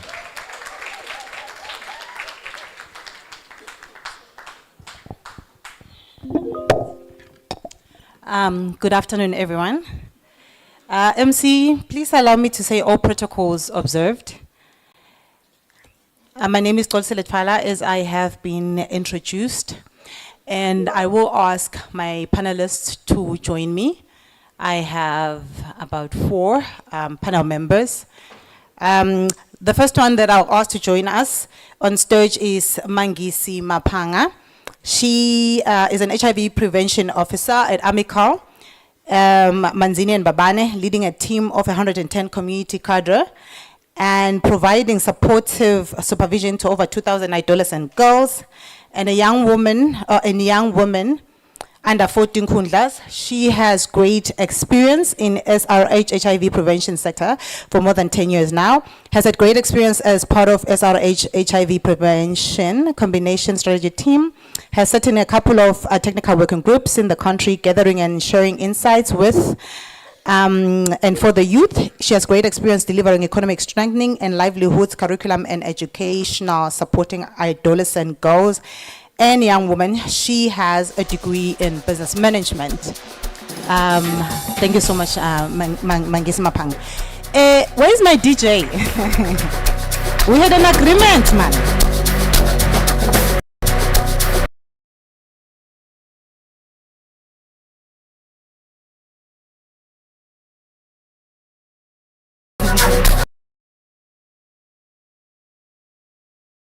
DJ, Wolobanks is Bumelen. Thanks, DJ. The next member that I'll ask to come on stage is Mr. Dumsani Smelane Umguni. He's head of programs at Eswatini National Youth Council. He holds a master's degree in project management, postgraduate diploma in project planning and management. He has a Bachelor of Arts in Humanities and 13 years of experience in youth development. DJ.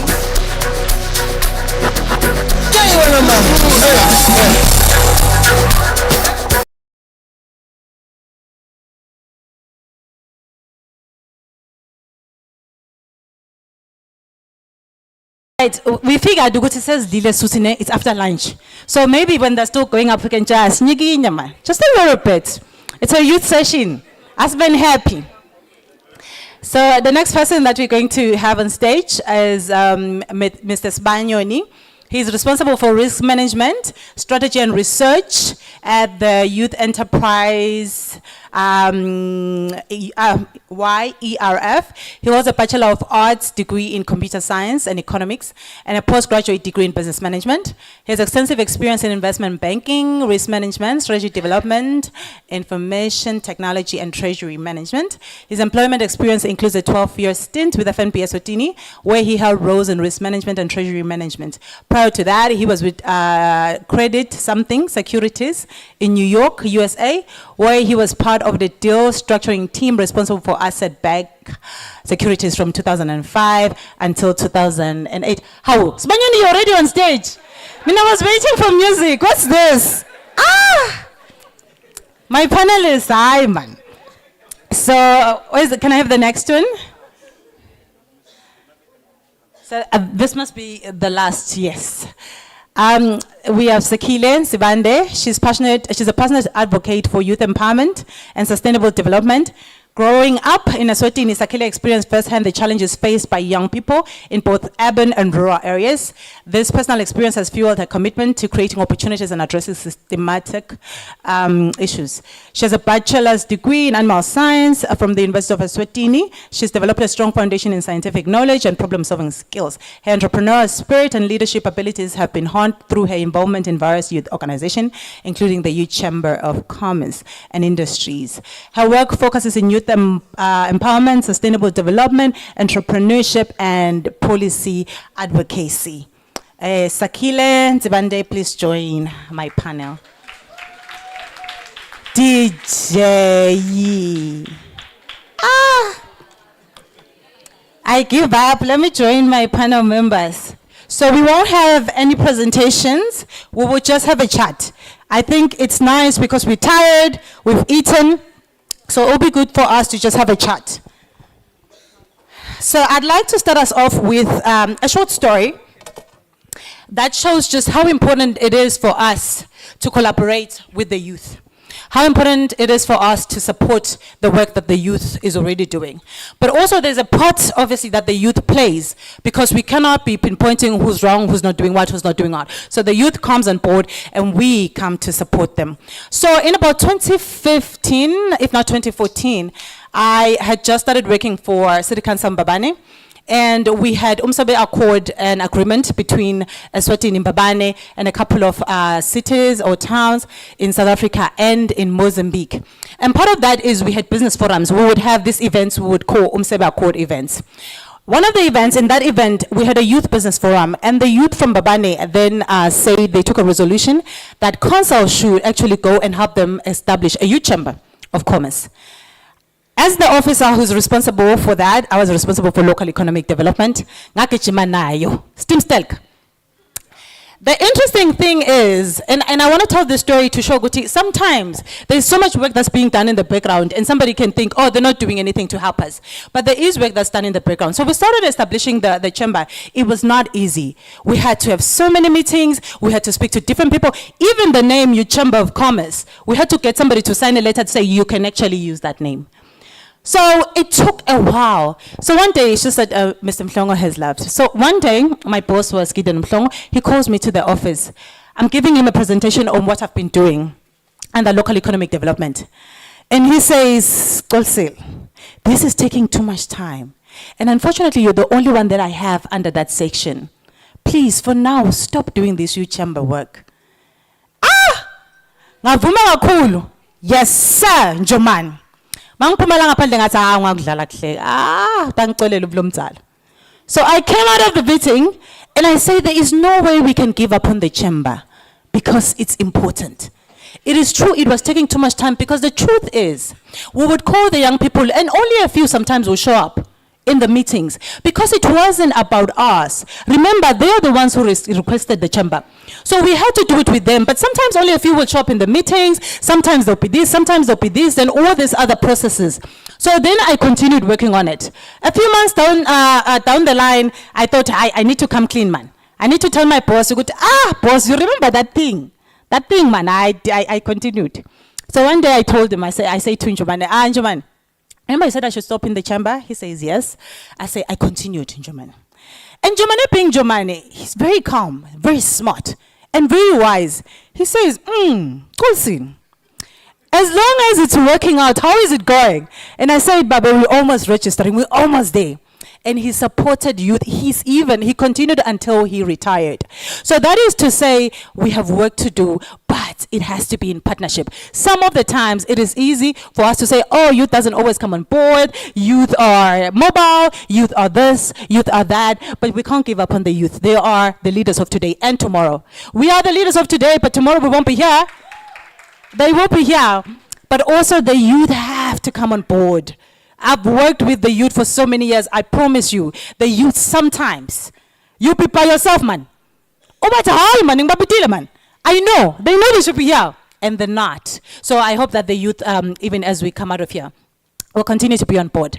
Now, I have my panelists, and we are here to answer just a couple of questions, really. Guti, what are the current programs that they are doing in their organizations to help this sustainable SDGs agenda, to help this urban agenda, to help the Africa that we want, Agenda 2063. So it would be nice to actually find out what are they currently doing, but also the second question is, what are they planning to do in the future? Why? Because we have so many young people that are even in the room. It would be good for them to know what's currently happening so they can tap into that. So I was even telling my panelists that we're not doing theory. We want to say what's happening and how can they access that, the young people. And then in the future, we will say what's our dream so they can be on the lookout. It's important for our youth to say, how can we be on the lookout on what's coming? But also, it's important for us in the local government space and in government to see how we can collaborate with our youth, even as we move forward. So I will start with Umapanga, and then we'll just move down. And then once we finish the presentation or them telling us what they're doing, we'll then take the Q&A so that we can be a little bit fast. I know it's late. I know we're full. And I'm sure we are ready for the declaration, and then we can go home.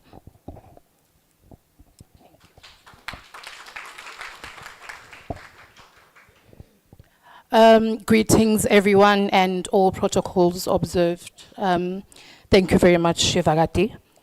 Mangisi Mapanga, as has been introduced, from Amical. Yes, you have such energy. Now you have to keep up, hey?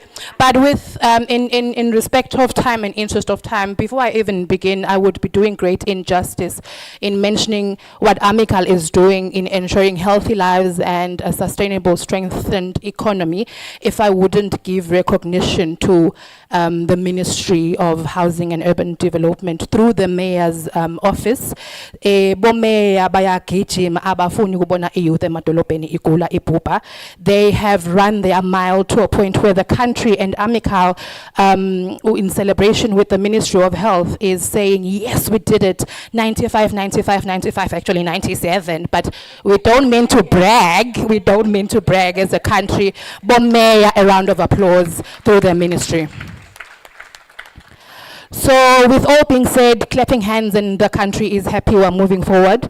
There has been quite a surge in new infections, new HIV infections, new teenage pregnancies and STI infections, and the question was, what did we leave behind? What did we do wrong? And investigations and interrogations have been done and were done, and it was figured out that there are key priority populations that were left behind as we moved as a country. Those were adolescent girls and young women. Those were adolescent boys and young men, injectable drug users, siya Bluetooth, siya hotspot, sharing blood through after I'm high. Those were female sex workers. Those were migrant workers, a lot. And then vele lama new infections aqhamuka from those populations. Bomeya mina ngiceze shem. But angeke size sihlulwe ngile ntfo lena kubantu abethwe edolobheni. Oh, sorry, I have to speak English, sorry. I think it's because I'm speaking with great pride, joy, and passion to our leaders. And then certain interventions, and they've been running around and knocking in different doors. We have different projects that are moving around and are active on the ground, Amical, in all different towns. Most of the towns have peer education, where young people peer educate each other and teach each other on HIV, condom distribution, and stuff like that. And other major projects that are ongoing in great appreciation of the Americans through USAID. Most of the towns have this project, the Sabelo Essential projects, except Sitegi, where there's interventions, where there's HIV prevention sessions that then lead to, before I even continue with this one, can I say, the one thing that we know, but we forget is that SDG 3 and SDG 8 are best friends. You can never separate them. Health and the economy are very, very, very great friends. I'm saying this because as I continue, you will then feel like, oh, we're getting into the economy. We can all get sick here. Let's imagine what would happen if all of us here were very, very sick with all these great minds and great brains and building economy, climate change and everything. It is all just a dream that will die. So healthy lives, ensuring healthy lives is equals to ensuring a healthy and great economy. So with that being said, after they've been enrolled in the different HIV prevention projects through risk assessment screening, let's remember that we said we have a priority population that we felt was left behind. So this project is to reach them directly now. Also through great partnership with AHF as well. They are not just reached with HIV prevention sessions, they then receive HIV prevention and sexual and reproductive health services for free at their convenience. After that has been said, your health has been considered as first priority, we look at the vulnerability issue. Earlier today, the minister mentioned that young people have these great assets in their disposal. They have time and energy. They do. They have time and energy, but they have no money. That leads to desperation. That leads to pressure. And that leads to risk. So we could have done everything to cushion them and their health, but what did we do if we didn't cushion them with their economic sustainability? The project allows for adolescent girls and young women to be, if you're qualified, be linked to internship. If you have completed and you would like to go for vocational training, be linked to vocational training. If there's no qualification and there's no plan whatsoever to go back to school, they are then linked and supported with start-up packs. These would include maybe loan remissions, depending on the adolescent girls' wish or dream or capability as well. Probably washing machines, and then in the neighborhood there are the laundromat around. Some will have popcorn makers, some will do manicure and pedicure an endless, very, very endless list. And then they are also very much supported with mental health sessions and support. Each adolescent girl and young woman that is enrolled into the project is then linked to a life mentor. They are not just enrolled, given prevention sessions, linked to the service and given the products, and then no one follows them up. They are linked to a life mentor and they are given a constant mentorship program throughout their duration in the project. We also have AHF in the Matapa Manzini corridor, where female sex workers, injectable drug users are mapped, also screened, and also provided with services and transportation to, because we're speaking vulnerability at the same time, to these different spaces. We also have teen clubs for adolescent girls and young women that are already HIV positive and on treatment. With those, they are supported with encouragement, health education, and support. Some of them, you find that as you as you do a deep dive, you figure out that there are bigger problems than just taking treatment. There's issues at home, socio-economic issues, and those are then supported with subsidies, very, very small. Now, Minister Loganga Sekonita ngiphathisela lapha khona Nkosi yami ukuthi kuncane sicela ukuthi kunoba nwebeke nitangifakazisa nakabuya Mos Minister ukuthi kuncane man sicela kunwebeke. So those are basically a few of the activities that Amical is doing of the great impact that is showing. Thank you.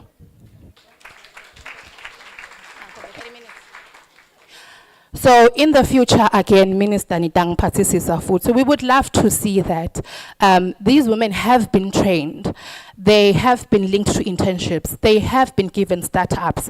We would love to see Nasematolopeni Gubenabo RDF fund, where they can also access funds to build and grow their businesses. We would love in the future to see a setting where Amical at this stage, if we have a meeting or any session out there with the other adolescent girls and young women, director ngakubulala ukuthi wena uthenge kudla ubutrain caterer. So we would love to see all the other stakeholders say, please, you said you are training women, you have caterers, and we want to support our young women.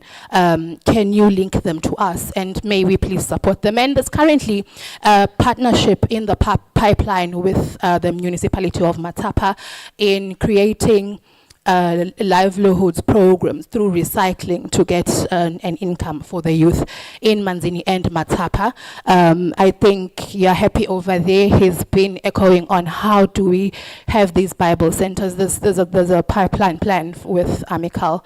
And yes, the plan is to grow the adolescent girls that we have, see them become independent businesswomen and move from their vulnerability that puts them at risk. Because again, SDG 3 and SDG 8 are best friends. We can never separate them. Thank you very much.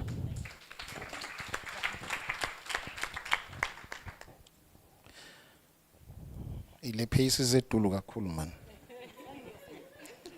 Yes, akunyusiwe. Good afternoon, ladies and gentlemen. Unfortunately, akasekho na minister kanzi kunetindzaba besifisa lokutsi active.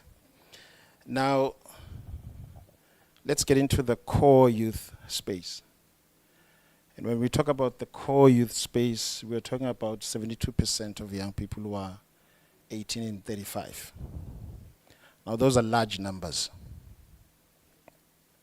So Sendane Matolopen, what do we do with Matolopa? Now, maybe ngagangeni to the core business.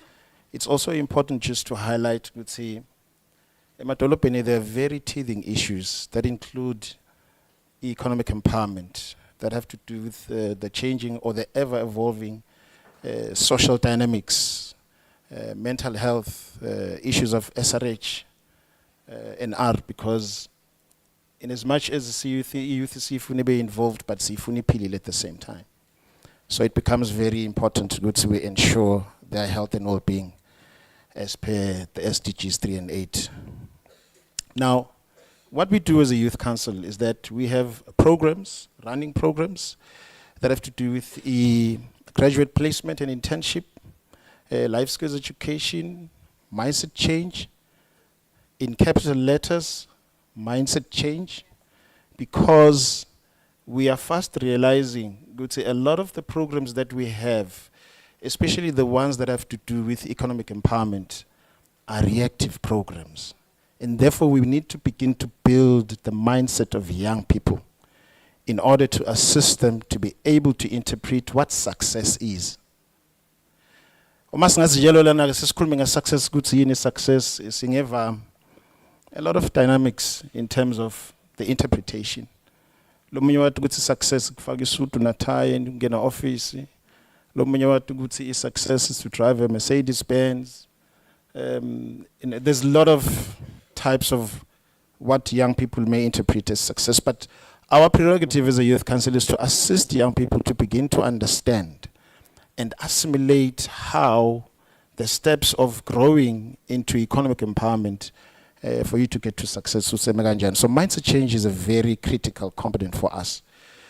Also, we support the technical and vocational space, because we also realize that due to the many other issues that include skills mismatch, we find ourselves having the responsibility to partner with other technical partners within the TVET space, so that we help and assist young people to reskill or even upskill.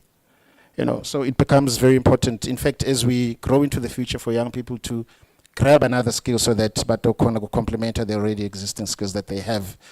We also have a program that speaks to the accelerator pathway. And when we talk about the accelerator pathway, this is where we identify the different talents and skills that young people have. This is where we support the different hustles of young people. We don't have any exceptions. Mozambique, we want to support you. Uyabaga, we want to support you. Waka insipho ukuthi lemakhaya kakhulu ukuthi kuyo nakulimela etikolweni. There's usually those low hanging fruits there. Tikola kufuna ukuthi bese kwende kanjani ngiyapolishwa ngithi. We want to support you. You're baking, you are our young person. We're targeting you. Then lastly, we are advocating for a group economics, savings and credit cooperatives. We have partnered with Kodak. We provide capacity building, guma savings and credit co-ops for young people.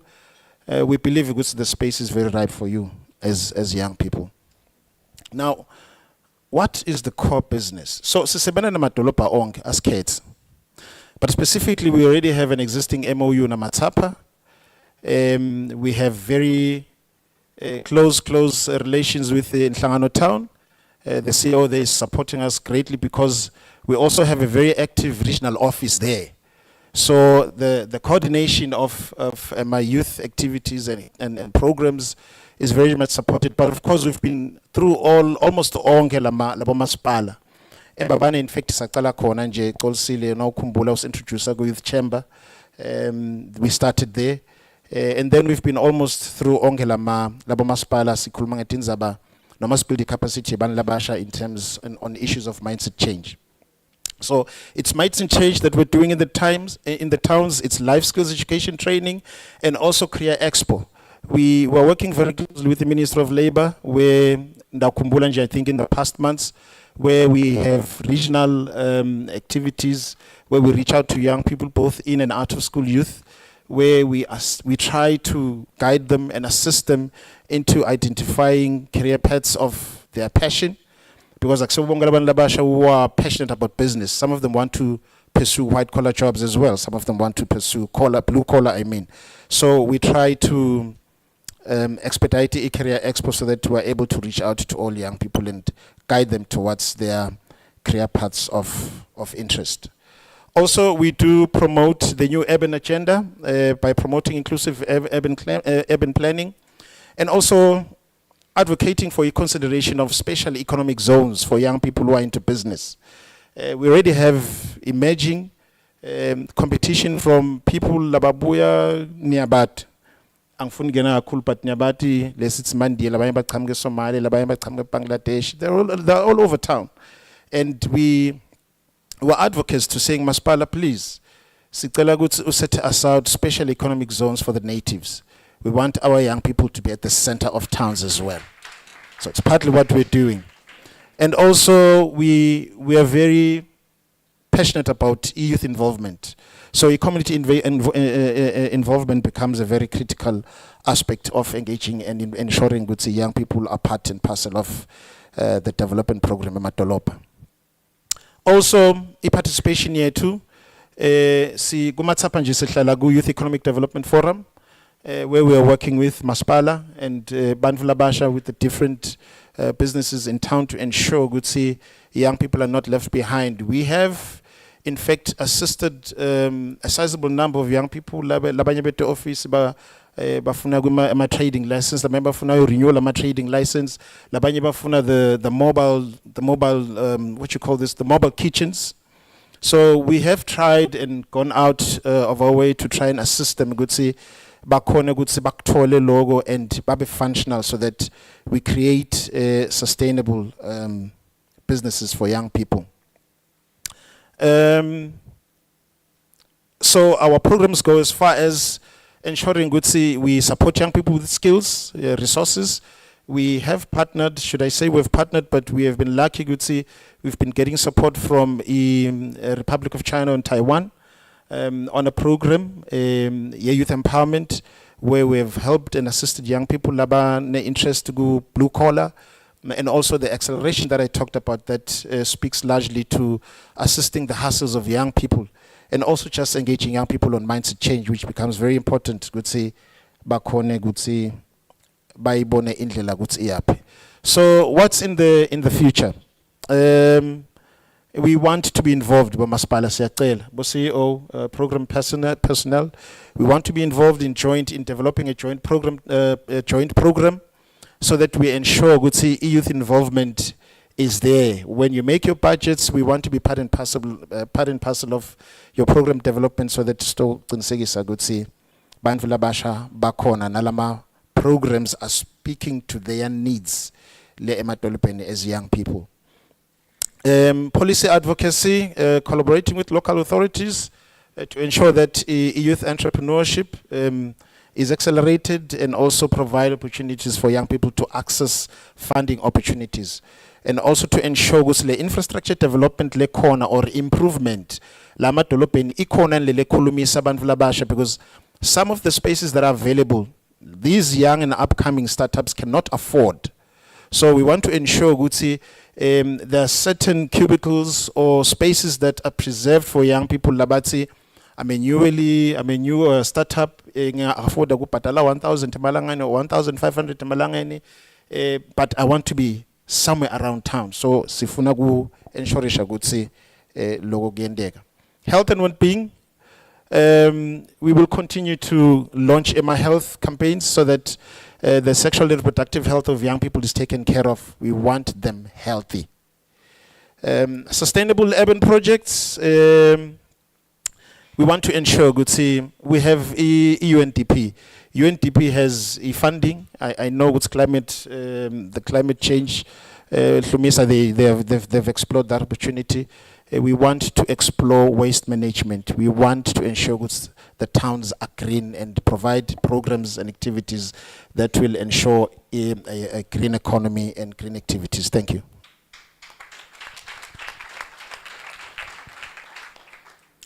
Thank you. Thank you, Program Director. My name is Sabelo Sbanyoni from Youth Enterprise Revolving Fund.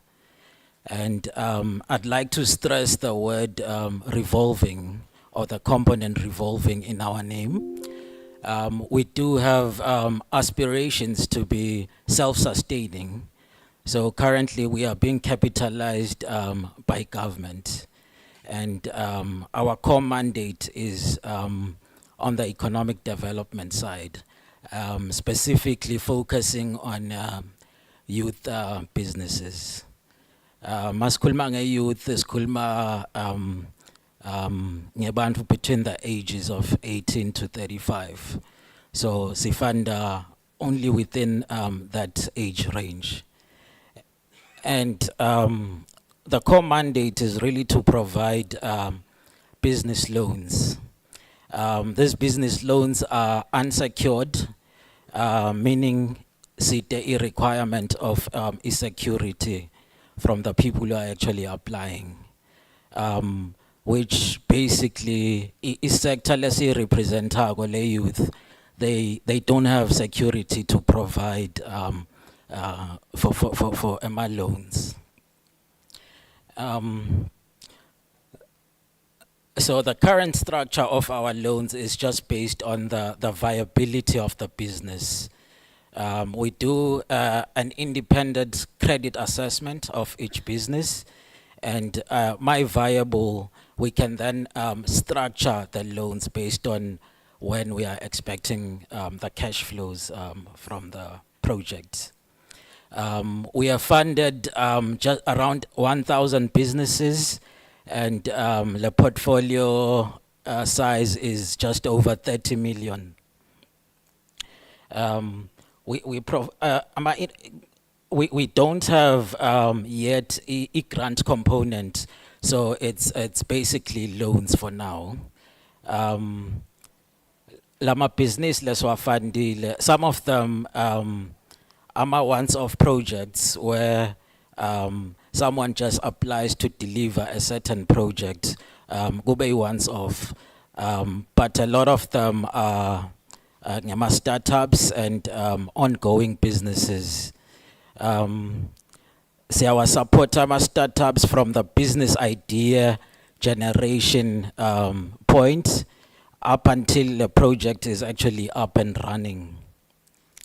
50% of our portfolio is in the agriculture space, and I think that's representative of the economy.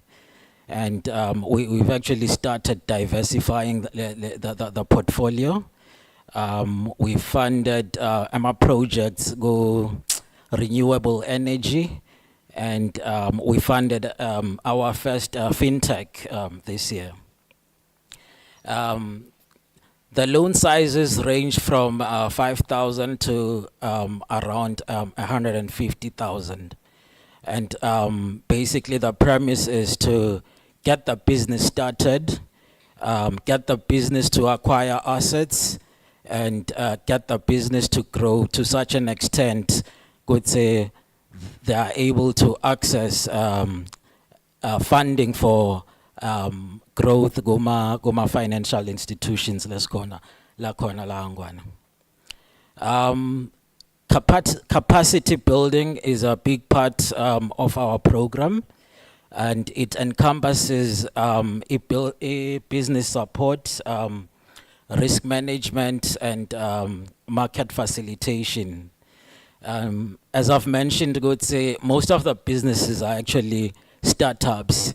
So sifuna go prevent the business failure rates by providing all this support to actually capacitate the businesses to be sustainable. And IASITA Nale mentorship, which is part of our capacity building exercise, could say established business people are able to impart knowledge and skills go growing businesses. Ngiyakumbula nje an example, maybe a few years ago, there was this business we funded, a growing business. It had a lot of potential. The business was running a feedlot, and for the business to actually go to market, the business owner without a plan on how to resuscitate the business. So we do deal with such issues, and ngizama stress the importance of the capacity building exercise. Some people may feel it's a waste of money, but ngicabanga ukuthi lama business lamasha iyawasita to actually strengthen Another component we that we provide is the market facilitation side. So siyabasita our beneficiaries to access more formal markets, even the small businesses in the rural areas, because we've got the offtake agreements with the market makers, and we are able to aggregate the produce, especially in the agriculture sector. And in addition, kunama plans to actually open satellite offices. We actually opened our first satellite office at Pixpic, which was a collaboration between ourselves, na Pixpic Town Council, and as Akon and Emma ongoing discussions with the other town councils to actually bring our services and offices closer to their towns. Maybe the last point to mention, ngule drive to achieve gender equality even in our loans. Currently, the gender split is 70-30, and so over the last year, we've been working with organizations that focus on gender empowerment. So Guma loans that we actually issued this year, from January to now, let's split saying 50-50. But obviously we've got a historical book that's actually skewing the gender towards Lama males. Thank you.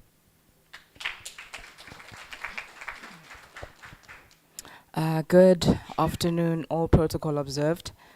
My name is Akilan Savande, as was mentioned before.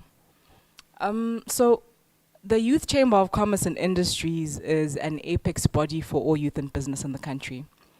And when we got into position last year, my colleagues and I work with vibrant youth, very different from any other individual that I've met in this country. So maybe I'll just give you a short backstory of how we actually came about to eventually becoming in the youth chamber. So I met a colleague of mine. I met Alan, our head researcher, 2 years ago, and I was a young business person. I'm a social entrepreneur naturally, and I was looking for collaboration for something that would mean anything in this community. I'm from Shiselweni Mkamutse, so if I am in town, I'm obviously doing business. So that particular time, I was around town and I met Alan, and immediately he got me hooked on books. I was not hooked on books, and that shifted my mind. And then a week later, I met Bonge. And after that, I was part of the Youth Chamber Mbabane chapter. And from there, the following year, they were gonna do the national elections, the elections for the national board. And then, so as I met Bonge and Alan, we noticed that there's a problem that is bigger than all of us, and we need to find a way of addressing this big elephant. We can't chop it down like individually. So from there, we got into the Youth Chamber, the national board, and quite interestingly, we never got a capacitation, and we weren't too sure what to do at that given moment in time. But all thanks to the Mbabane municipality with the LED officer, Magewini Ledlamini, who helped and guided us with the minimal resources that we could actually get to start moving around. My team and I then started moving around, not too sure what to do because there was no one really guiding us. And in saying all of this, I am also highlighting that there's an issue. The elders don't know how to guide youth into the right direction because the elders are also confused.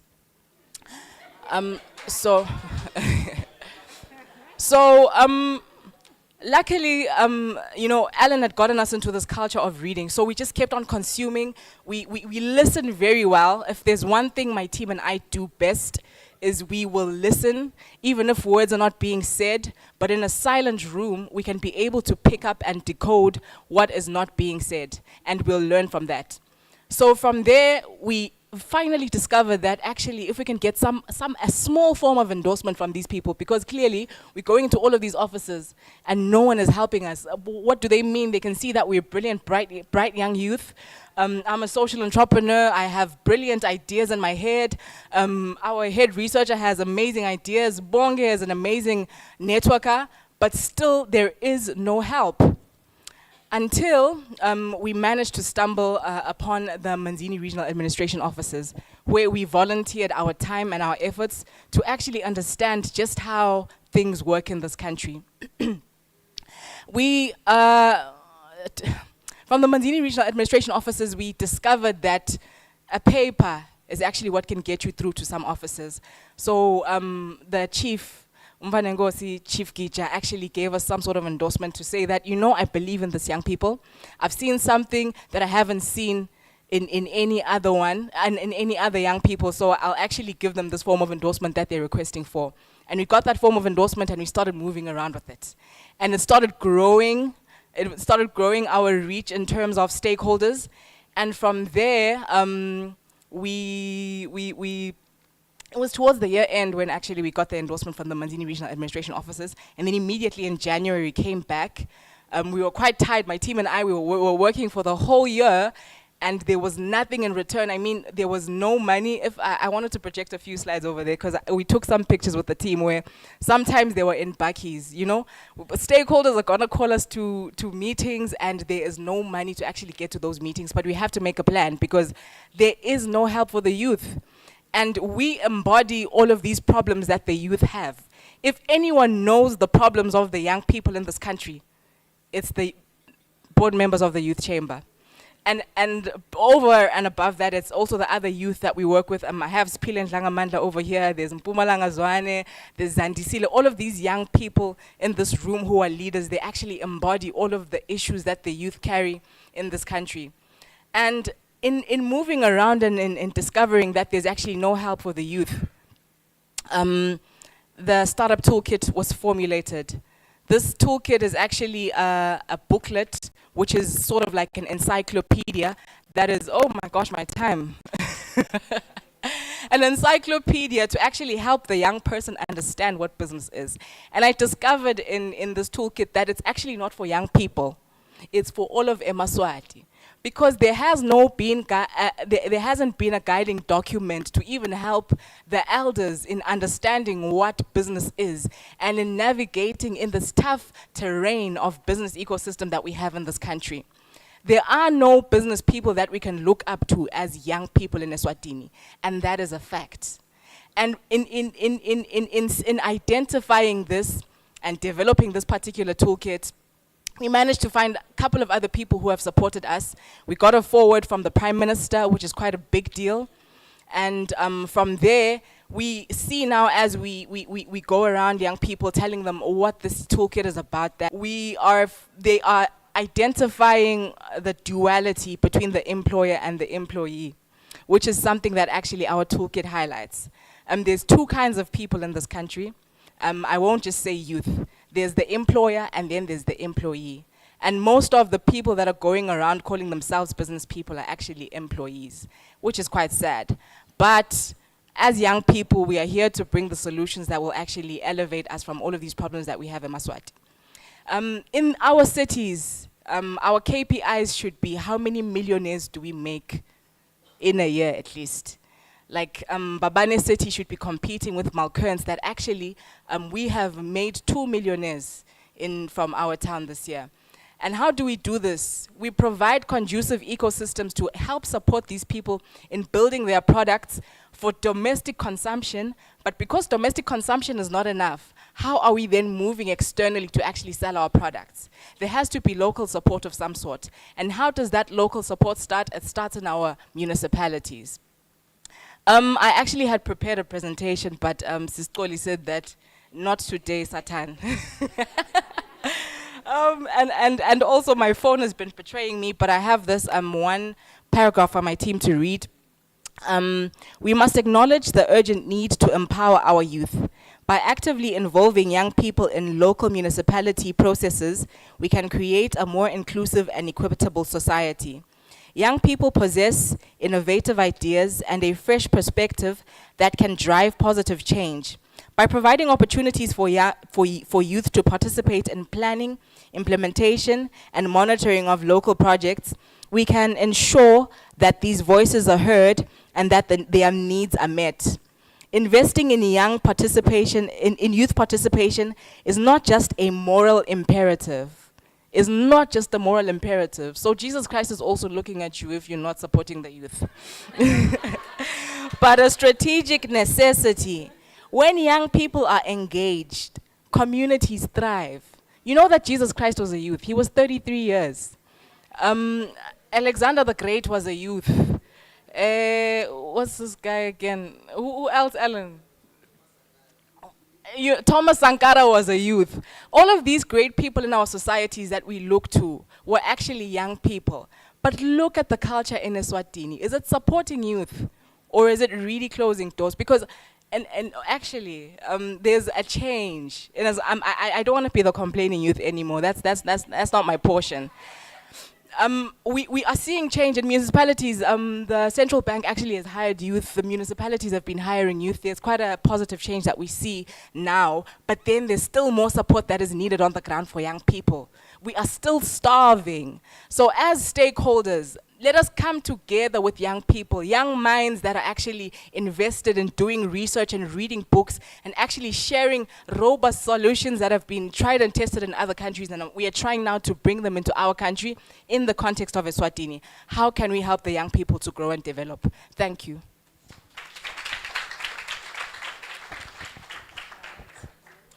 All right, thank you so much to my panelists.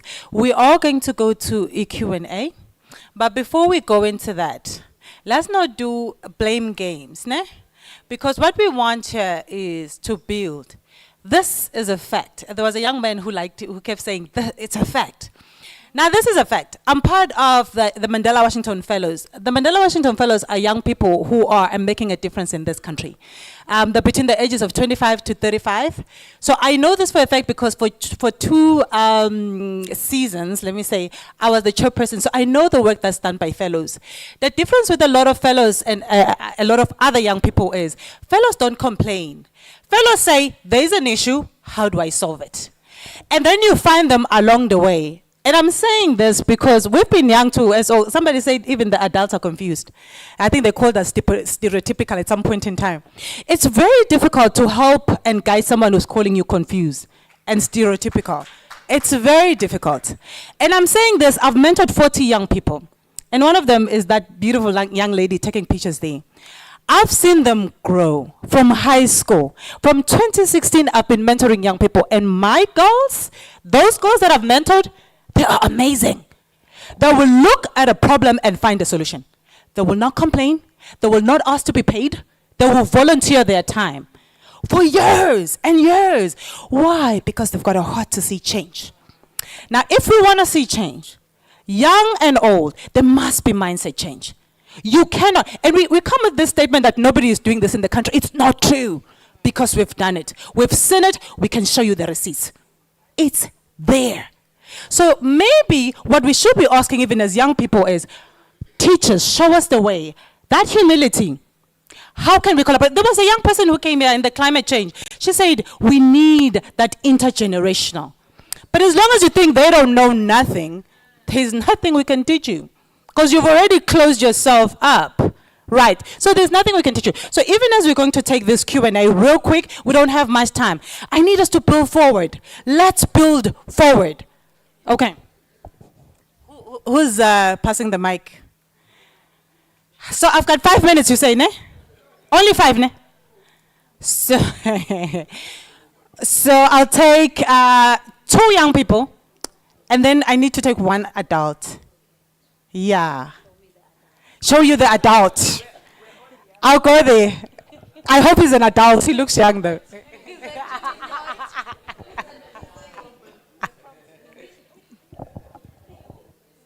He's a youth. I think we're all young. Part of the young people, yeah. My bad. I'd like to ask something to Mr. Spanyon, if I'm getting it right. Sir, what is it that your office can do to motivate the youth into applying again for your funds? Because thing is, a lot of people, if you ask them, would say, am I going to get the funds or can I apply for the funds? They're like, so ngenda nje ngoba nako. Which means a lot of people the motivation, let us apply for their funds, we're going to get them. And another thing, siyacela ngicela ukubeka ngesinvu lokho. Siyacela mphathi wami ukuthi if it's possible ukuthi mase ngi-applyile mina ngeke ngimakhosi onke wagina. Maybe angaphumelele plan yami. Please get back to me. Tell me ukuthi yathini you missed it here and here. Khona ngidokhona kuphinde futhi ngizame. Yabo besicela nje lokho lokubili mphathi wami. Thank you. All right. Thank you so very much. Oh my God, there's so many hands. I will take, apparently that was a youth. So I'll take Councillor and then I'll take Nondumiso. Hold on, we're not done yet. Be patient. Maybe we should have said that. Young people, be patient. Thank you, Xoli. I just want to talk about, actually I'm passing wings to Mangis. Mangis, just go and get the program funding for GPV. It's bad, it's horrible. Please, just go and get that program. It's bad and it's horrible. Then, PS, through Minister, I just want to pass whims to you. To that upcoming local government, make an enforcement of at least every municipality or town council, 30% of that budget supposed to come for the youth. 30% of the budget supposed to come to the youth. It's very cruel. It's very dangerous. Thank you. Thank you, Councillor. Nondumiso.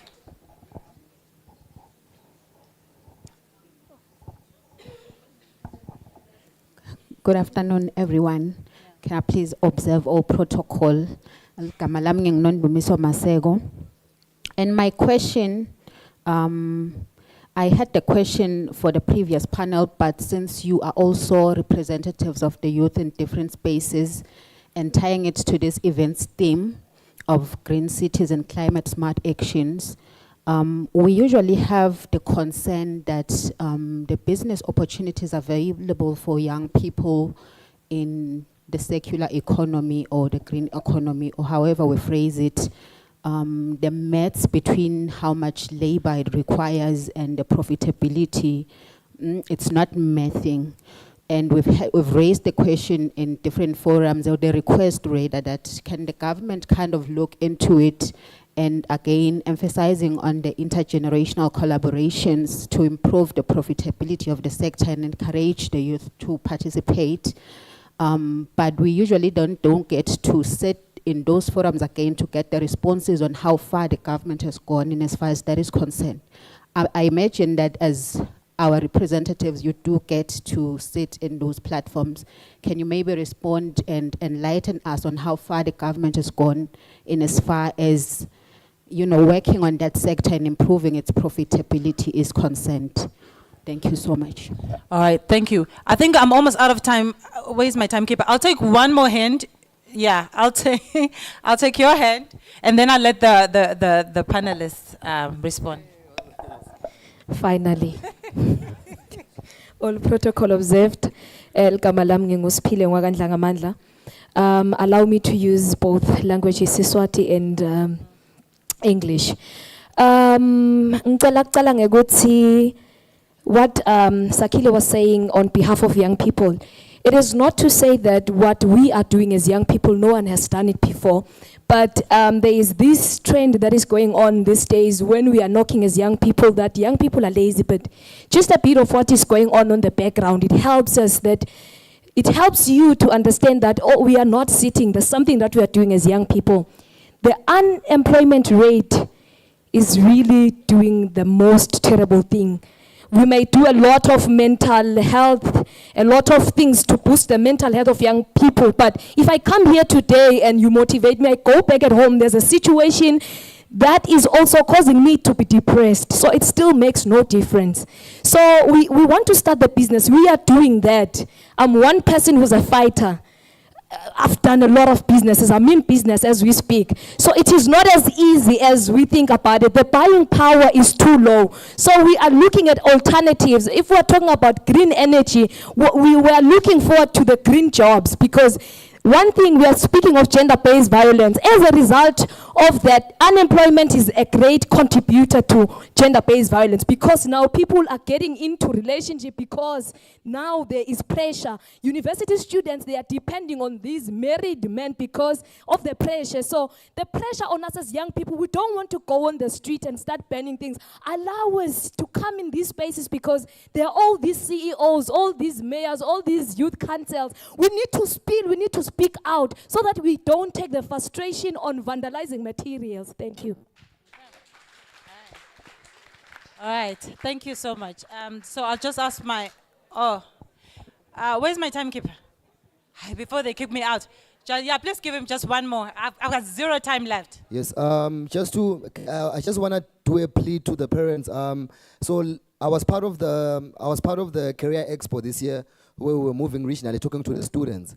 One of the things that I noticed from the students holistically is that from home point of view, the parents are still telling the student that for you to gain success, go to school, get this certificate, go look for a job, and then get married. My son or my daughter, that's when you show success, which is not where the world is moving.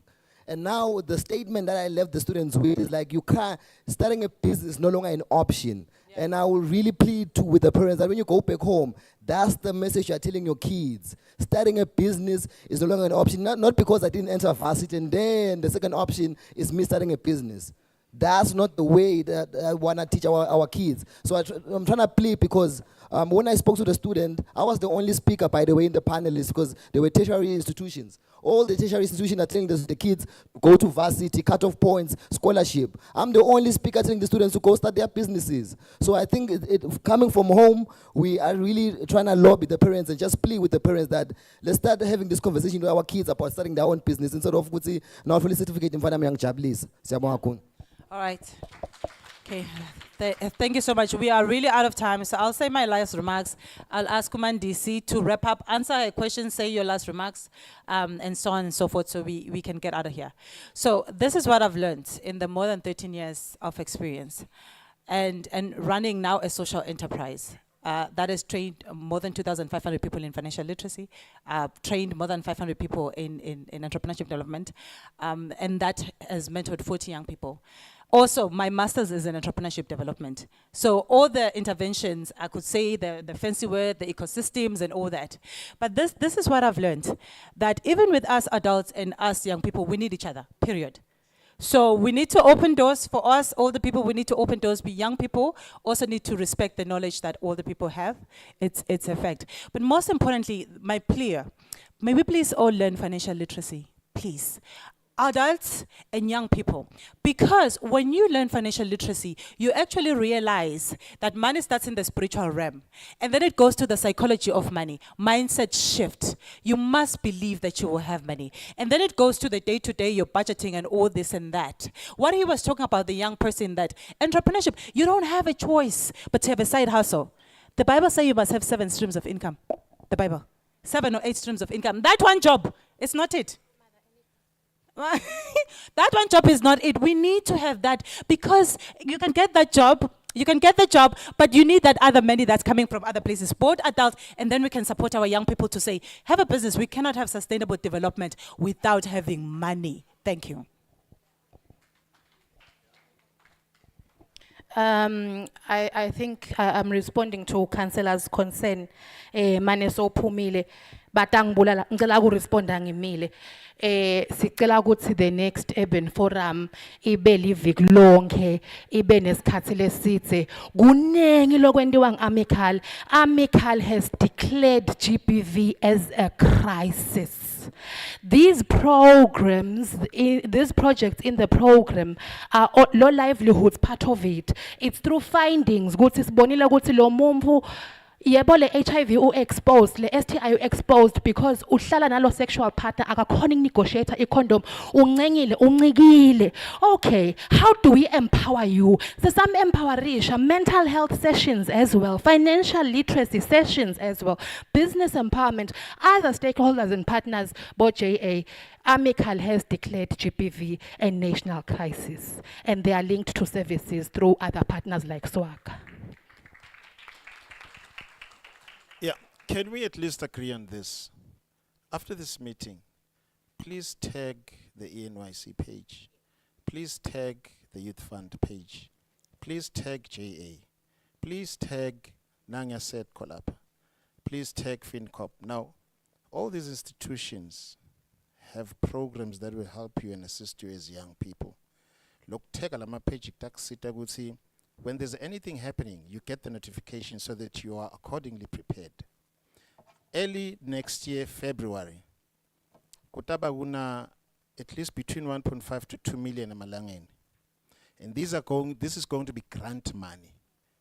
We did, in fact, have the same program last year where we had 1 million emalangeni, where young people are accessing this money as grant money. So please prepare yourself, tag the pages for these institutions so that you're not left behind. Thank you. Thank you. We also do, in addition to tagging the pages, we also do highlight the youth that we've actually funded, glamour pages, especially those that are very successful in business. So go confirm, I would say, we are actually funding businesses. To put things into perspective, we've got a subvention, 14 million.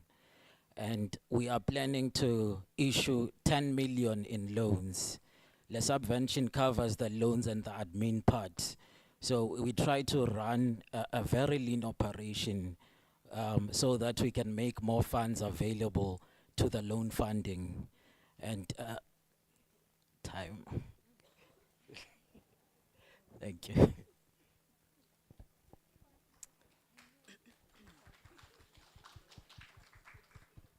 The future of business is in collaboration. The empathetic business people are the ones who are going to succeed in the future. Please contact the Youth Chamber of Commerce. Follow us on our social media pages. We are open to all stakeholders, and there's a lot of information for us to share with you. And we've developed a lot of papers that we'd actually like to share with stakeholders for us to read and grow together. Thank you.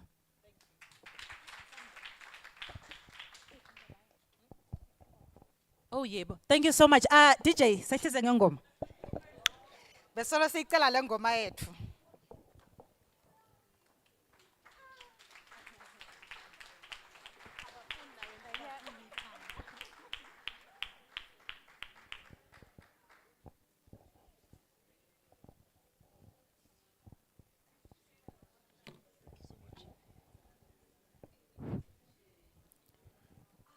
Yeah, another round of applause for the young generation, the future of this country. Yeah, I guess they honestly have revitalized many of us who are here today. Thank you very much for that presentation. We are at a stage now where we want to look back as we head towards the finish line of our 2-day session. We have spoken, there's a lot that has been said here.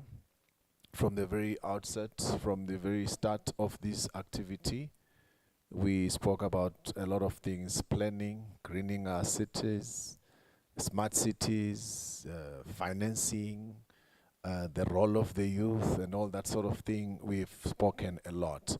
But I do acknowledge that there could be many of you that have not had a chance to make either submissions or even ask certain questions.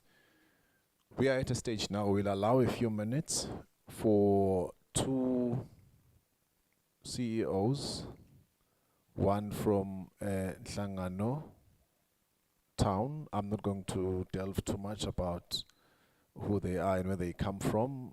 Those of you who have the benefit of looking at the screen will see Nhlangano CEO, who has vast experience in communications space, sales management. He's worked also in different industries like the aviation industry, communication, energy sector, hospitality, and social security industry.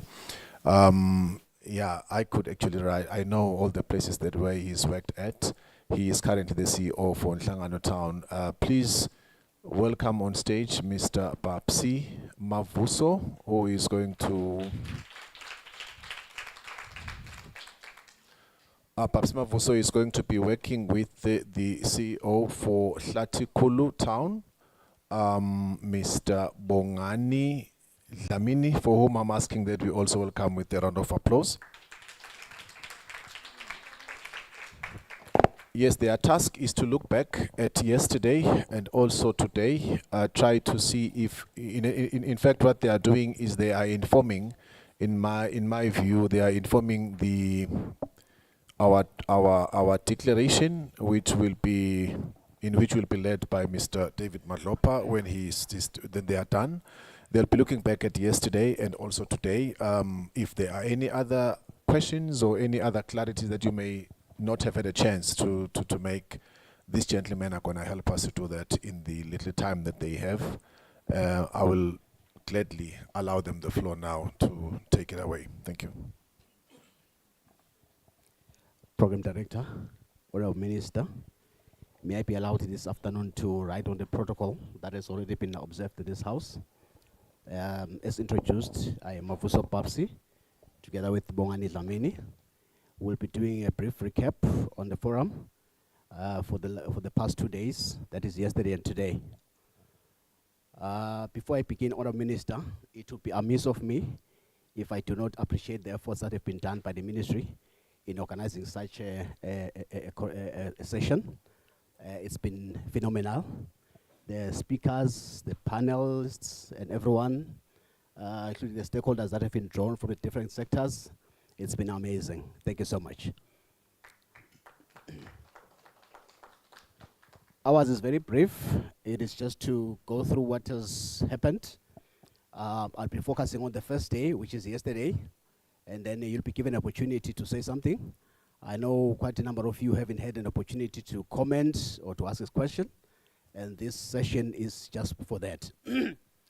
Quickly on yesterday, we kicked off with the formal session where it was the official opening of the event by the Deputy Prime Minister. Immediately after that, or before that, it was presented by a brief snapshot, which was presented by the Honourable Minister, who gave a sort of a glimpse of what local government is. And if you don't remember what local government is, and you see the picture at some point in time, then you'll remember what local government is all about. Quickly, what was said was that the community that was serving currently is changing, and so are the communities. The community is changing, and so are the people are changing, and we need to move with a speed of light in terms of addressing their concerns, because we are, as municipalities or local authorities, have to address their concerns. We also spoke about Section 58 of the Constitution that speaks to the devolution of powers to strengthen the local government, both urban and rural.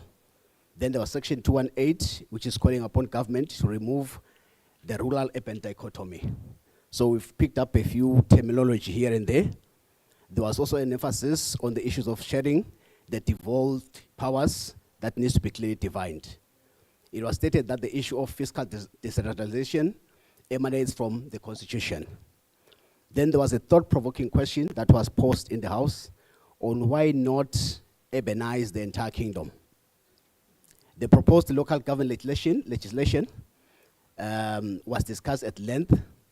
It was suggested that there needs to be regulations to sort of regulate or operationalize the act. Otherwise, it might create a lot of confusion if that is not attended to. Then the other thing was that this particular legislation, the Tingulda, the local government legislation, needs to be taken with much consideration, because it's a new legislation, it's a new reform, and all stakeholders need to be engaged. So the word engage, engage, engage kept coming up now and again. So there is engagement that needs to be done. There was also sentiments that were shared regarding the funding of local government by government, or at least to meet local authorities either halfway or 50%. Then there was the issue of statistics, where local authorities are saying they need to establish a data center because decisions are made based on live data. And the emphasis was that cities are living beings. This reference was made because the current statistics that we have is for 2017. And you can see the time frame where we are now versus 2017. Then the other part was we seem to be putting too much pressure on the environment. That's why there is environment degradation. People are relocating from town to rural areas and not the other way around. Then there is need for national special development, a plan for a cohesive development that was overemphasized. The good thing is that the ministry is already working with some chiefs in this space, which is very, very encouraging. The last part that I will touch on was just sort of suggested solutions on what needs to be done. It was said that there's need to upgrade informal settlements in urban areas, sustainable waste management, intentional green space preservation. We need to establish buyback centers for the youth and encourage segregation of waste from source. Then the issue of local authorities collecting the tourism levy and petrol levy. The last one was EEC and EWSC. They need to pay for infrastructure when establishing townships, because at the end of the day, they are the ones that benefit from the revenue collections. So this is just in a nutshell what yesterday we covered, and then I'll hand over to Mr. Dlamini to touch on today's session before we open the floor. I would have loved to cover more, but in the interest of time, we thought let's just give you just a summary.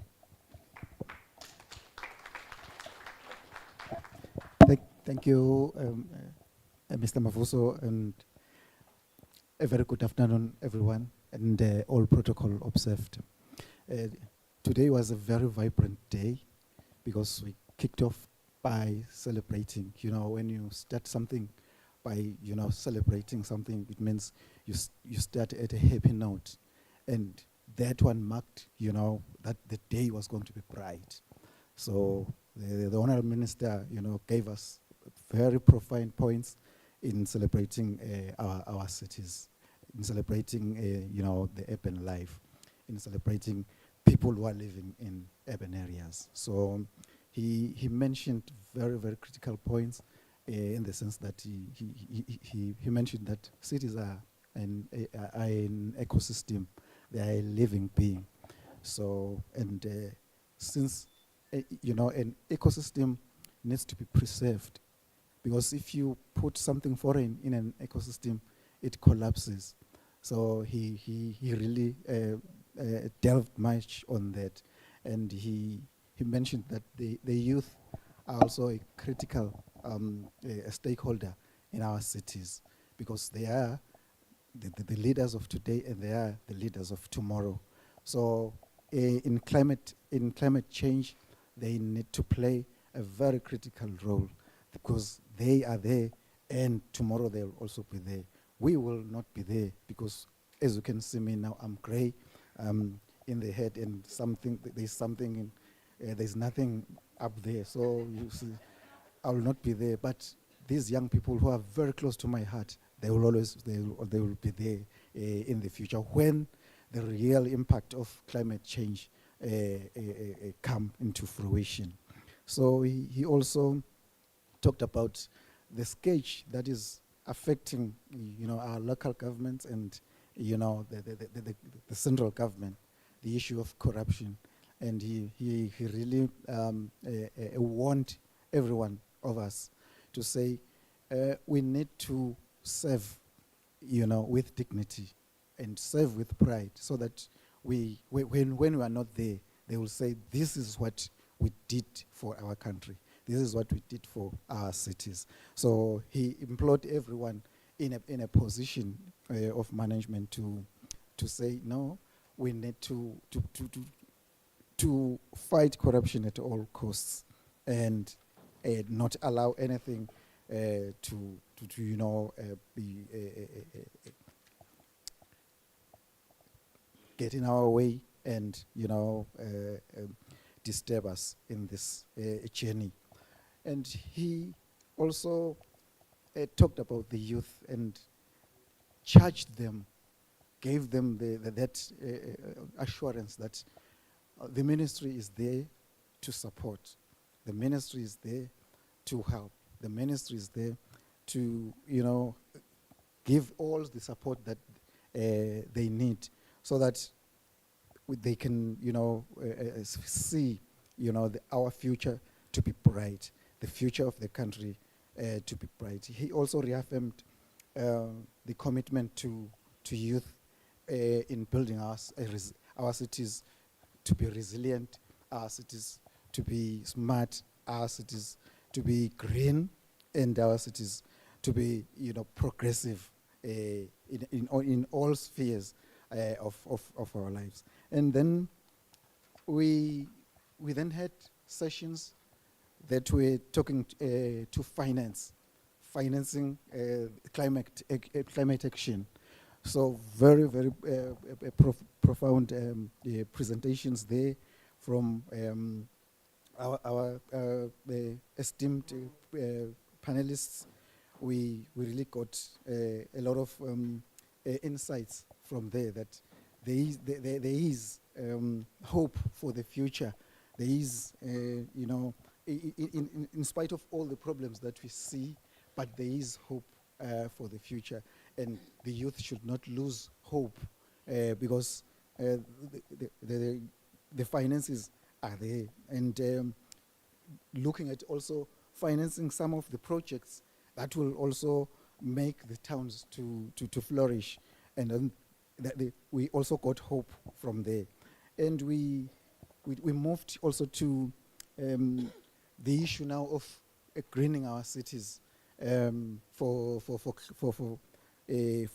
that we bring back the caliber that was there in our cities before, and greening them. And we got very much profound insights also there, and we also got to be lectured about the project that is preparing the country for a bigger project that will see our towns being green, our towns moving to be resilient, because as they have given us also all the components of the projects, and they also made us to see that the finances also for those projects, the environment funds are there to assist us, to show us. My time is now gone, but all in all, what we have got today was that there is a hope for the future, for our people who are closer to our hearts, the youth, that there are funds available to finance a whole lot of projects in the environment sector and in the economic sector, as the last, you know, panelists were reassuring us that there is funding for all our projects that we want to do. All we have to do is to tap into those projects and work towards improving our economies. Thank you. Thank you, Gosi. At this point in time, we'd like to open the floor. It's your time now to say something. Any comments, concerns, suggestions, and what has been your takeaways? There'll be a roving microphone. I think we'll move in this direction and then see how many people we can take. We've got about 5 minutes. No wonder you can just give a microphone to anyone. If we point, maybe it might delay. Let's just see how many we can accommodate. Good day. My name is Justin. I would like to greet everyone. Mine is a comment on the youth matters is just to encourage the youth that blaming the authority or blaming the leadership is not the solution to our problems. The solution to our problems as youth is also being able to define what is self-employment and entrepreneurship. Sorry. What is self-employment and entrepreneurship? Because I think we get that twisted. Entrepreneurs, they thrive on problem solving. And self-employment thrives on trying to look for issues that are arising every time. And another thing that is there within the space of Eswatini, the population is small. So the population is small, and we have roughly about 300,000 people that are able to spend. So why don't we look at other methods of bringing money into Eswatini than bringing it out of Eswatini, which is also an issue of exporting the services. So there are countries like the UK, they need services from different countries. So you can open a business here in Eswatini and offer those services to those countries.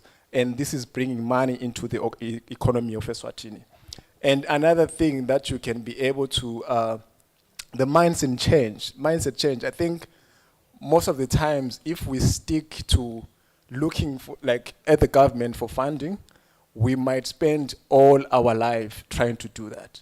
We are supposed to be the ones that are bringing money into the economy of the country. Not to say that your points are not valid by wanting funding and all those things, but what wanting funding can do, it actually cripples your brain. It makes you think your solution is dependent on another individual. Your solution is dependent on you. You have to stand up as a young person and think, what solutions can we bring in the country of Eswatini? There are a lot of solutions that we can bring in the country of Eswatini, a lot of them. So we need to be innovative. We need to think. We don't need to rely on and I also want to apologize on the behalf of the youth to say that our elders are confused. They are not. I think if we take that, time. Okay, thank you so much. No wonder. Please hold it right there. It transpires that the next session that will follow this one will probably give us a better understanding of this way forward, if I may put it that way. So in the interest of time, we'll cut this one short and then move to the next session. Then probably you'll have an opportunity for one or two questions and concerns. So please do hold them, but bear in mind that we still have the moderators, we still have the panelists, so we'll engage even with them even afterwards in case you don't get the opportunity. So at this point in time, may we take the opportunity to hand back over to your program director. Thank you.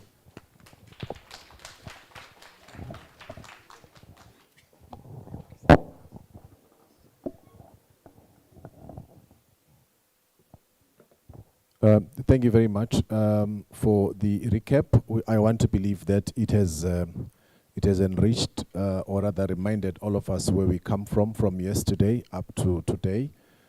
We are now going to get to the stage where we will do a presentation that will now display our declaration. Whenever a meeting of this nature ends, we normally have a declaration. We need to agree on the things that we have discussed and what we are undertaking to take forward. We are all aware that the World Urban Forum is happening next week. So obviously, as a country, I think it's quite opportune that we held this session. We will have something to present at the World Urban Forum. I'm not implying that I'm going, actually. I'm just saying we will have something to present at the World Urban Forum. So while the one that's going to lead us on that process is preparing to do so, I will request that we have a little bit of a breather in terms of entertainment, and then we will go on to the final declaration, which is our final session of the day. Please welcome on stage once again, Gogo and Silwane. A round of applause, please. Wine bubble. Might have done better this time. Hey, awubone ke etulo. Nakuya. Okay. Yesilwane siyashaya lesingisi bola.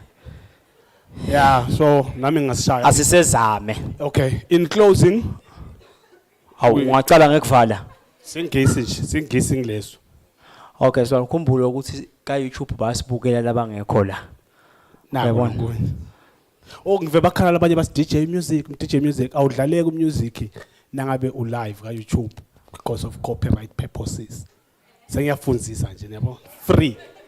Yes. Okay. But instead bemeta lokho manje ngekufundisa ufundisa into leti ikhashana kakhulu yini umehluko emkhathanisini wa town na city. Okay, kulula kakhulu mfowethu. City is bigger than a town. There's a city, there's a town, there's Vuvulani.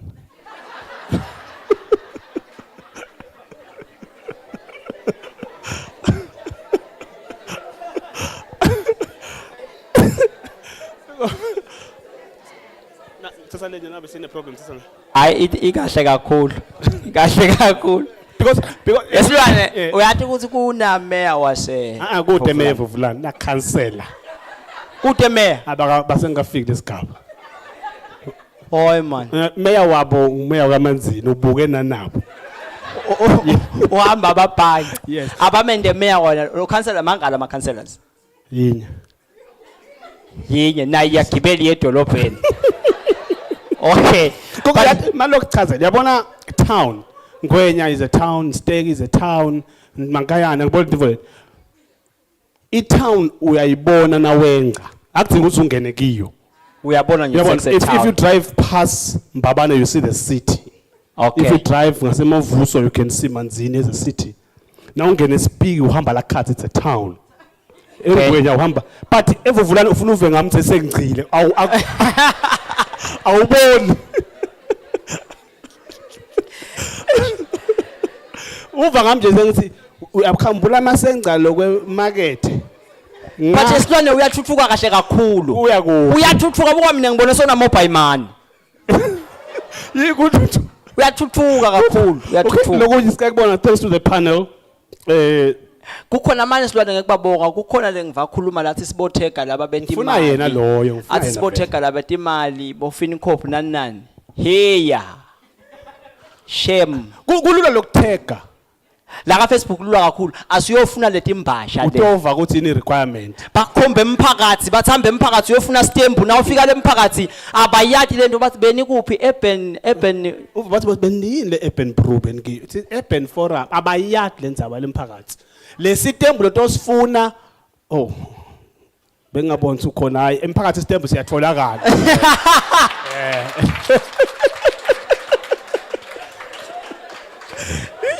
Ngaphosa kakhuluma iqiniso eyinkosi yami siyatholakala usekhona kulula nje uthi utele stamp lapha sinocela stamp bathi ke bhutalwa ngibani wena ulethe iphepha lestamp kuthiwa kodwa baba wakho ngilolo wala tinkomo tidle lapha cha sitemba ayithi inkomo akuselula lokufika wesike thina bese sibangala kuma creatives mayibabele lokwethu kukhulu kakhulu yabona lapha bofini konke laba kubalela lokuthegwa bafuna ufuye ingulube ufuye inkukhu bayivenzaba yakho mawuthi wena ngenti comedy bathi manje imali ingena apha nawuhlekisa abantu yintwana seniyawacupha lama jokes cha kunetinto asiwacupha indzawo Nkosi yami as ama content creators ifuna sithengele imishina yokuthebula kahleni boyiko kasenime manje yathi nenta kakhulu kodwa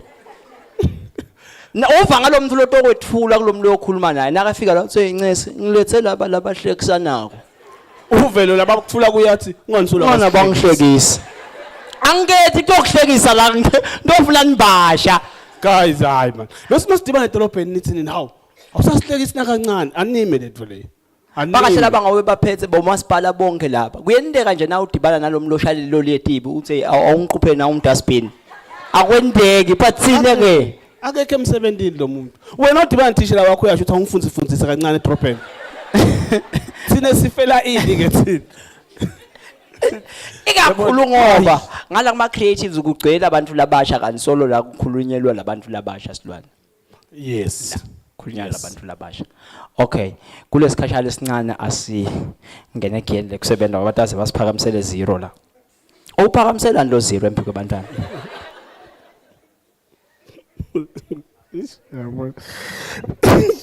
CEO Zulwini jabula ukubona sokhona vlo mthalo Sebaqishile wena. Ngilo zero wakho ke loyo.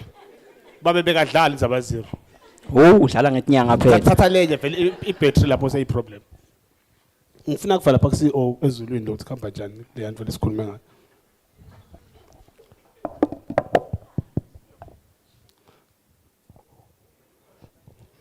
Okay, uyatibona ukuthi kanjani? CEO ezulwini kufuna kusekwendekeni kuze mashipini angene emadolobheni. Ngobe Vuvulana azange sa hosting show inye national ceremony. Azange but mashipini uhosta onke ama national ceremonies. Yile mbambila ngabe lidolobha. Ngobe sekufakwe nanetha phela solo balayela nina simane niuzabe. Ngiyatibona silwane sengikhansela wase mashipini. Phela awulala uvuke songikhansela lapha kuyavotwa la. Yesilwane nobe ngavotwa mina kunemlo ngimbonayo ukuthi lo bamende banenge kakhulu mayor but lo ngizwela nje mina. Libhantshi lithi ngimeya but buso buthi cha. Buso buthi nane. Buthi no. Uyabona sidlala bese kude labe angakwenda leleli dolopha. Kwathiwa baba ungabamba bamba yini? Cause mayor uyambona mayor ukuthi lona ngimeya. Mina yona nginika iblazer. Honorable. Shothi ngeke saphume mayor la. PS uyabona nje. No nikaliviki mina lapha kuleli tiko uthatha ngelibambe ngibe ngi-PS. Unike lokungantshintsha lapha. Ngicala lokukhula abangangintshintsha wena usibende liphutha lokhu. Ngisho lokho phela. Ngisho tshintsha wena. Ngisho lokho phela. Awu nalokunye kubalulekile ukuthi ngikubhede lokho. Mina nasilwane. We are fresh from Sentin. Mani ke gogo sewu. Ngicela kuchaza kancane. Okay. Basevuvulana eSentini indzawo ne. Angifundo sibasale kakhulu. Buka basevulana neboda nangithi we are fresh from Sentin. Usho ngenhliziyo uthi Sentin. Angithi umflo omnyama wonke wamtshela achievement yakho ngakithemba uphinza leli gama. Nawu nje unathi sengine degree uthi ke degree. Yebo, degree. So nathi sibuye Sentin. Yebo. Sentin. Nale Sentin asihambanga nje. We flew. Vumani isicethe. To and from. Sine. Lo flew kufaka ikhathi airport ke baba. Lo ngathi sengiperforma ngibhekele abantu laba relate ako kule joke ema airport. Uyabona? Because airport ayisi umdlalo. Esikani. Uyabona ndize kumnanzi kakhulu. Endizeni kumnanzi kulezi ngale ukuthi oh laba understand indiza. Sitanilungisela yini ema quantum ne? Okay. Endizeni siyaya lapha. Endizeni Mnazi kakhulu endizeni. Endizeni kumnanzi kakhulu nje. Ungafika endizeni cala la airport. E-airport uva ungena ukuthi yabo la khona kuse-airport. Akumenye into lapha lemveni ukuthi babane emahlanya wena kude le ndvo layo. Serious kakhulu wonke umuntu uyathi ukuthi uyapi la. Lapha wonke enapha awudlula ukuthi uyimisa kaso bese uhamba ihamba eceleni. Angisaphatha ikhwama lapha kulengiswa ama plastic kuphathwe ama luggage. Akudlalwe e-airport. Ku serious. Kulana kunye nje lengingakuthandzanga e-airport nakwento naku lokhu lokungena kiko lesiyasidibana nakunemsebenzi webukhosi lokukhanya tandla letibovu nangabe kwa lokho angikuthandzanga ke lento le angathi kufunani funa bakukhiphe uyakubona lento lo la ukuthiwa khipha konke amakhohlobo wafake la yasinako la Eswatini lento phela lokwalena kuyasebenza ngithi bese kuthiwa sekuthiwa ngena la kulento le nangabe kunenvo leinsimbi kuyakhala phindze bakujikisa ukhiphe onke amakhohlombo wafakela engcela celeni wengcengala so sihamba nagogo or Thambo ngiyenda ke mina ngikhipha amabhandi ami ngifaka la netincingo tami tongifo ngiyatfaka sengithatha ikhiya tami te-ranger ngidifaka la then Minister kwangivelela le angikuthanzi ngicabanga ukuthi wena gogo kunenkinga lesinayo ngala kwendekene uvanza bathi ikhiya te-ranger uthi seyihappy i-ranger endizeni cha phela sifuna ngichaze abantu basevuvulana i-airport phela ayicala ekhaya you drive from home to the airport then you park the car there take the keys to the plane are you following yes ukubekisela nje na utetsa khiya awusifaki phase litshe. Yes. Naso uhlala edolobheni uyanaso lekhumbini yogibela. Lena ngivelelwa simanga minister. Sengikhiphe konke lokumakhohlomba ngifake kuloko ebhaskidanyana. Bafucela la kwavela ngale. Nase ngithi ngiyangena kuthi lo mshina pong bangicanze. Ngithi mina shothi lo mshina kutithanza itiziya lokho. Phinze ngithi ngiyabuyela kwesibili phinze ukuthi pong bangijikise.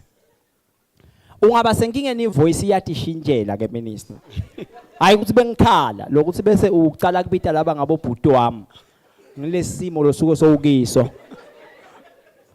Ngithi mina uNkulunkulu kodwa lento kungibabala la lenkinga ayikho la kimi ikulele ngihamba nabo lokuthi kwabona sebangibuka ngeliso lokuthi bayangisola. Sebangihlamuka ngithi mina hayibo nale ngihamba nabo sebangisola. Bathi angibuyele. Ngithi ngiyabuyela phinze kukhale lento kuze kumise letandla letibovu ukuthi pip. Ngijike ke sengithi no namhla vele ngiyawulala ngibaliwe.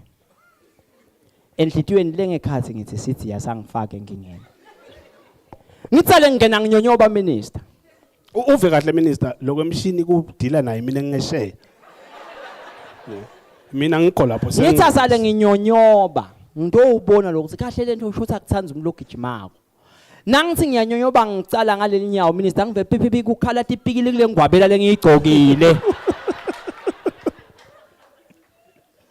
Lokuthi endizeni ku mfana sina equipha. Endizeni kuyadliwa. Hayi lento leni ikhanze ekhumbini ukubhala ukuthi wadlala uyingulube. Yena vele lokudla khona kufanele kuyadliwa lendizeni. Mina ngifuna ukuthi indiza niyibone ningafiki because ngento niyigcine namhla ukuthi sikhuluma ngayo. Kukodwa ke lama pilots. Hayi lapho ke silwane lokho kumnanzi kakhulu. Because ngeke ngaba yipilot ke mina masidlale manje. Nasidlala sisebancane ngeke ngaba yipilot lokho ekudlala. Mina ngicela laba phekuhleke ungaba naki. Ngeke ngaba yipilot isikhathi esithe mina esilahleni. Ngithi ke nginaleli phupho lekushayela indiza. Safika esikolo sathi cha. Yesilwane uyanaka ukuthi ama pilot akufanana nasekhumbini kokuthi nakuyokhulunywa uthi uselela utumekela uve ngasibhadaleni. Kunana komsindo lokungena kuqala ukuthi turung ban alert ukuthi can we talk to you guys. Abasehleli lapha ukuthi yabo ekhumbini uthi lalela uve stage. Yabo lena kude. They notify us ukuthi we want to say something to you guys. Sibe prepared. Then we listen. Nale tone lesikhuliniswa ngayakumenyetwa endizeni. Lo mfungena ngiliphothi ladies and gentlemen kule live lipass. Uyeva uthi pilot le live. Yesilwane usachaza lokho ngaze ngafisa ukuthi nangake manje kulama pilot kutholakala umuntu loluswati. Gogo. Phela si indiza kuzifike le kufuneka ipilot. Yabo. Kuze nje khona lokufika kufuneka kube the pilot. Asomeke ngeliswathi sichubekeke. Sikhuluma ngepilot nyalo la. Ngitheni ngempopho wakho? Konke lokwentiwa uNkulunkulu.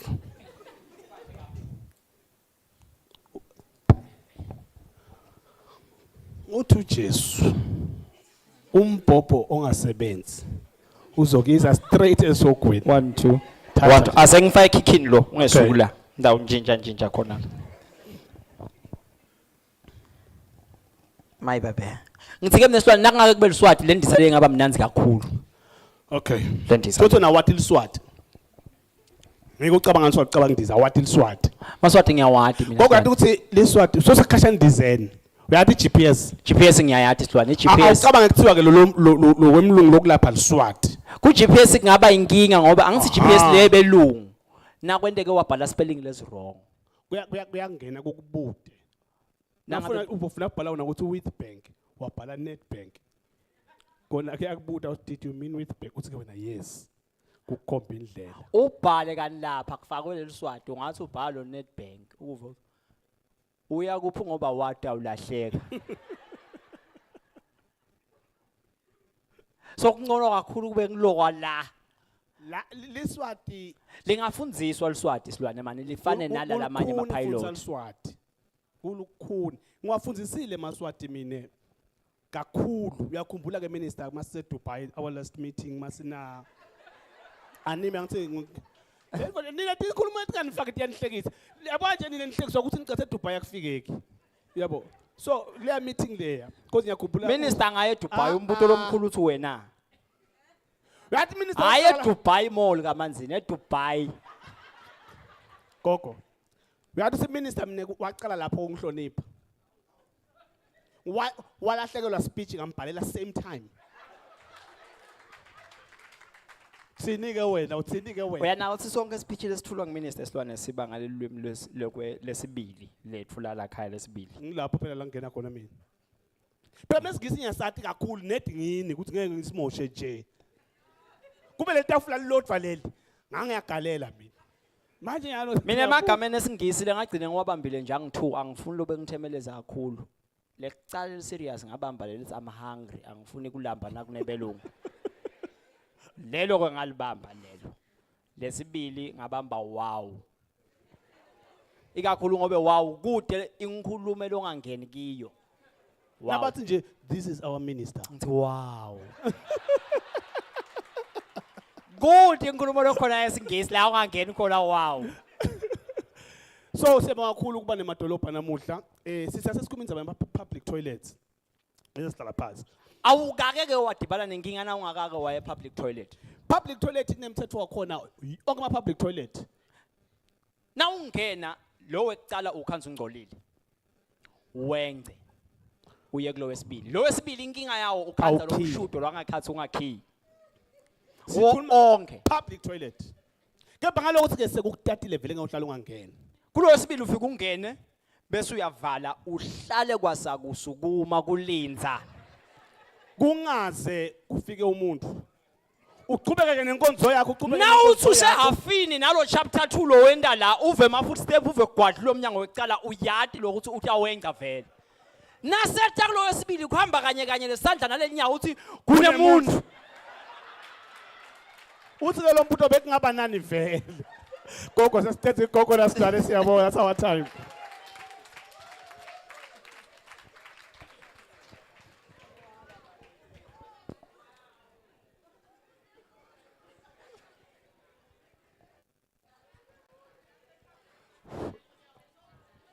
Kunemuntu.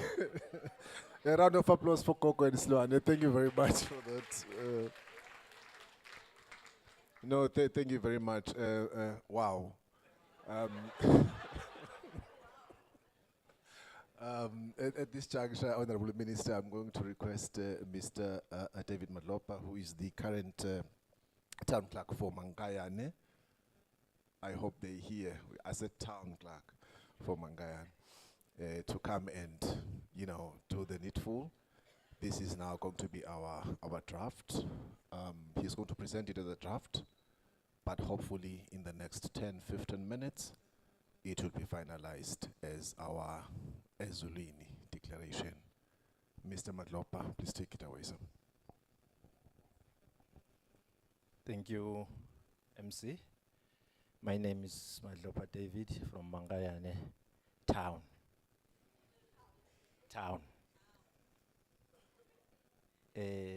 Honorable Minister, allow me to greet you and ride on the already established protocol without any waste of time. Ladies and gentlemen, may you please stand up. Thank you very much. This is serious. This is serious. Thank you very much. I can see some of your chairs. If there is no one next to you, you will remain standing because we have allowed that person to go. Thank you very much. I need your attention. I need your attention. Can you give me half a second?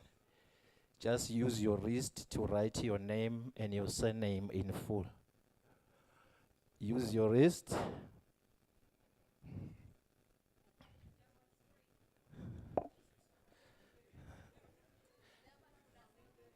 Okay, okay, because you are failing to do that, use your waist to write your name and your surname.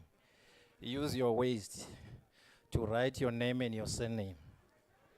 I'm watching you, Honorable Minister, lead by the... Thank you very much. You can sit down.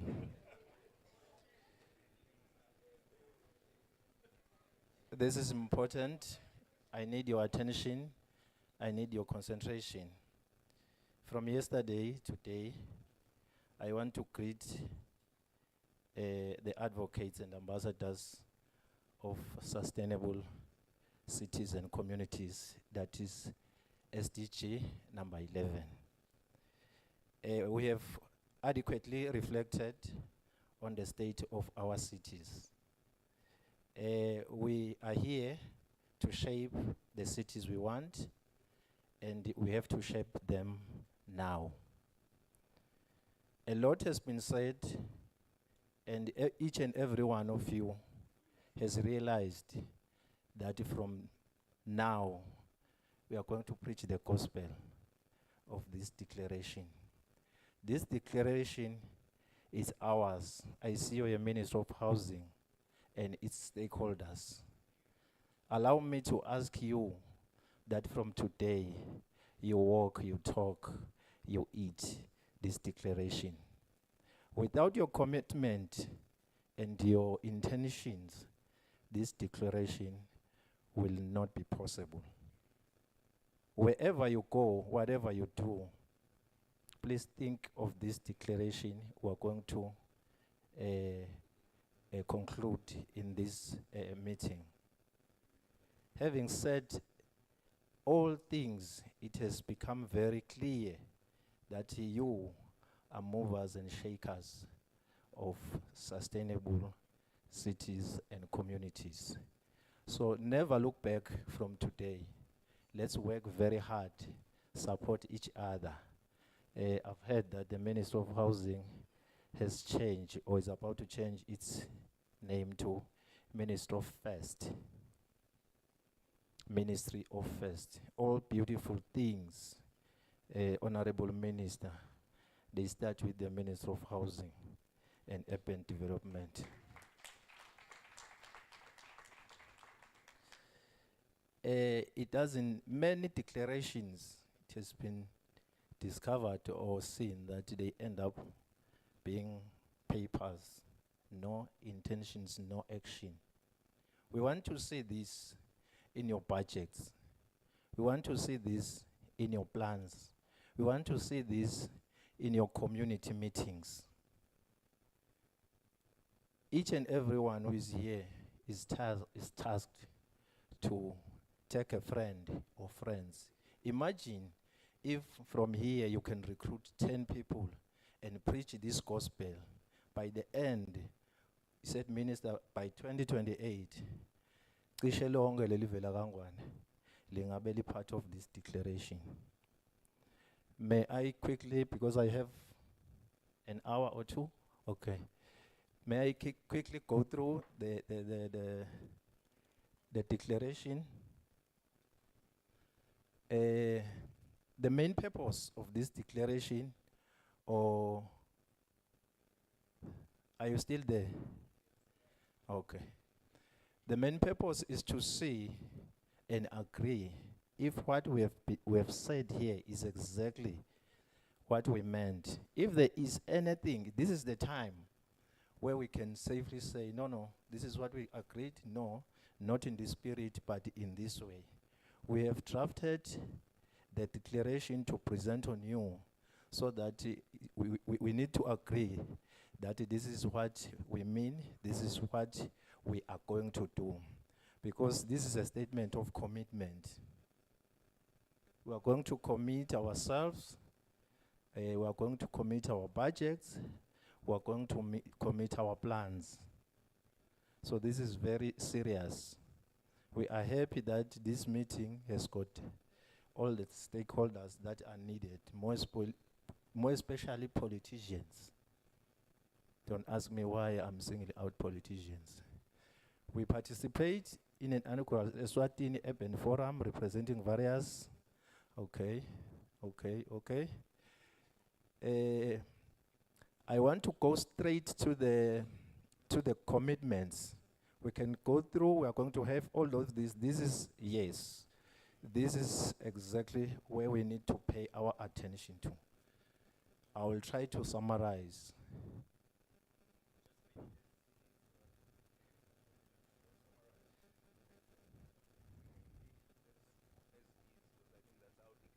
Finalized. If there's anything that we don't agree with, specifically if we keep it, they can take long, because we'll all want to make comments in terms of language and all of that. So I think let's just take the first one. Is this what we are committing to? The second one, the third one, just like that. If we are not careful, we would be here until 7 p.m. Thank you, Honorable Minister. So it's up to us. We commit to strengthen political will, fast track the realization of UN Agenda 2030 on Sustainable Development Goal number 11, linked SDGs and aspirations of the African Union Agenda 2063 on prosperous Africa based on inclusive growth and sustainable development. I will go through. If there is any hand up, I will stop. If there is no hand, I will go through. I will assume we agree. In fact, I won't assume, I will know we agree if I don't see any hand. Encourage the government of Eswatini to prepare and design a national spatial development plan and subsequent review that should align infrastructure investment, human settlements development, environmental management, greening, and public spaces with inclusive economic development, so that the role of cities and towns in structuring the social economic development of the hinterland is supported. The role of cities is recognized, and the power of the supply chain and agglomeration economies are fully unleashed, making them engines of economic growth. Establish national urban forums for the preparation, review, and implementation of integrated and inclusive national urban policies to address urban planning inequalities, consequences of climate change, and financing needs for the development and management of cities and towns and beyond peri-urban and rural areas. 4, stop the widespread silo working approach among stakeholders, that is government, private sector, and other organs, by organizing experience sharing among stakeholders in relation to implementing and supporting urban policies, stroke initiatives such as financing affordable and resilient housing delivery as vector of social inclusion, economic and environmental transformation. 5, ensure that the impacts of urbanization are mitigated through appropriate interventions at city, region, and country level. 6, encourage urban development results in a significant investment in addressing the challenge of informal settlements through allocation of resources and formalization programs through collective approaches and partnerships to ensure that no one is left behind.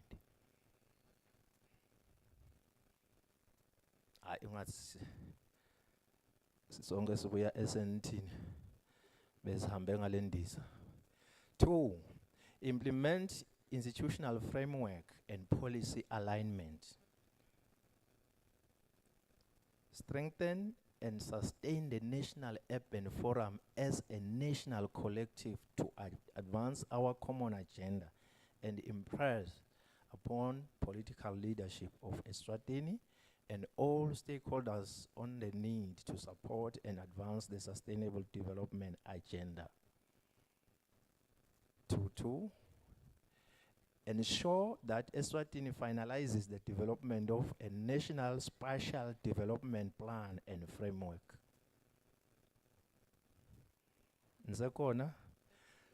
3, strengthen the technical and financial capacity of relevant government entities across all levels, national, regional, and local, to enable the implementation of sustainable urban development initiatives across Eswatini. 4, strengthen urban governance and leadership to improve urban governance, particularly in planning, service delivery, and long-term financial management, to address issues of leadership, accountability, and improve transparency. Is there any hand? 5, start discussions and provide support to traditional leaders throughout the country to adopt sustainable leadership and development management and practices that are responsive to the emerging trend of transformation of some of the rural areas that are demonstrating and showing urban development form. E.g., I can see your hand, Minister. I'm trying to scan through the first two. This is the second commitment. It's only that it's broken into. But I'm trying to scan through. I'm not sure whether it will come where there is commitment at local level. Because we seem to have focused ourselves at the national level, which is at policy level, really. But we do need to see commitments at local level, to see, or rather to have the impression that in as much as we are operating from the national level now, because we are all together here, but there should be some way in which we will see the commitments of the local authorities themselves. And I'm not sure whether that's going to come as we go along. Thank you. Siyabonga, Honorable Minister. It is clear. It is clear. Nasi ngakakufaka induna yongosi sitakufaka. We have heard that. We will include it. Thank you for that. We have already taken note of that. Thank you very much. Ensure that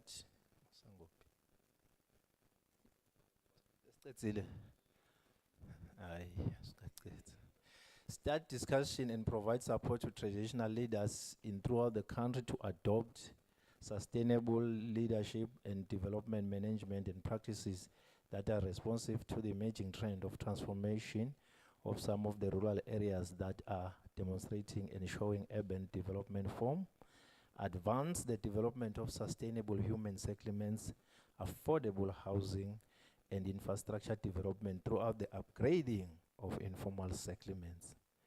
Promote green city development through ensuring green practices such as promoting green energy and green development construction practices through the use of sustainable and environmentally friendly materials, as well as developing climate smart, resilient, and durable infrastructure.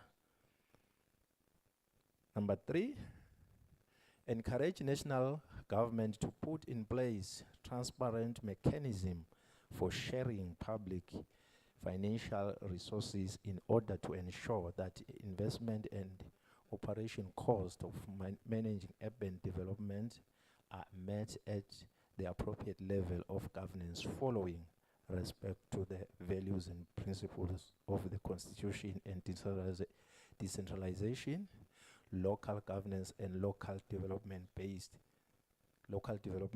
on the local determined priorities for development. Call on the local and international finance community to explore innovative ways and financial models that are responsive to the needs of the low-income groups to finance investment in Eswatini cities and regions, the creation of special purpose vehicles, climate finance, and public-private partnerships in line with optimizing the role of sustainable urbanization for Eswatini structural transformation in line with prepared development plans and national, regional and local levels. Call upon financial institutions to support the development of fit-for-purpose housing policies to address the need of low-income earners, basic services, and to unlock the potential of the housing sector. Encourage development banks to anchor the mobilization of financial resources from both domestic and international resources, including public funds, private sector investment, and development assistance to bridge the financing gap in housing and urban development sectors. 5, support cities and regions to develop comprehensive We'll follow through on all these things that are here. But I'm thinking if we are calling upon, on the third one, we want to call upon financial institutions in the developments. I'm not sure whether we are expecting financial institutions to, whether, I'm not sure what we were, maybe debate it now, but since they were calling upon financial institutions, I'm calling upon the team to recast the attention on that, to say what really do we mean? Are we expecting financial institutions to support us as governments and local governments in the development of policies that are fit for purpose in terms of housing or something like that? But I wanted some clarity on that, or some recast of that. Probably not now, because it may take a lot of time. Thank you.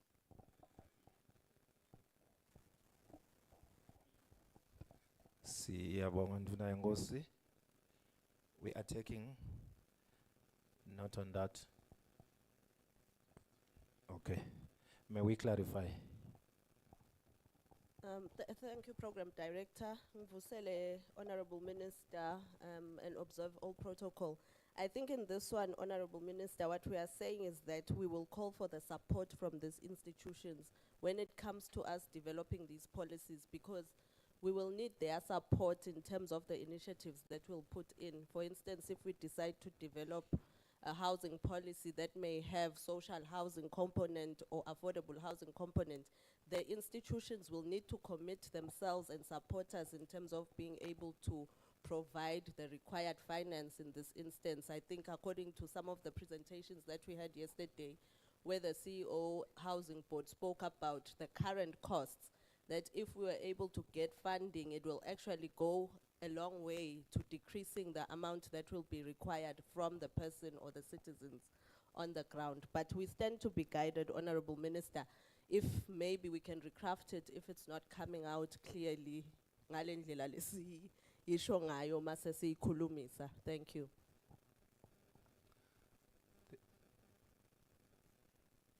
you. Thank you.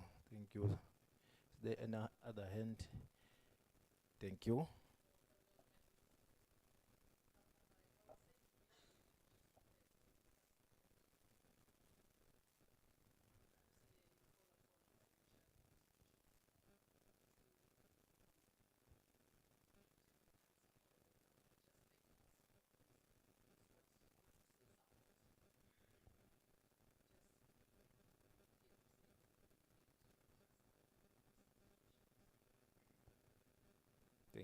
Thank you. It's well taken. We, as Simpiwe said, we wanted to develop a policy that will be in line or be supported by the banks. So I think you will help us to shape it in such a way that it means what we want to mean. Encourage development banks to anchor the support cities and regions to develop comprehensive financial plans that include long-term gender and climate-sensitive budgeting for infrastructure and social services, and to harness on-source revenues to strengthen financial stability. 6, Also support and create an enabling environment for expand domestic resource mobilization to modernize and digitalize the public functions and operations through investment in infrastructure and human capital development to deliver better services for all. Our commitment number 4.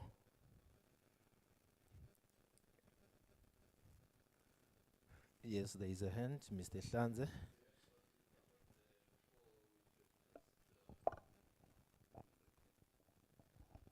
I think something come up very robust on the issue of the youth on the number 5. I think one youth also discussed the issues such as why our budget does not have a percentage towards youth activities. I can see gender, but I don't see the youth part of it. That's my question. Thank you, Mr. Hlanze. We take it as an addition. Yes, thank you very much. Any other? I think also the gender is limited. Maybe if you say inclusive, once you say inclusive gender, issues of disability, everyone is included. But gender will just limit us to, even the youth is there when we say inclusive. Thank you. Well taken, I can see. Now ungaphakamisi ngendeka ngikukhombe. Just to say something. So be ready. Commitment number 4, advanced capacity development and knowledge, reporting and accountability. 1, accelerate the adoption of digital technologies across urban planning, governance and reporting processes, ensuring seamless integration of digital solutions to foster efficient and sustainable urban development. 2, implement the provisions of the Sustainable Development Goals and the new urban agenda, ensuring periodic reporting and adherence to guidelines, while fostering regional cooperation to support tracking and implementation of principles across the cities in the country.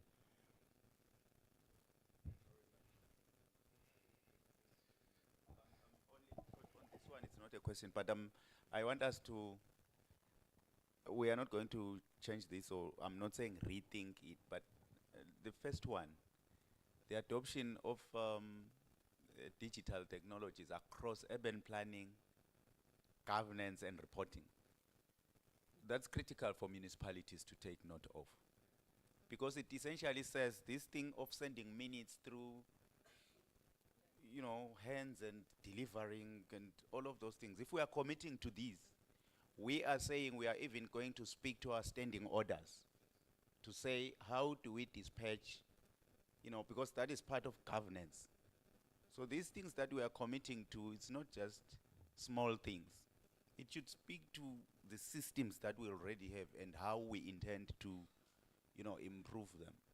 I'm happy with that. I'm only, you know, flagging it to municipalities for them to be aware. And in fact, not just municipalities, all other stakeholders that we work with in the urban spaces. Thank you very much. Thank you, Honorable Minister. 2, implement the provisions of the, 3. Strengthen harmonized regional frameworks to enhance monitoring, evaluation, and reporting on urbanization progress, enabling effective collaboration among stakeholders and improved availability of relevant data to enable and ensure data-driven decision-making.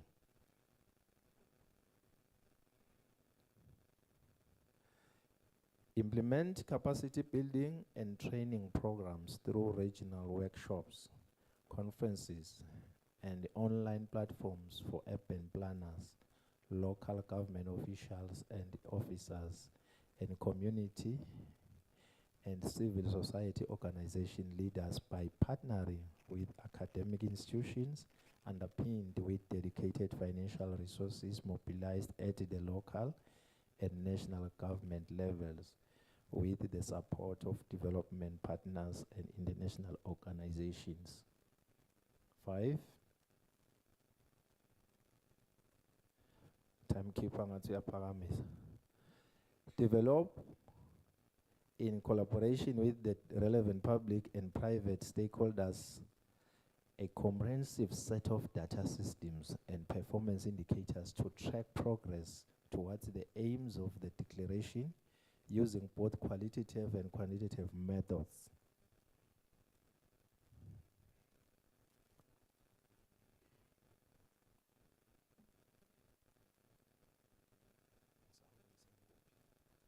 Five, develop in 6. Encourage stakeholders to put in place a monitoring, reporting, and verification system that will enable the measurement of achievements and challenges at the local, regional, and national levels in the implementation process of the goals of the declaration. Number 5,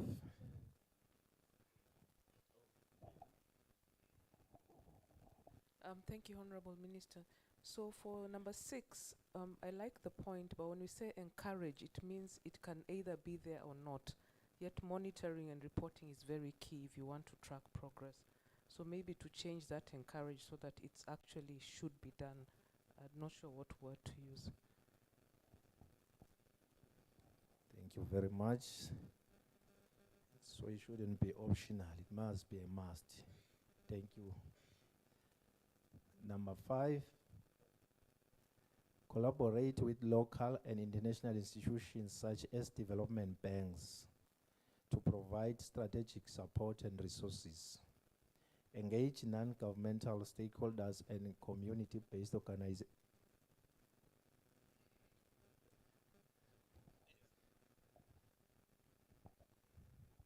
Thank you so much. Just if you say that UN Habitat is as a development bank, that is not correct. So just please correct in a light way. Thank you. Can you come again? Oh, you got it. Yeah. Oh, okay. Okay, thank you. Engage.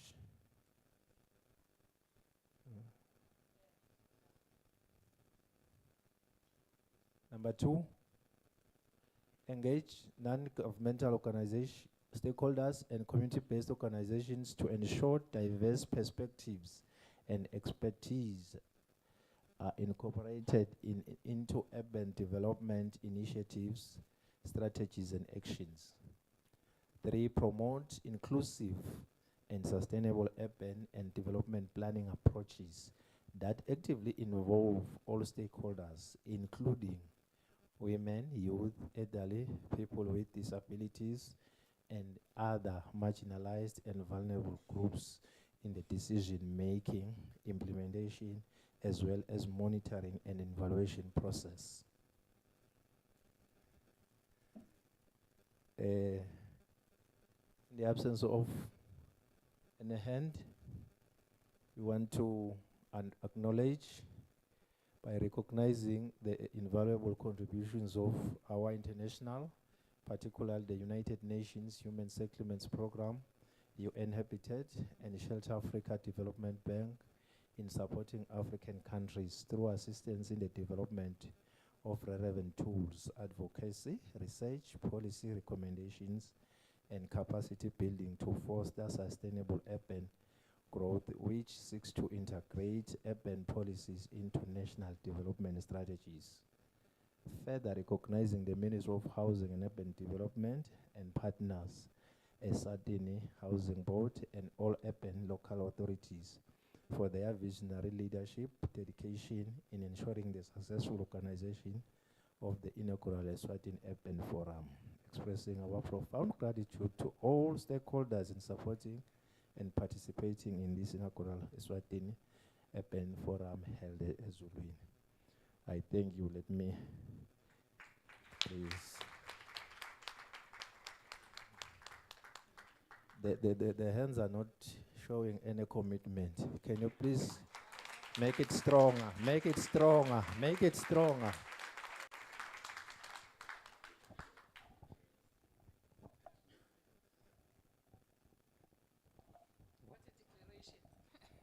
What a declaration. For me, it's just to, I think we need just to add one word. If you can go back there, where you spoke about, before that, yeah, you spoke about, yeah, as well as monitoring, evaluation process, but and reporting. Monitoring, evaluation and reporting, because those stakeholders, they need reports. So I think just to add reporting. Thank you. And another big round of applause.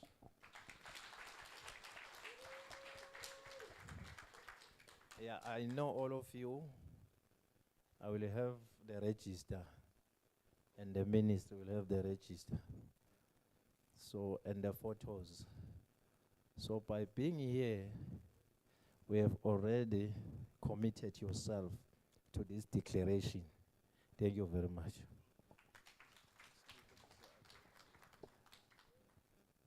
Yes, yes, yes. So finally, do we agree to adopt? Kube parliament, those who say, yeah, kube kunasilwana, I was wow. May I pose this question? Let me see hands of those. Let me see hands of those who are saying we are not adopting. Okay. So let me see hands of those who are saying we are adopting. With corrections. Yeah, thank you very much. Thank you, MC. Let me hand it over back to you. Thank you very much, Mr. Matlopa. Let us please give him a round of applause as he exits the stage. Thank you, thank you. I'm sure you all can pat yourselves at the back for having made it to be part of this inaugural initiative. I also wish to take this opportunity to thank all of you for listening to me, being the least, to direct you, stand up, sit down, go out, come back. It's not easy, so I thank you for listening to me as I did that. If I have wronged anybody in so doing, I apologize profusely. I don't need to run short of a lift going home. So I need to apologize, and indeed, at this juncture, I'm going to request the PS of the ministry to come do the needful, and then, of course, enable our Honorable Minister to have his speech. Thank you very much. Thank you very much, Program Director, Simshale Tandla, Program Director, for a job well done. Thank you so much. The task that he has asked me to do is to request the Honorable Minister to come and give us his final address as the curtains come down on the first ever Eswatini Urban Forum 2024. With that, Honorable Minister, I'd like to thank you for having, supported this initiative. Soon as you came out of the Addis Ababa forum, this is the directive that you gave us, and you've been with us to this very end. Of course, I'm saying end, we know this is not the end of it. Probably it's the beginning, based on the declaration that we've just adopted. Ladies and gentlemen, help me to allow the Honorable Minister to come to the stage and address us. He is a pastor, by the way, so I'm not sure if I would be right to say he will pronounce a blessing over us and a blessing over this initiative. Please, Honorable Minister.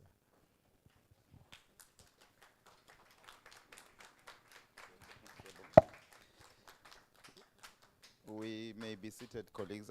Let me promise you, it's not going to be a speech. So it's just a statement of appreciation to all of you. But if PS talks about being a pastor, I may be tempted to collect offering. So I'm not going to take that route. But thank you very much. We want to appreciate our warmest appreciation to all of you, colleagues, starting with the UN Habitat. You planted in our heads this seed that this is possible. When we were in the Africa Urban Forum in Addis, about a month or so ago, so we didn't have even much time to prepare for this. So, but when we met Executive Director Rosbach, and she committed that they are behind us, establishing the National Urban Forum, we really were inspired to come back and try and mobilize all the stakeholders, and they responded accordingly. Thank you very much, Masa. Do extend our appreciation to the regional office, to Sila and your team. We are happy that you are the focal person for the SADC region. Now that you have, I think one of your first missions have been to come to Eswatini, and that's very, interesting and encouraging.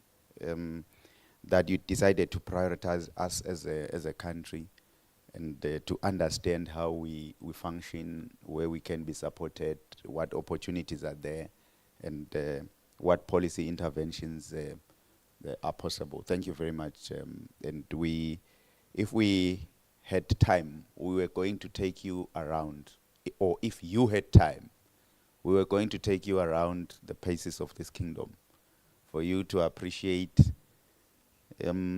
all the assets in totality during the day and during the night. Because all sorts of assets that are available. So, but we appreciate that you have decided to come and be with us. The same is extended to Shelter Africa. Thank you very much, Kayum. We really appreciate the two of you came about 2-3 days ago, and you have been here listening to the energies of young people, listening to policy issues, and the interventions you have made whilst you are here. We are already following through on your viral model in terms of seeing how we can leverage on all of that. And we really appreciate. And I'm happy that your MD met our Minister for Finance during the spring meetings, the World Bank and IMF meetings in Washington. The minister came back on Monday, I think. We are yet to meet, because I still owe him handover notes as acting Minister of Finance for the past couple of days, a week and a half. You were supposed to filter through your rates things when I was still Minister of Finance, and you missed an opportunity, by the way.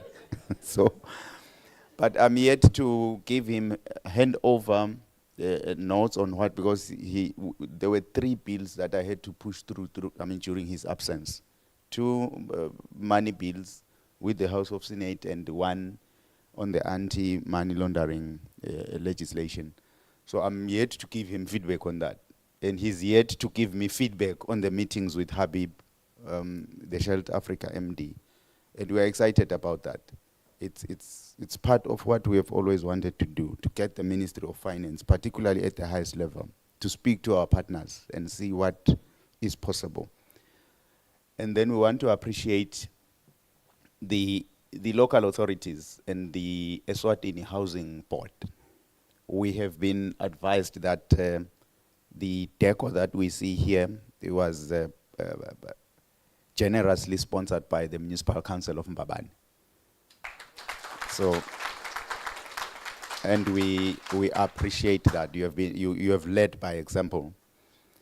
And then we have been made aware that Manzini City Council made additional financial support to fill up gaps that really were showing even after we had all contributed. And then they came through. And Eswatini Town Council sponsored Silwane and Gogo.